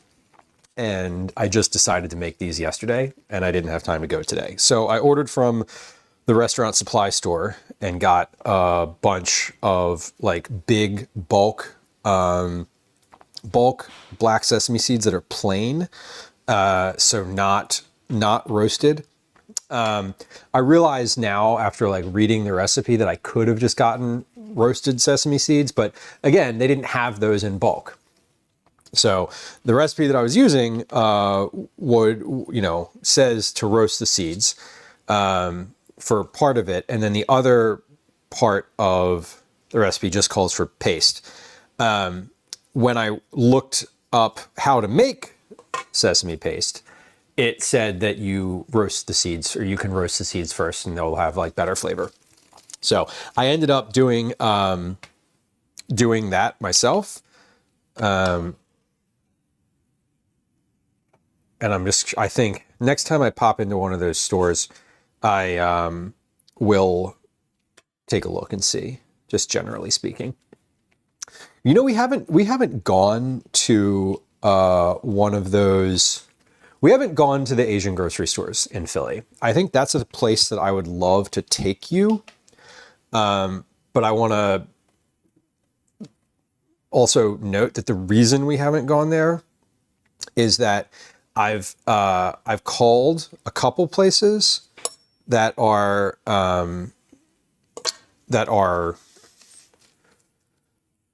in those markets, and they have said no, like that. No, please don't come in here and live stream, which is totally valid.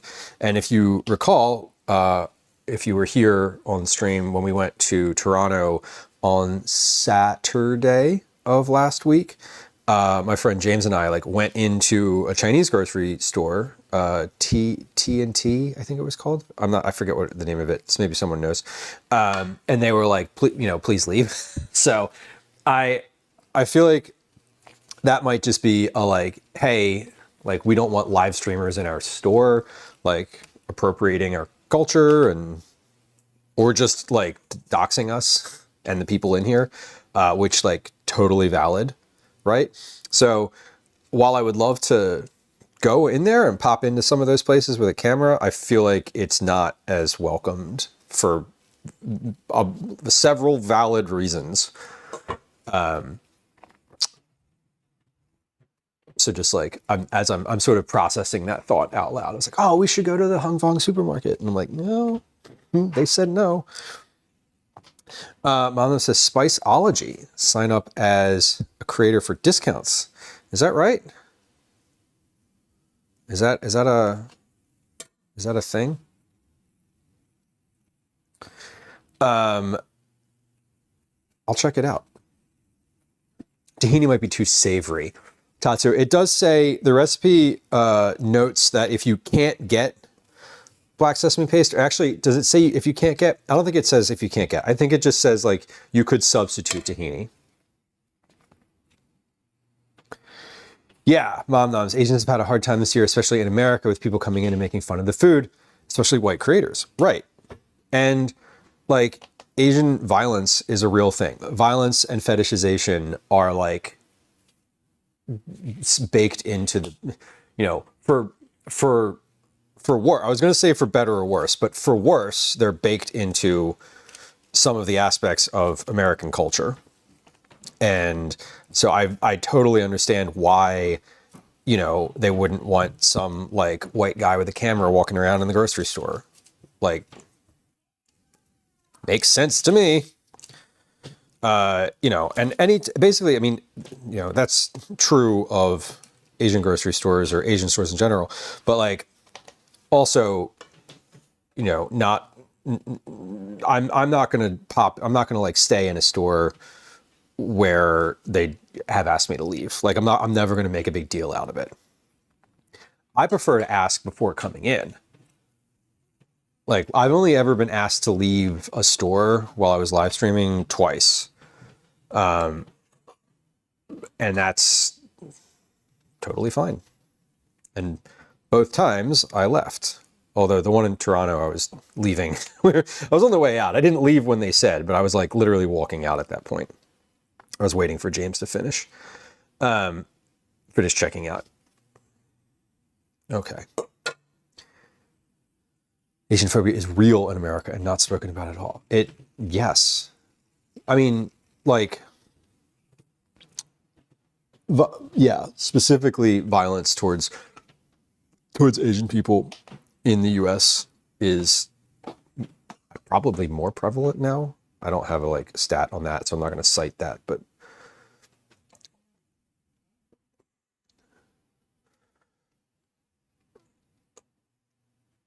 there we go. Okay, I'm trying to get all of these exactly the same.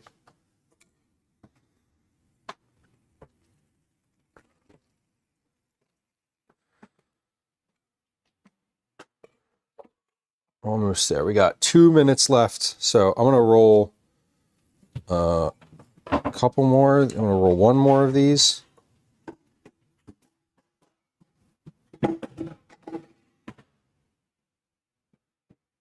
And then we're gonna get the next tray together.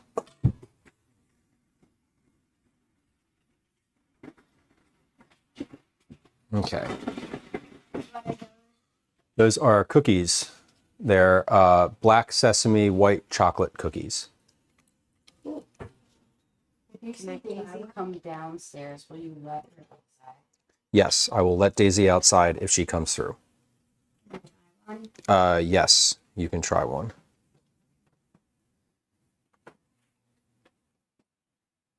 Okay. There we go. Okay.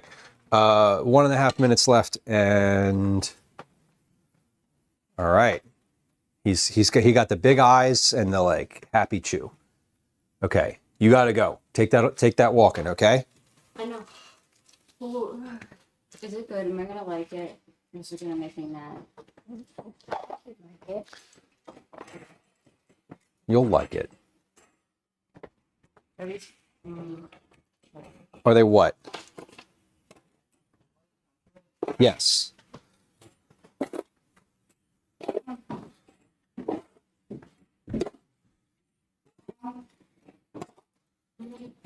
Okay, so we're starting a new tray. We got 38 seconds left before this one's finished. So we're gonna move.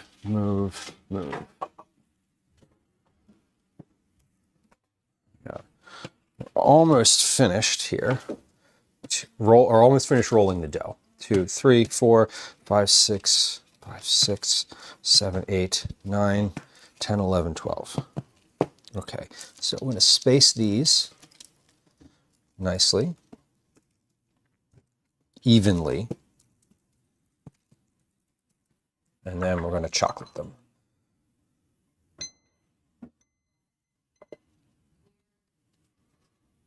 Okay, chocolate. And when we get this next one out, we're gonna cycle through. Everything comes out of the oven, into the oven, out of the oven, into the oven, onto the counter, and into the fridge. So we're gonna take those cookies out of the fridge right now.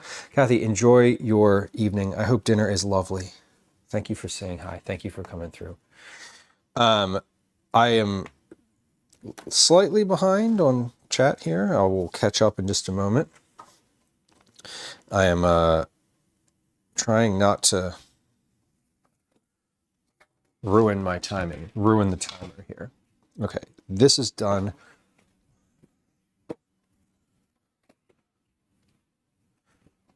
Okay. I'm just going to pull these out. Okay. These are out. These are in. Moms, enjoy your evening. Thank you for coming through. Thank you for saying hi. I appreciate you. All right, that's good. And start. Okay.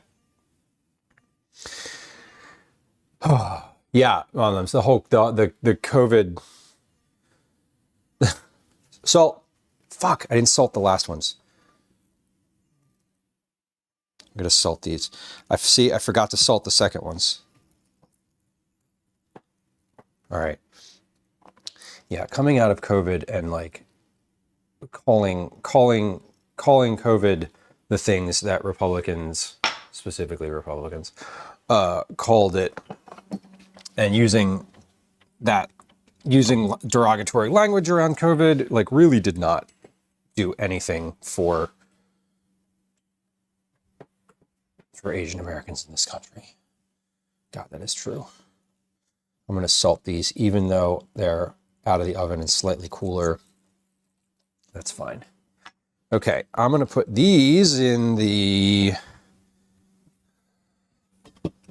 fridge now. So those can go in the fridge, and then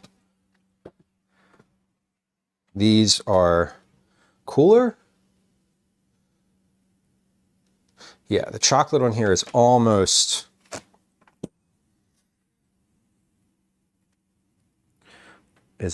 cool. Okay, so about a cycle in the fridge is the ideal for these. Okay, let's also finish up. Let's finish up rolling these. We got about 10 and less than 10 in here. Less than 10. Yeah, caretaker, we don't do cats around on cookie day because I don't particularly care that there's cat food in literally every single thing that I do. But I don't want cat food in the cookies that I'm sending, or cat hair. I don't want cat food in anything. But I don't want cat fur in the cookies that I'm sending out. So we exclude the cats from stream on cookie making day. Once these are in their packages and everything, the food aspect, the cookie making aspect has concluded, I will go open the basement door, and for sure we will have a cat, possibly more, come through. But what I'm doing now is we're finishing the rolling process. So all of this is for later. I don't know if I'm going to end up baking all of these today. I might honestly, because they were really good. So I will certainly eat them. And I am making them all into balls though, because I'm not just going to freeze the dough. I might freeze a few cookie balls, maybe like 10 or so, just to have like later on, because I really enjoy when I am able to like pull some cookies out of the freezer and just eat them. Kanara, hello. Cat fur equals roughage. Yeah, totally. Listen. There's cat fur in like every single thing that I eat and make. I take great pains to clean this kitchen before I make cookies that I'm going to send to other people. I clean the counter. I clean all the counters. I wash all the dishes that I'm planning on using, bowls, etc. Like get them out of the cabinet and then wash them again. Like, I wear gloves, generally speaking, which I don't do when I'm cooking for myself. Occasionally I do if I'm doing like meaty things. So, friends, welcome, Kanar, welcome. Good to see you. I hope you're well. friends who are hanging out here, Kanara is a fellow food and drink streamer, friend of the stream, someone who I've met in real life more than once, and is a generally lovely human. Kanara does some gaming streams, but primarily is known for cooking, and not just cooking, but like cooking education. She's a food safety specialist, meaning whenever I am on stream and I'm like, should I be doing this? Is this safe? Can I eat this the way it is? I'm always like, what would Kanara do? And I'm like, she'd probably yell at me, and then I do it. Anyway, welcome in. It's good to see you. We're making black sesame, white chocolate cookies today, and we're finished rolling them. We're finished rolling. They're done. Okay, so these are all ready to go. I need 66 cookies, so I have some for the house, some for Calvin's teachers, some for the folks that work at the post office, some for our tier 3 members who get cookies every month, and then some for our Cookie Club winners, obviously. So 66 divided by 12, 5.5 trays of cookies. So I had 1, 2, 3, 4, 5. I need 2 more trays. So let's see. 1, 2, 3, 4, 5, 6, 7, 8, 9, 10, 11, 12, 13, 14, 15, 16, 17, 18, 19, 20, 21, 22, 23, 24. Okay. And then the half tray is the half tray that I have of cookies that were already that were made. The one that I made first, which was some cookies were less. Some cookies were 40 grams on those trays. Sorry. 3.5 hour job to mow. Yikes. You know what I would do if I had a lawn? Not mow. I hate mowing. I am deeply on record as detesting the act of mowing the lawn. Not detesting like the people that do it or like needing to do it, but doing it myself is like a not happening situation. If I lived somewhere where I had to mow, I would fight with everything I had to not do that. I would probably rip up all of my grass and put in a giant garden bed and plant native grass in the garden bed. Anyway, which would be obnoxious. I am probably going to run out of white chocolate before I finish these. So I'm just thinking ahead here. I'm probably not going to put white chocolate on the ones where I am going to make them for the house. Yeah, okay. So our household ones will not have white chocolate on them. So we basically have, and yeah, we're good. We're like good. Okay. Sorry. I'm like, okay. I'm done with my scale. I'll put that away. I'm probably finished with my calculator. Do I have anything in the freezer? No. Okay, good. I'm like, what is in the freezer? We're going to do dinner. Dinner tonight is going to be leftovers. We have quiche, we have latkes, we have sandwiches. I'm going to put all of that on a sheet pan in the oven. When we're finished cookies, I'm going to drop the oven to 170. I'm going to put dinner on a sheet pan, just like everything on a sheet pan, and then I'll just pop it in the oven and it can sort of like warm up over the next like hour or so. We're going to take it directly into the time temperature danger zone and just hold it there for a little while. Oh, you get to ride a big rig riding mower. That's kind of fun. That is kind of fun. I had a job where I was doing like landscaping one year and they like wouldn't let me use the rider mower anymore. Because I think there was like 3 people, and like the owner wanted to do it, and like I was just the junior person, so I got to use the weed whacker, which was not fun. I also got to use the like snowblower type situation, like boom, that thing, and it was that was fun. I enjoyed that. That one was a good one. White chocolate isn't chocolate anyway. No, it really isn't. That's true. That's very true. Tex, welcome in. Happy Thursday. We are making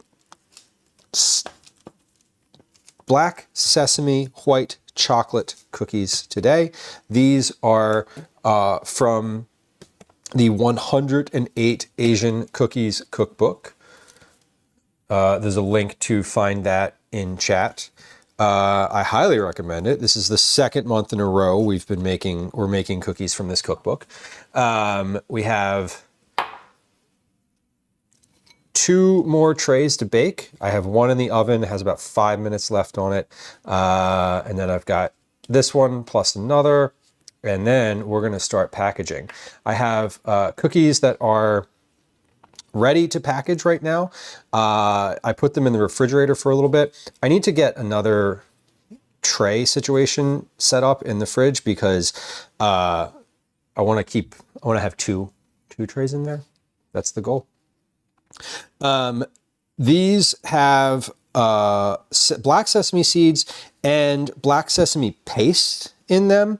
The black sesame paste I was not able to find in the store, so I made it today in the food processor, which took a while, a little bit longer than I anticipated it would. But the recipe I was following didn't have any notes about timing, so I couldn't really determine how long it was going to take before I started making them. Okay, here's what I'm going to do though. I'm going to take this out of the fridge. I'm going to put these in. Wait, are these the... Yeah, okay. Put these in. So I'm just putting them on in the fridge on a wire rack, just kind of as they are. I'm going to start consolidating cookies here onto wire racks, and then I'm going to put these back in the fridge all together so that I have a sort of a larger contingent in the fridge. What I'm actually going to do though, instead of putting them on a wire rack where they are going to slide off, as I was just quite worried about there, I'm going to stack them on a sheet pan because they're solid enough now that if I stack them like 2 or 3 high, they're not going to collapse. They're going to be fine. And the chocolate is set enough that they're not going to melt, or it's not going to squish down. Actually, you know what I'm going to do? I'm going to like stand them up and stagger them like this because they'll fit. I'll be able to fit more on here. There we go. Okay. But I want to pop all of these in the fridge. That's the goal, is like just have as many cookies in the fridge as I can, because the chocolate is the last thing to get back cooled down. And I'm aware that when I vacuum pack chocolate, it gets it can get a little squishy. So we don't want that. So we're going to cool these cookies as much as possible in the refrigerator before I start packaging them. So I have 2 minutes left on my timer. I will, I've already got my one tray ready to go. So we're going to pop these just like this back in the fridge. When that one comes out of the oven, we'll rotate things through and then we'll be ready to go. I'm going to get ready to start packaging here now as well. So we have a tray of cookies in refrigerator. We have tray of cookies ready to go in the oven, fully ready to go in the oven. I have one more tray of cookies, 5, 10, 12. And then I'm just going to, when I put those on the sheet pan, I'm going to put these in the freezer on this tray. So I don't need to retray these. Okay. Sorry. We're doing some mental gymnastics here to make sure I have everything that I need and what I'm doing here. So there's no shame in making a pasta with 2+ nights in a row. Twinderella says, I've been on a big onion kick lately. Define lately. As long as we've known each other, Twinderella, you've been on an onion kick. So lately is subjective. But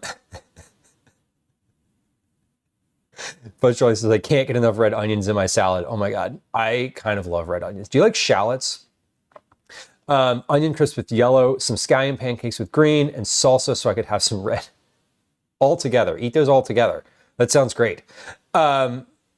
Super easy onion rings recipe. It wasn't the onion ring recipe that I made last time I made onion rings. Those were complicated. They were like tempura onion rings, but they were really crispy and lovely. Okay. Charlotte, have you tried one yet? I did. And it was an overwhelmingly emotional experience for me. I'm not going to lie. They're very, very, very good. They're great. Clock it. Yes. Is that how we do it? Do you do 2 fingers? I feel like I'm doing it wrong. It's fine. No one expects me to know anything. So no one expects me to know anything. So it's fine that I don't. All right. Salt, salt, salt, salt. Timer, then salt. Timer, then salt. Close the oven first. Close the oven. Timer, salt. Okay, we did it. Yay, we only have to remember that one more time. Okay, excellent. Salt. And salt, and let those cool. All right.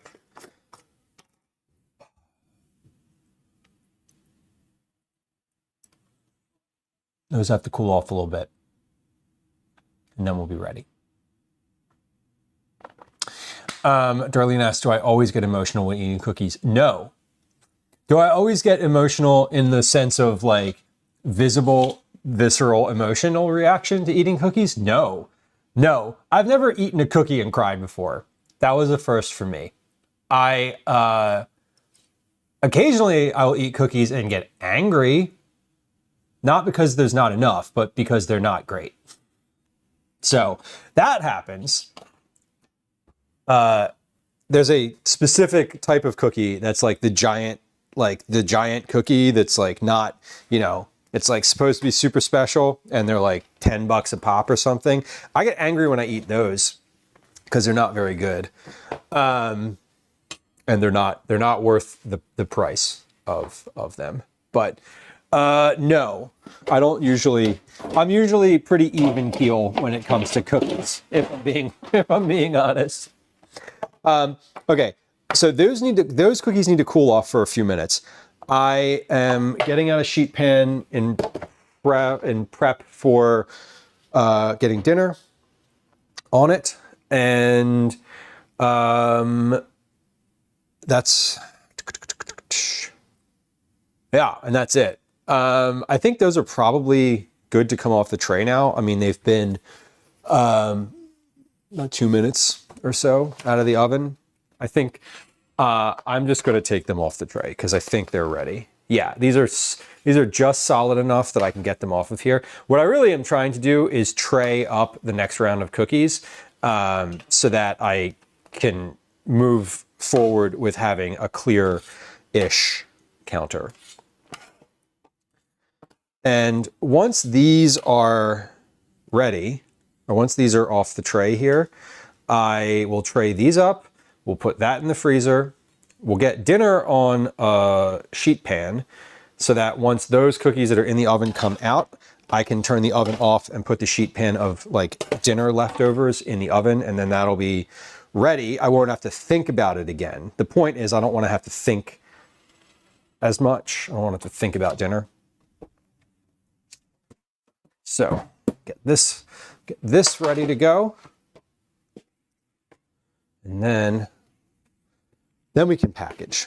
Chart says I got upset when I had a crumble cookie because it tasted so bad. You know, it wasn't crumble I was thinking about, but close. I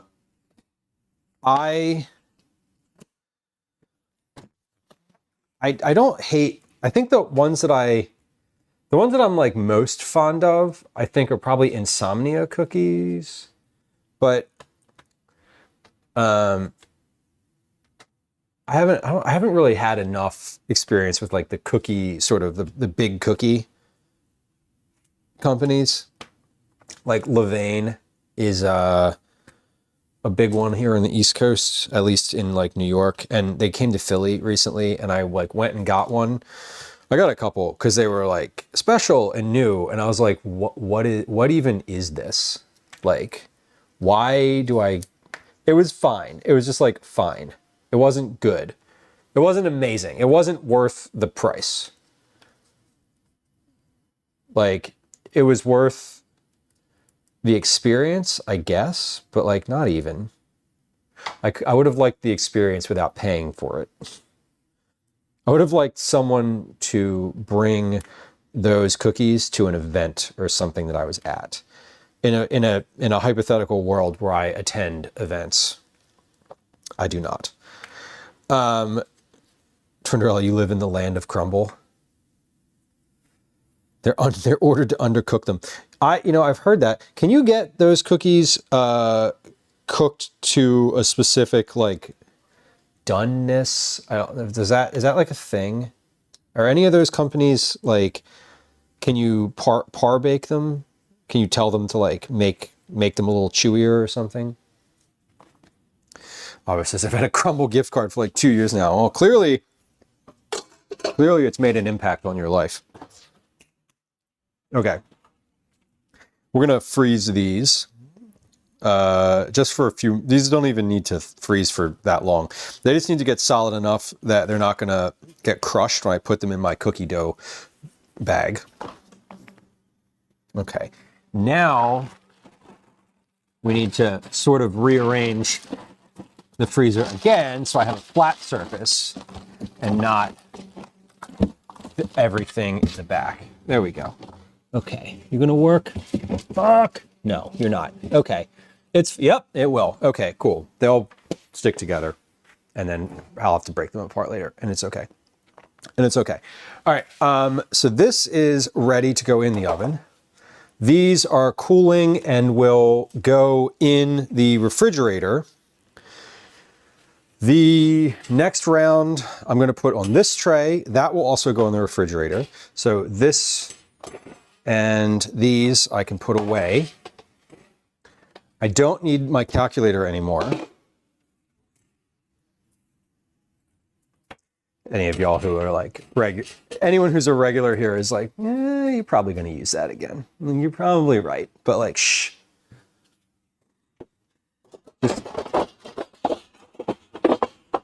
Just let me be naive, okay? Okay, so those can just go over there. Next one out of the oven will go there.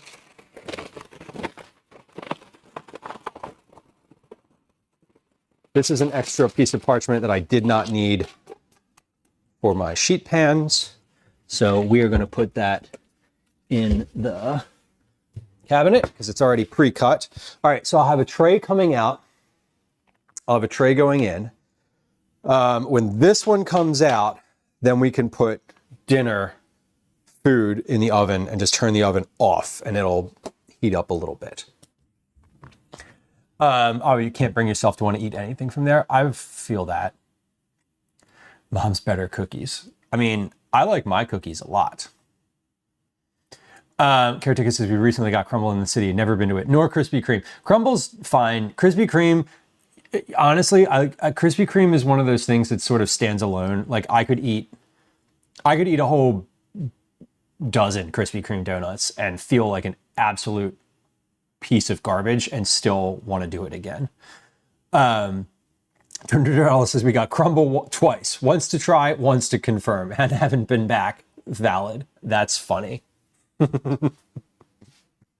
That's really funny and accurate. Did I salt those? I did salt those. Good. Forgot to put the potatoes in the corned beef pot. No. Could you boil them real quick? Dirty dough, stuffed cookies. Hell yeah. Nick says Krispy Kreme and the hot and ready sign is on his god tier. Nick, I remember when the Krispy Kreme opened up on Cotman Avenue. Maybe you're familiar. Up there on Cotman Avenue, they opened like a new Krispy Kreme, and I remember going to it and getting like I have like a memory of those donuts. Is it horrible to microwave baked potatoes? Absolutely not. No, it's not horrible. If it cooks quicker and it makes your life easier, it's great. Pull the cabbage out because I don't have any room in there anyway. Put the cabbage in a different soup. Just right in a different soup. Miss the glazed Krispy Kreme donuts. They are amazing. I'm not gonna lie.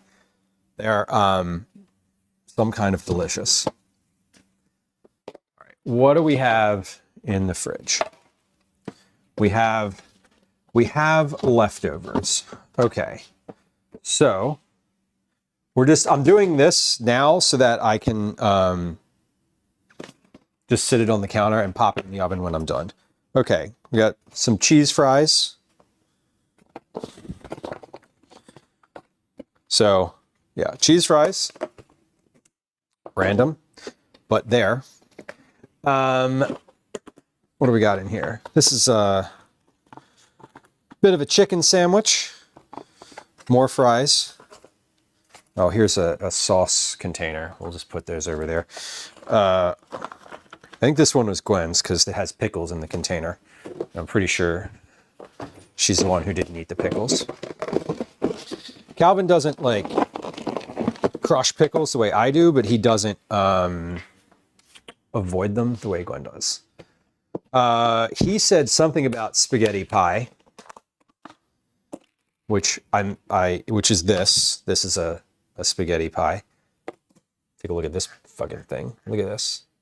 Isn't this amazing? Kind of good. Looks like a quiche. It's not. It's actually spaghetti.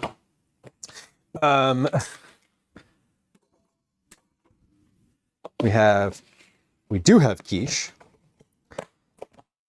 Oh my God, Nick says we used to sit in the car in the parking lot and wait until they flicked the hot sign on. That's the move right there.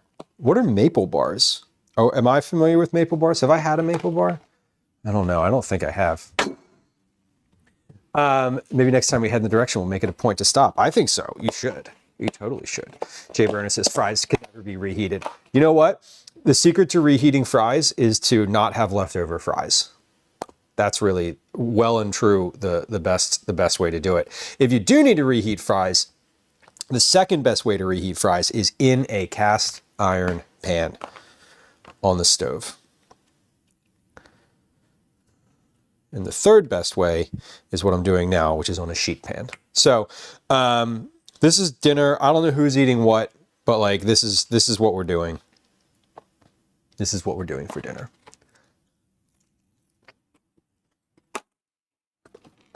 Cool. It's like a dip dinner of sorts. There we go. Okay, we got 4 minutes left and the cookies in the oven. Once those are out and my last tray is in, I can start packaging. Because this tray, that tray, and this tray, I don't need for Cookie Club. So, these are for teachers, post office workers, folks who I'm not putting them in boxes and packaging them. Let me wash my hands. So the ones that are going in packages, in boxes, I want to be cool from the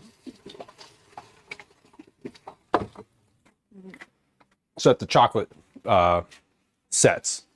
Again, this is a little melted. Girl Terminator, hello. Maple top dip. Oh, okay. On the Krispy Kremes. Got it. Tundrella, recreating a sauce, recreating something that you ate at a restaurant is like one of the most satisfying things. Girl Terminator, good afternoon. Hello. Short says leftover fries in the air fryer is valid. You know, if I had one, I would probably use it. I would probably try. Dip dinner was one of the first ever streams I watched here. I love that. Dip dinner is a classic dinner in this house. It's funny because I only ever stream it on days that I'm doing like something else. It's one of those dinners that's like, can't be bothered to make dinner, but needs something easy. And more importantly, something everyone likes. And I know is like everyone likes. I like to do this big meal thing called Dip Fest, where I make a whole lot of dippable foods and dips. Nick, that's dip dinner. So dip dinner for us, when I say that, is anything from the freezer. Chicken fingers, pierogies, fish sticks, fries. What else goes in there? Occasionally, I'll just throw carrots or something on there. Anything that is like a frozen food that you put in the oven. I set the oven to 400 degrees, and I don't care if it's supposed to cook at 350 or 450.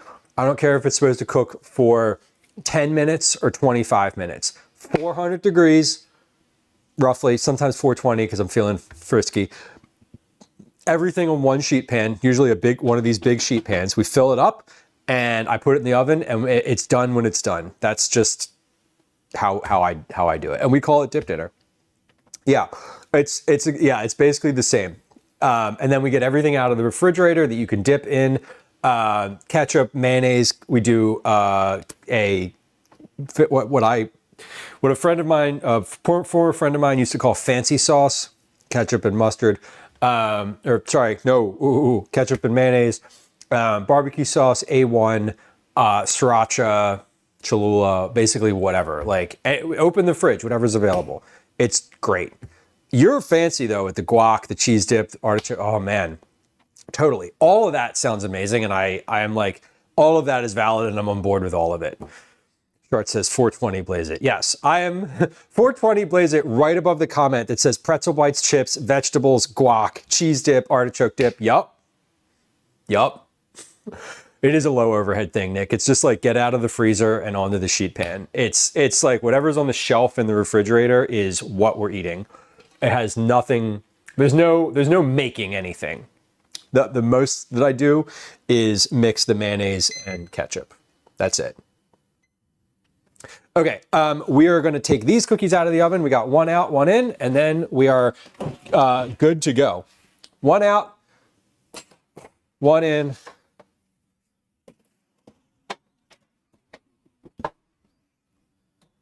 Timer, salt.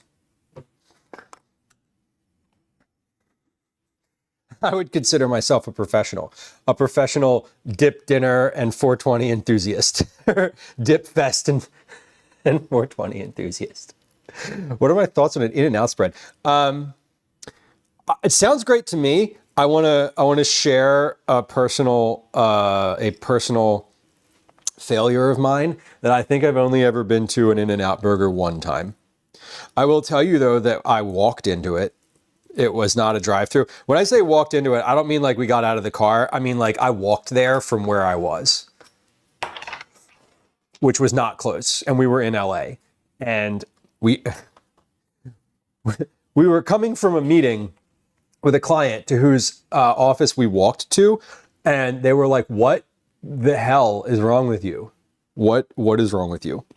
Why in what world did you decide walking here was a good idea? They were in the middle of nowhere, Silver Lake District, which I'm not like, I say that as if I know what I'm talking about. I don't. I've been to LA once in my whole life. I walked a bunch. I learned that you can't walk there. I learned that I could get tacos on the street that were God tier, and that everyone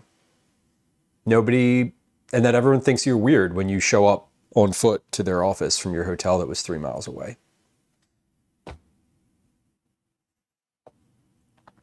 In-N-Out is only In-N-Out if it comes from the In-N-Out region of California. That's kind of amazing. Short says, I'm ashamed to say as a Texan, I love In-N-Out. You know,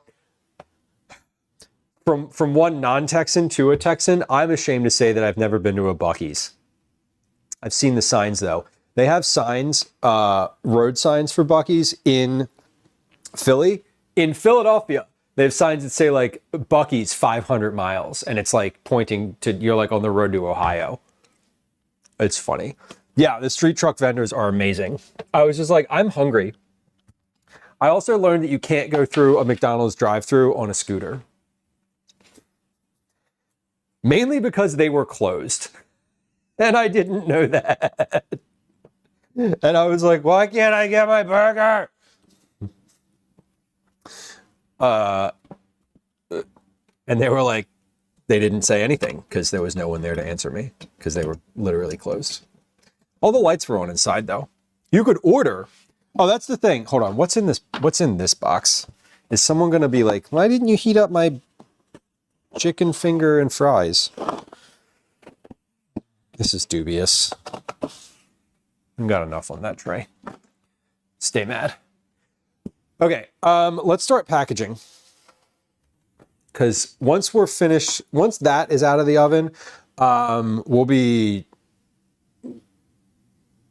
fine. We'll be perfect. Twin, you've had California and Arizona In-N-Out. Is there a difference between the two? I assume there's like some level of difference in the menu. I'm assuming that the menu is like, you know how if you go to McDonald's in like a different country, they have different stuff? I'm assuming it's similar. I think the nearest Buc-ee's is now Ohio. Yeah, and Bellis, that was the sign. The sign that I saw was on the Pennsylvania Turnpike going west, meaning towards Ohio. McDonald's closes? Yeah, they do, in fact. And I thought it was I think it was 24 hours for like delivery, or like, you know, whatever, the like DoorDash or something. But you couldn't walk into the store, and I didn't have a car. I should say there were people inside, like workers inside. They just were not answering the drive-thru.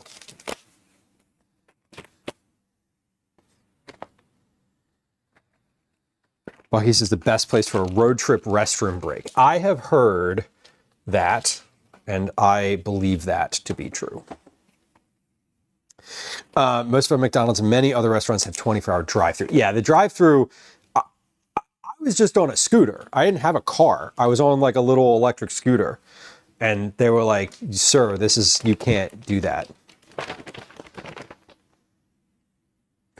Nick said, one of my greatest achievements was filling a medium coffee cup with nacho cheese and paying the $1.25 for a coffee, then dipping random foods into it. Honestly, like, I applaud your ingenuity. That's incredible. That's kind of incredible. I'm not going to lie. Impressed. Okay, why is this not sealing? Hold on. Let me make sure my seal is set all around the outside. It's probably not sealing because I had it in there too far for the suction to really take hold. Okay, let's try this again. Let's not panic. Let's not panic. There we go. Okay. Maybe. There it goes. Okay, we got it.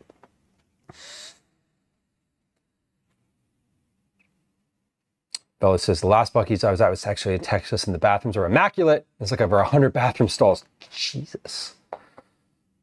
So like relatively private. That's what I'm hearing. Yeah, places don't like when you walk up to the drive-through window. Like, most places won't serve you if you walk up to the drive-through. A gas station kind of like Wawa. I mean, I'm into that. I'm very into the like cup full of nacho cheese idea. I think that's clever, and I am going to retain that in my memory hole for future use and reference.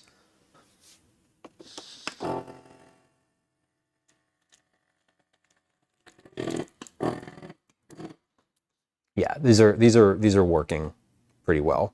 The chocolate is still just a touch soft, but basically as soon as the chocolate starts to like squish just a little bit, I can cut it off because it's sealed. So perfect. These are coming along great. They just take a few moments to seal. So basically we're rolling into it here. And I might not seal off all of these because obviously I still have some of them in the oven. You know, there's like, probably not going to seal the ones that are in the oven. There we go. Broccoli, enjoy your lurk. Places like Lake Tahoe have walk-through places and no drive-through. I mean, I love a walk-through place. I support walking anywhere, so why can't you walk through a drive-through? Is there a functional reason for that? Like, what is the... I'm assuming there's like a reason, but because the reason is not capitalism. Because if financially you could walk through a drive-through, they would certainly prefer that they take your money instead of letting you like literally walk away with it. Like security, employee security seems reasonable. Cars might run you over. Yeah, okay, that's actually probably true. Oh, you can jump through the window more easily. Yeah, okay, that's valid. You could like be at the window and when they open it, you can like, whatever. That's okay. I get it. And also, why can't I walk through the drive-thru? What about people who don't drive? Just be like, yo, SEPTA driver, bus driver. Let's hit this. Let's hit this Wendy's real quick. You mind?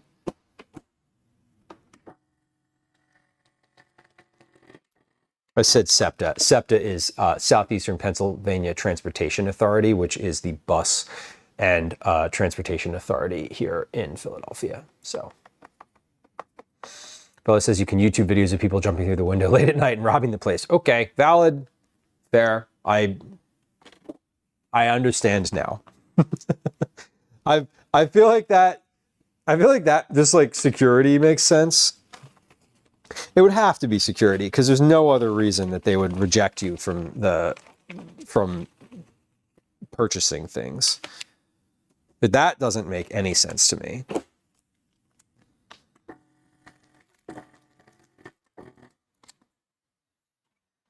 All right. Gopi, how's cookies? They're coming along. We're packaging now. They're looking great and they taste amazing. And the packaging is moving forward pretty well. The chocolate is still squishing just a little bit, but that's fine because when you take them out of the bag, it'll just be a little flatter, and that's okay. They will still taste good, so I'm not concerned about that. Jim Cornette, Dairy Queen drive-thru story. I am unfamiliar, but Dairy Queen is so good. When was the last time I went through a drive-thru? Probably a Dunkin' Donuts, if I'm guessing. Would have to have been a Dunkin' Donuts, I'm pretty sure. All right, the cookies that are in the oven have about 5 minutes left on them. I have some cookies in the fridge. I have some cooling on the counter over here, and then I have one's in the oven. Jay Burner says, how much for a couple cookies? Well, there's no specific way to purchase cookies because I don't have a license to like sell food. You do need to have like a licensed and inspected food service kitchen for that, which I do not. However, if you would like to, if you would like cookies, there's a couple ways that you can specifically give money and get cookies in a transactional way. Actually, there's two ways. Way number one, probably the most consistent and easiest way. Or not consistent, the most direct and easiest way. Sponsor a cookie club. Meaning, you pay me some money to offset the cost of shipping and ingredients for these cookies, and I will send you the cookies for that month. Way number two to get cookies. Become a tier 3 sponsor or a tier 3 member on YouTube. If you are a tier 3 subscriber on Twitch or a tier 3 member on YouTube, I send you cookies every month. So I have a little list of folks that are tier 3 subscribers. They get their cookies every month, and they're there. They're every month.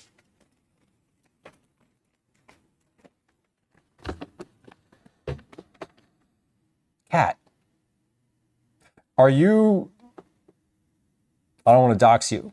Are you the one? Are you this person? Because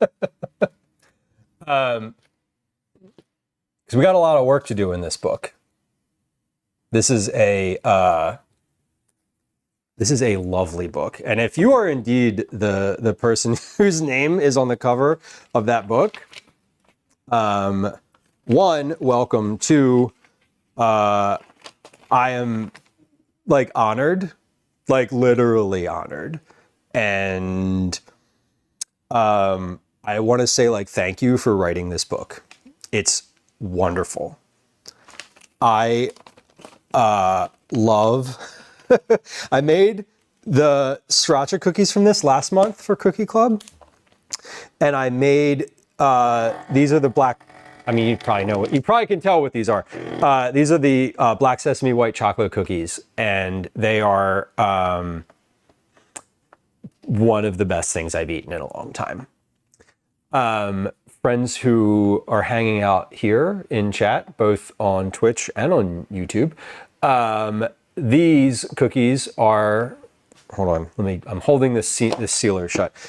These cookies are from this cookbook, 108 Asian Cookies by Kat, whose information is in your chat on both Twitch and YouTube. I think. Oh, wait. No, there's a timeout. Sorry, Sofluff just put it in. Just did it. It'll happen again in a moment. But I am like genuinely like in love with this book. I have flagged all of the cookies that I want to make for Cookie Club, and I have flagged all of the ones that I want to make just in general. Some of these I don't think would ship very well in a vacuum sealer, but I appreciate you writing this book, and I was excited, deeply excited when it came out. And were like, I was waiting for it to come out. I was following you on the internet in like a, friendly, I'm a follower kind of way. Sorry. I don't know. Y'all, I make it weird sometimes. I'm sorry. But I was very excited for it to come out. And I said this in the last stream, but one of the things I appreciate about your specific presence online and probably in life, if I'm guessing, anyway, is the sort of like, the like, not defensiveness, but you're very, it's like, it's so personal. Like all these recipes, I love all the stories in here. I read it. I read it like start to finish, like a book. And I was just very happy to start cooking from it. Oh, hold on, pause. We have to get cookies out of the oven. So these are the last ones coming out of the oven. Is this tray hot? No, it's not. Okay. Oh, not that hot. Jay says, are Asian cookies spicy? Well, they can be. Depends which one you make. These are not. The ones that I'm making today are really, really delicious mix. I said this sort of when I tasted them, the first one when they came out. They are a really delicious mix of sweet, sweet. There's like sugar. Hold on. Pause. I'll be back here. I'll be back in a second. I have to put this. So now we're just putting dinner in the oven. This is literally like dinner, quiche, spaghetti pie. It's like a bunch of bullshit from the fridge. Okay, so those. Hold on. Are these? Is this the hot tray? I'm like grabbing this. We don't want that camera on. No free foot content. Okay, these are hot, but not straight from the oven hot. And these are good to go. Okay, so pause. I need to put the cookies that I have that have been out of the oven for a minute now into the refrigerator so that the chocolate starts to cool a little bit. I have cookies in the fridge that are, whoa, almost just lost that tray. Cookies in the fridge that are ready to package. Are these ready to package? Yes, they are. Almost. They're getting there. So, if you're new to stream, why am I making stuff? This is Syntax. Thank you. Thank you. See, that's the kind of support we need. I got flustered because the author of the cookbook that I'm cooking from, that I've been talking about for fucking weeks, is in the chat, and I love it because the cookies are so good, and I cried about it on stream. I've literally never cried over a food. I've never had such a that's not true. I have not in a very long time had such a visceral reaction to how amazing something tasted. And like, y'all, these weren't even like the cookies that I was expecting to have such a good reaction from. Thank you for the reminder about the salt. That was incredibly helpful. Those already have salt. I was like, wait, did I salt the wrong ones? I didn't. Pause. Move these to here, move those to here, move this to there. No, okay, yeah, I was gonna say I'll just put the cheat pan in the fridge. I can't. Nice save indeed. It was a good save. Thank you. But if you're like, why are you making all of these cookies? What's the point? We do a thing every month called Cookie Club. That is for members of the live stream community. We reward folks who hang out in chat. We reward folks who hang out in the Discord. We have now options for entering Cookie Club from both YouTube and Twitch, which is kind of cool. We have cookies that get sent out every month to folks who whose name is in our drawing. Last month we did cookies from this cookbook as well. We did the sweet sriracha cookies, which were excellent. I actually liked them after they were a few days old. They got like a little crunchy. So if you got cookies from Cookie Club last month, you got the best version of that cookie because you got them when they were a few days old. These are the black sesame white chocolate cookies. I could not find black sesame in the store. I'm sure it's available. The Asian grocery stores here in Philadelphia they're not on like Instacart, so I couldn't order it, and I ran out of time to go to the store. So I made it. I made the black sesame paste out of black sesame seeds and a little touch of sesame oil. It turned out really well. And these cookies also turned out really well. Okay, we're gonna keep packaging. Time check, 1844. So for those of y'all who are like new on the stream, my partner and our son are at karate. She took him to his karate class this evening. They are going to be back probably a little bit after 1900 hours.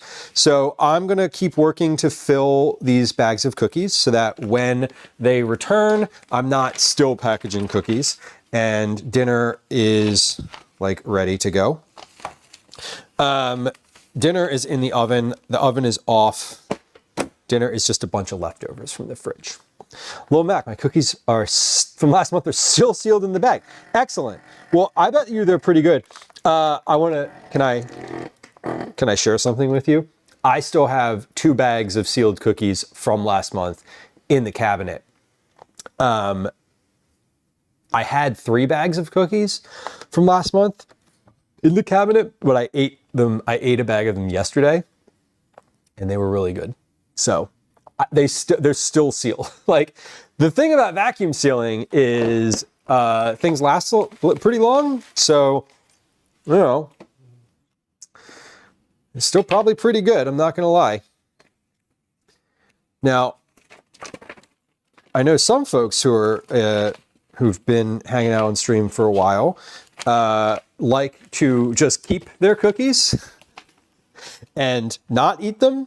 So I know that there's at least 1 or 2 folks out there that have several bags of cookies that are older than that. So you're not alone. I, for a long time, was keeping a bag of cookies from every month. I stopped doing that. Because I was like, once we're in like year 3 of Cookie Club, which I think we are. I think we're in year 3. It's a little less likely that I'm going to eat them. In fact, I'm not going to eat them. Behind in your cookie consumption. I'm impressed, y'all. I'm impressed. If I got cookies in the mail, I'd be eating that shit standing at the mailbox. If you send me food, I'm going to eat it right away. If I purchase it for myself and it's like in the house as a snack, I might not eat it. But like, I'm impressed with y'all's self-control. Oh yeah, the Rice Krispie ones. The Rice Krispie ones were great. Those were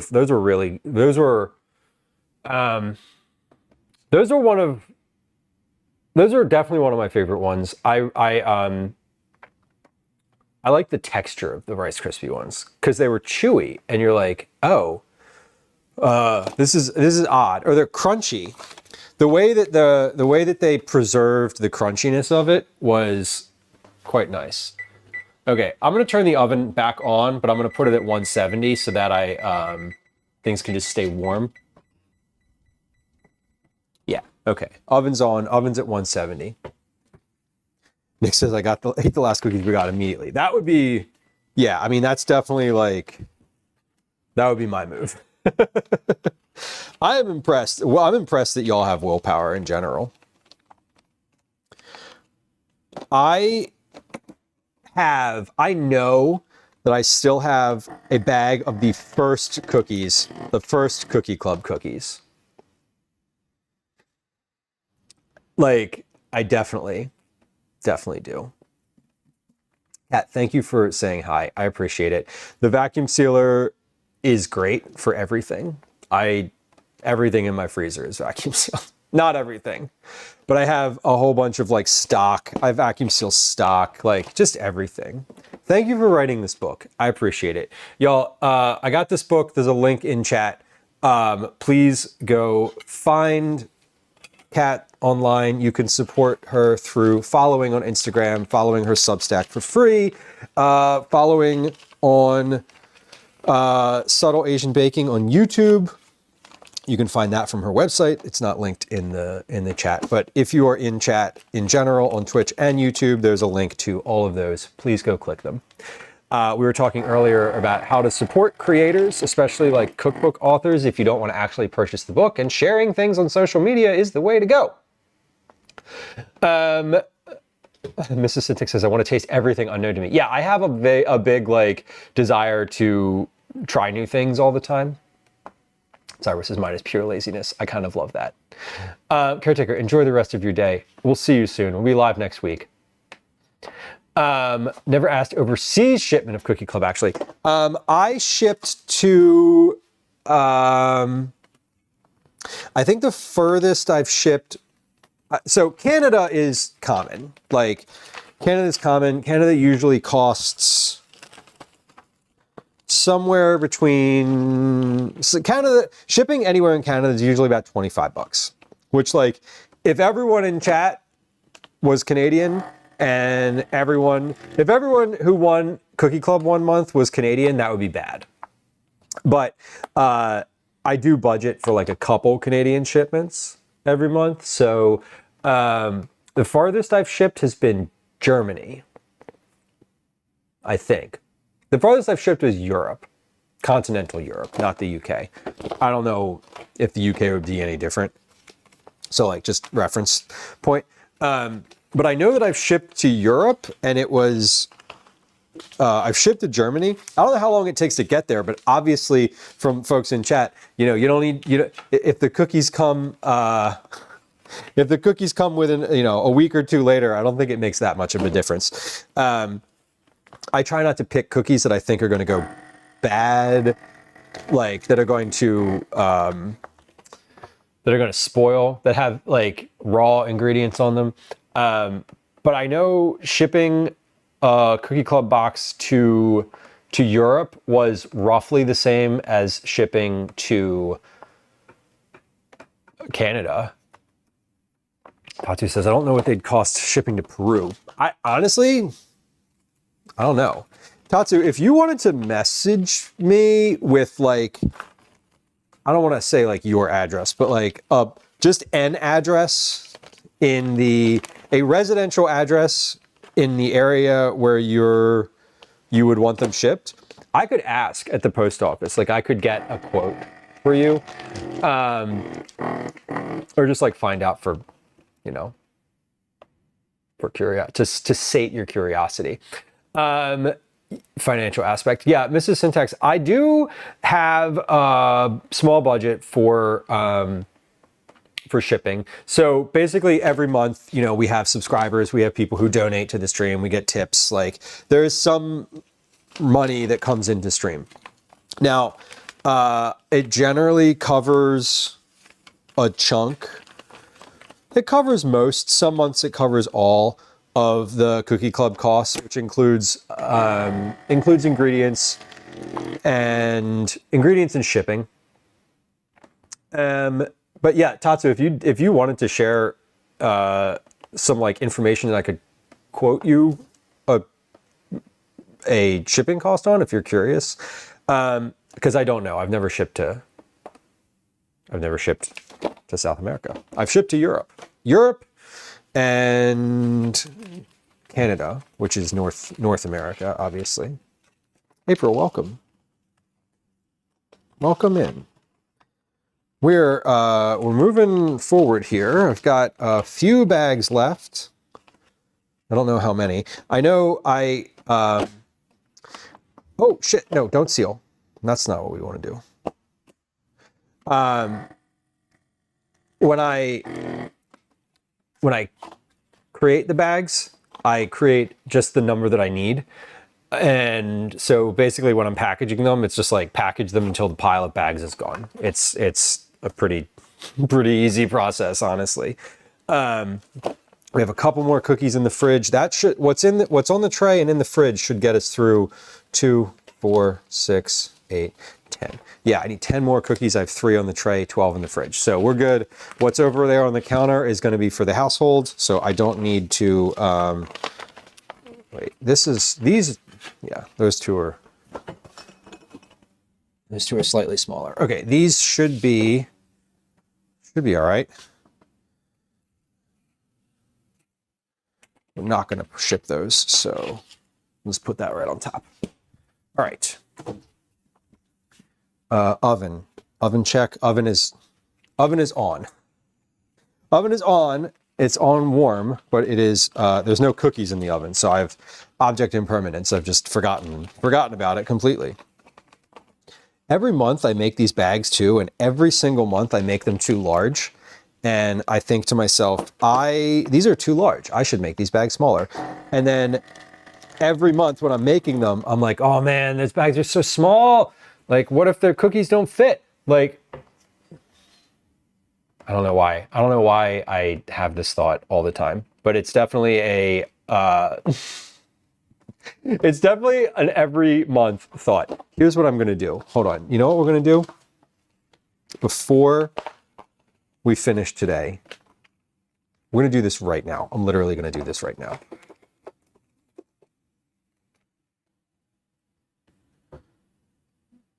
Before we, like, as I'm having this thought, because this is one of those things, you know how like you think of something and you're in the moment and you're like,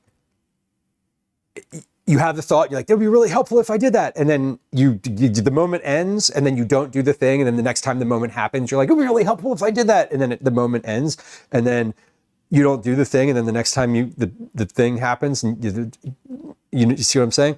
What I'm doing right now is I'm going to just make a bag that's like the right size for the largest cookie that I have here.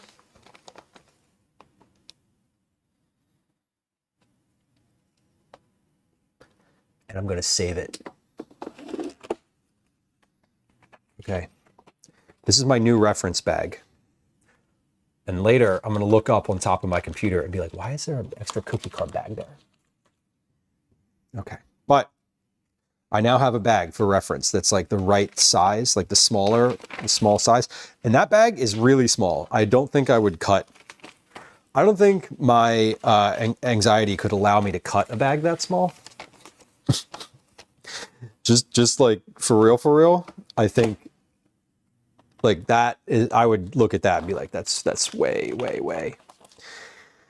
too small. Right reference bag? Yeah, I will. I was joking. I'll definitely remember what that's for. I might. I'll probably remember what that's for. I sealed it. So it I'll look at it. If it was just like a piece of scrap, it wouldn't be sealed. So there's that. You know what's going to happen though, y'all? I'm going to look at it next month and I'm going to be like, it's still a little small. What if it needs to be bigger? But I think about it, I go through these rolls. Like this is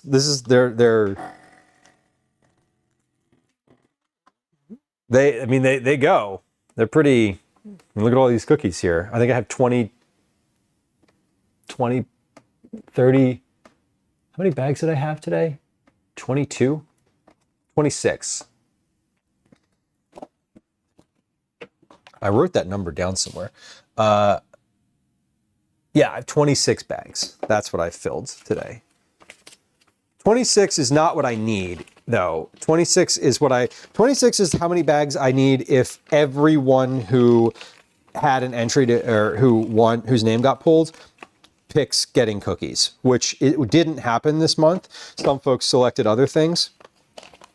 Sorry, 26 bags is how many I would need if, as of this afternoon, if the people who still hadn't responded and said, yes, send me cookies.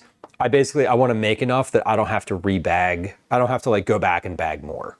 I want to bag all at once.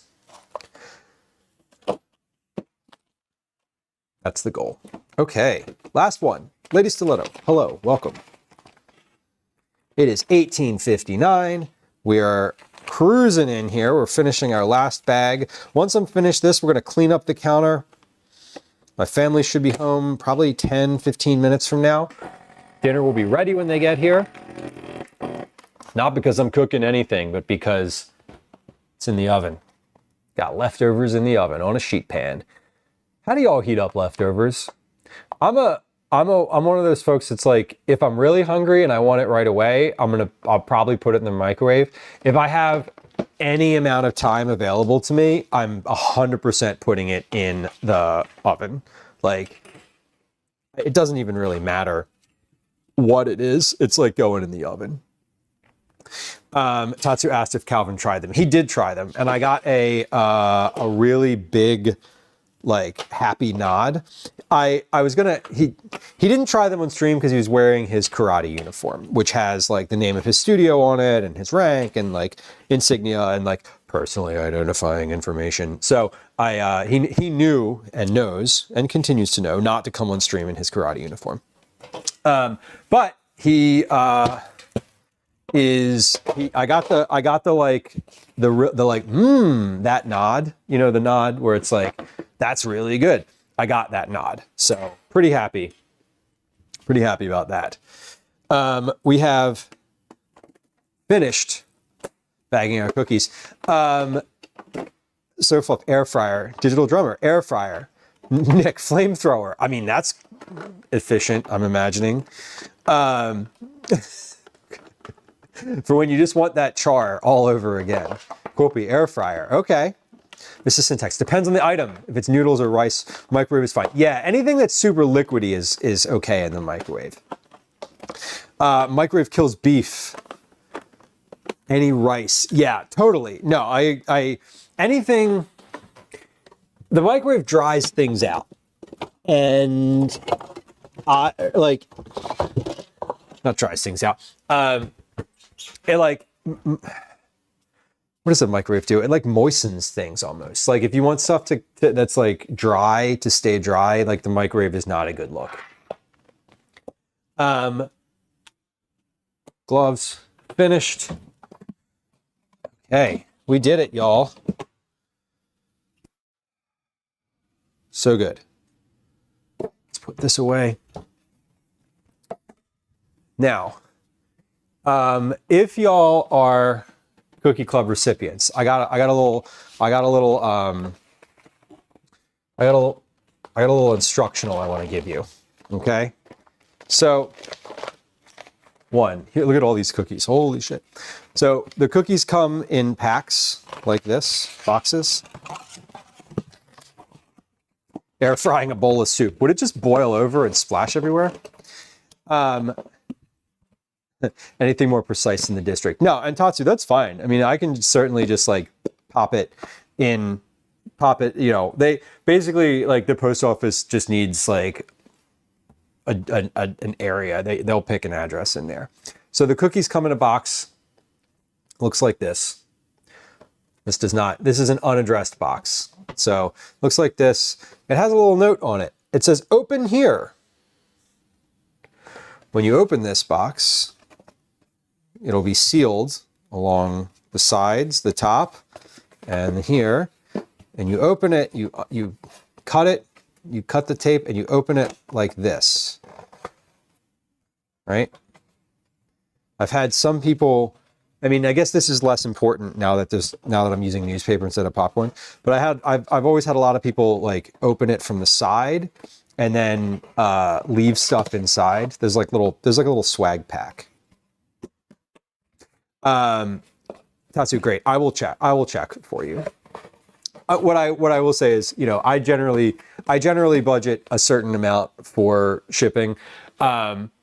I've asked before if folks like live somewhere where it's costlier to ship. You know, I'm happy to take like a small donation if you want to help offset the cost too. Like if you win Cookie Club and want me to ship to you and you live in like, I don't even know, the other side of the world, which Peru is not. I'm always like open to that too. Cool. Well, we have finished today. I would love to also pack the boxes on stream and sort of show you what that entails, but you'll be surprised to learn that the boxes have people's addresses on them, and we're not going to do that on stream. No, we're not. So we are finished making our cookies today. We have a whole bunch of cookies here in a variety of vacuum sealed bags. They are ready. They are literally ready to go. Bullet, welcome in. Hello and hi. Okay, so we are just about finished this evening. Let's see, a couple announcements. Announcements. Next week, streaming next week, I will, oh shit, it's not on the calendar yet. Okay, it doesn't matter. I don't know if I'm actually going to be live on Tuesday or Wednesday. I know that I'll be live on Thursday. I will put that on the calendar. I'm thinking I'll probably be live on Tuesday for a little shorter stream. I have something until 12:30, and then, but I think Wednesday. Hold on. Okay. It'll probably be Wednesday.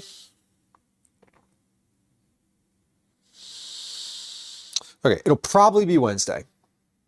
Anyway, we'll definitely be live on Thursday next week. So check the calendar, check Discord. I will update it this week.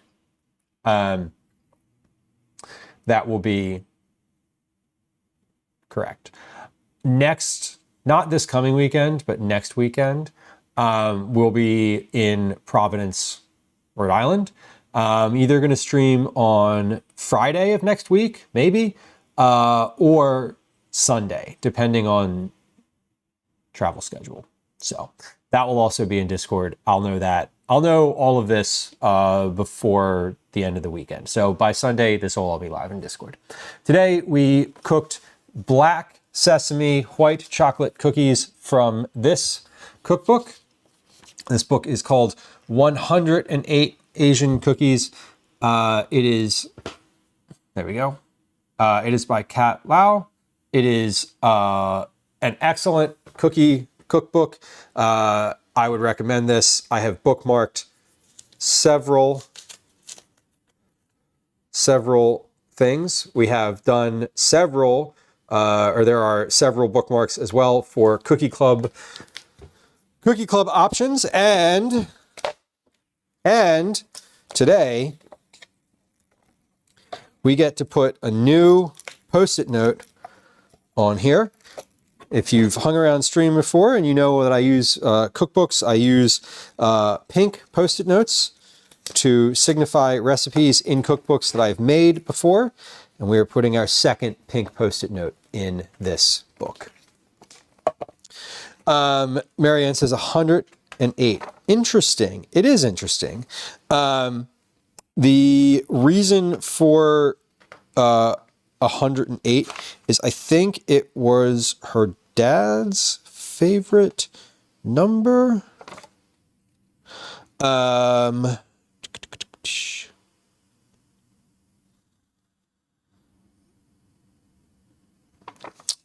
Why 108? Dad always loved the number 8, and I've inherited his fondness for the number. In Cantonese, the term for 8 is a homonym for the word fortune, making it an auspicious number. Her dad played the lottery religiously and would always choose the numbers 8, 18, 28, and so on. Her dad passed away in 2020, had the number 8. She got a tattoo with the number 8 in it. And as a farther homage to Dad's lifelong love for the number 8, this book presents precisely 108 sweet and not too sweet cookies split across 8 lucky chapters. So this is an homage to Kat's father. I didn't realize there was 8 chapters in here too. That's super cool. It makes me love it even more. The fact that it's like dedicated to her dad, obviously I'm a dad. It's in the name. So I appreciate that as well. I knew that. I knew it was like related to her dad. I didn't realize it was like a lottery, like favorite number type of situation. But anyway, these cookies are the white or black sesame white chocolate. This is what they look like. This is what the inside looks like. The salt is falling off. And they taste amazing. And if you won Cookie Club this month, they'll be in the mail tomorrow morning. All right, we're gonna find a place to land today because I gotta get out of here. Because my family's gonna walk in the door in seconds, and what's going to happen is it's just going to get chaotic here, and then we're not going to end up raiding, which is bad. I mean, we will raid, but it'll end up taking me an extra like 15 minutes if I don't catch them. If I don't catch the raid before they walk in, it gets bad. It doesn't actually get bad. It's great. It's fine. I'm welcoming them home, and I'm happy that they're here. Let's see who is streaming today. We have we have some new to me food and drink streamers that I don't think I know, but that's cool. We're gonna raid. Let's see. We're gonna keep it in the food and drink category, I think. Where are we going today? Are we going to stay in food and drink, or am I going to just take a look at who I'm following real quick? I feel like I haven't rated. I wish. Funny, I love watching Patrick Richards, but we don't overlap in our cadence of things very often. I would love to like raid him sometimes, but I don't. Because he's just not on. Jeff Steve is on. That is true. Let's see. I maybe want to keep it in food and drink, but I don't know. I think I was looking at Good Enough Kitchen because I appreciate them, and they're doing some St. Patrick's Day shepherd's pie stuff, which I kind of love. A Date Night In is live doing French dip sandwiches. Okay. Let's see.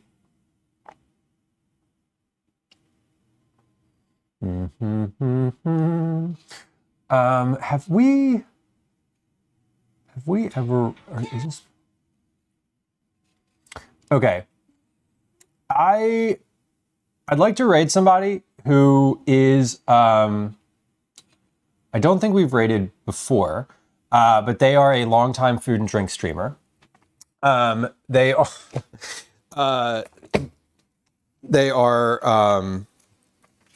Let me see. They're doing.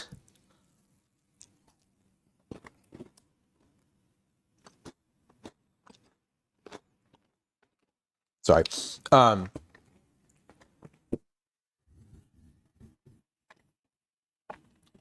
They stream both English and Japanese. They stream mostly cooking, I think all cooking. But they're making Kobe beef curry today. And the reason my eye was drawn to the little preview window is because they're wearing a Buc-ee's shirt. They're wearing a Buc-ee's shirt. And I don't think we've rated Haruna Osaka before, but I've hung out in her stream before, and I appreciate her content. And she does Japanese food, which is not to say an Asian cookie, but it is Asian food, generally speaking. So we're gonna back it off from the cookies into a more dinner-focused Asian food experience, which is great. But I've hung out in her stream before, and she's really lovely. And I think her pronouns are she. But we're gonna go over there. Let's start that raid. Luke Skywalker, thank you for hanging out today. I appreciate you. We have some goodbye sounds on. There's some raid messages in chat. Here's a bunch of social media links. Goodbye. I appreciate y'all. We'll be back. I think we'll be back Wednesday next week. I think next week is Wednesday and Thursday. So that's the move. Thank you for hanging out today. I appreciate y'all. I'll be sending these out tomorrow morning. So if you were a Cookie Club recipient this month, you should be getting them pretty soon. Early next week, I would imagine. Thank you for the follows today. For anyone who did follow, I never call you out by name, but I appreciate you. I see you, and I appreciate you hanging out. for anybody who rated today, for first-time chatters today, for folks who joined us for a little time or a long time lurkers. Thank you. Appreciate your company. Follows are silent. If you are watching and not following, I would appreciate you hitting the follow button. We're ending the YouTube stream here now.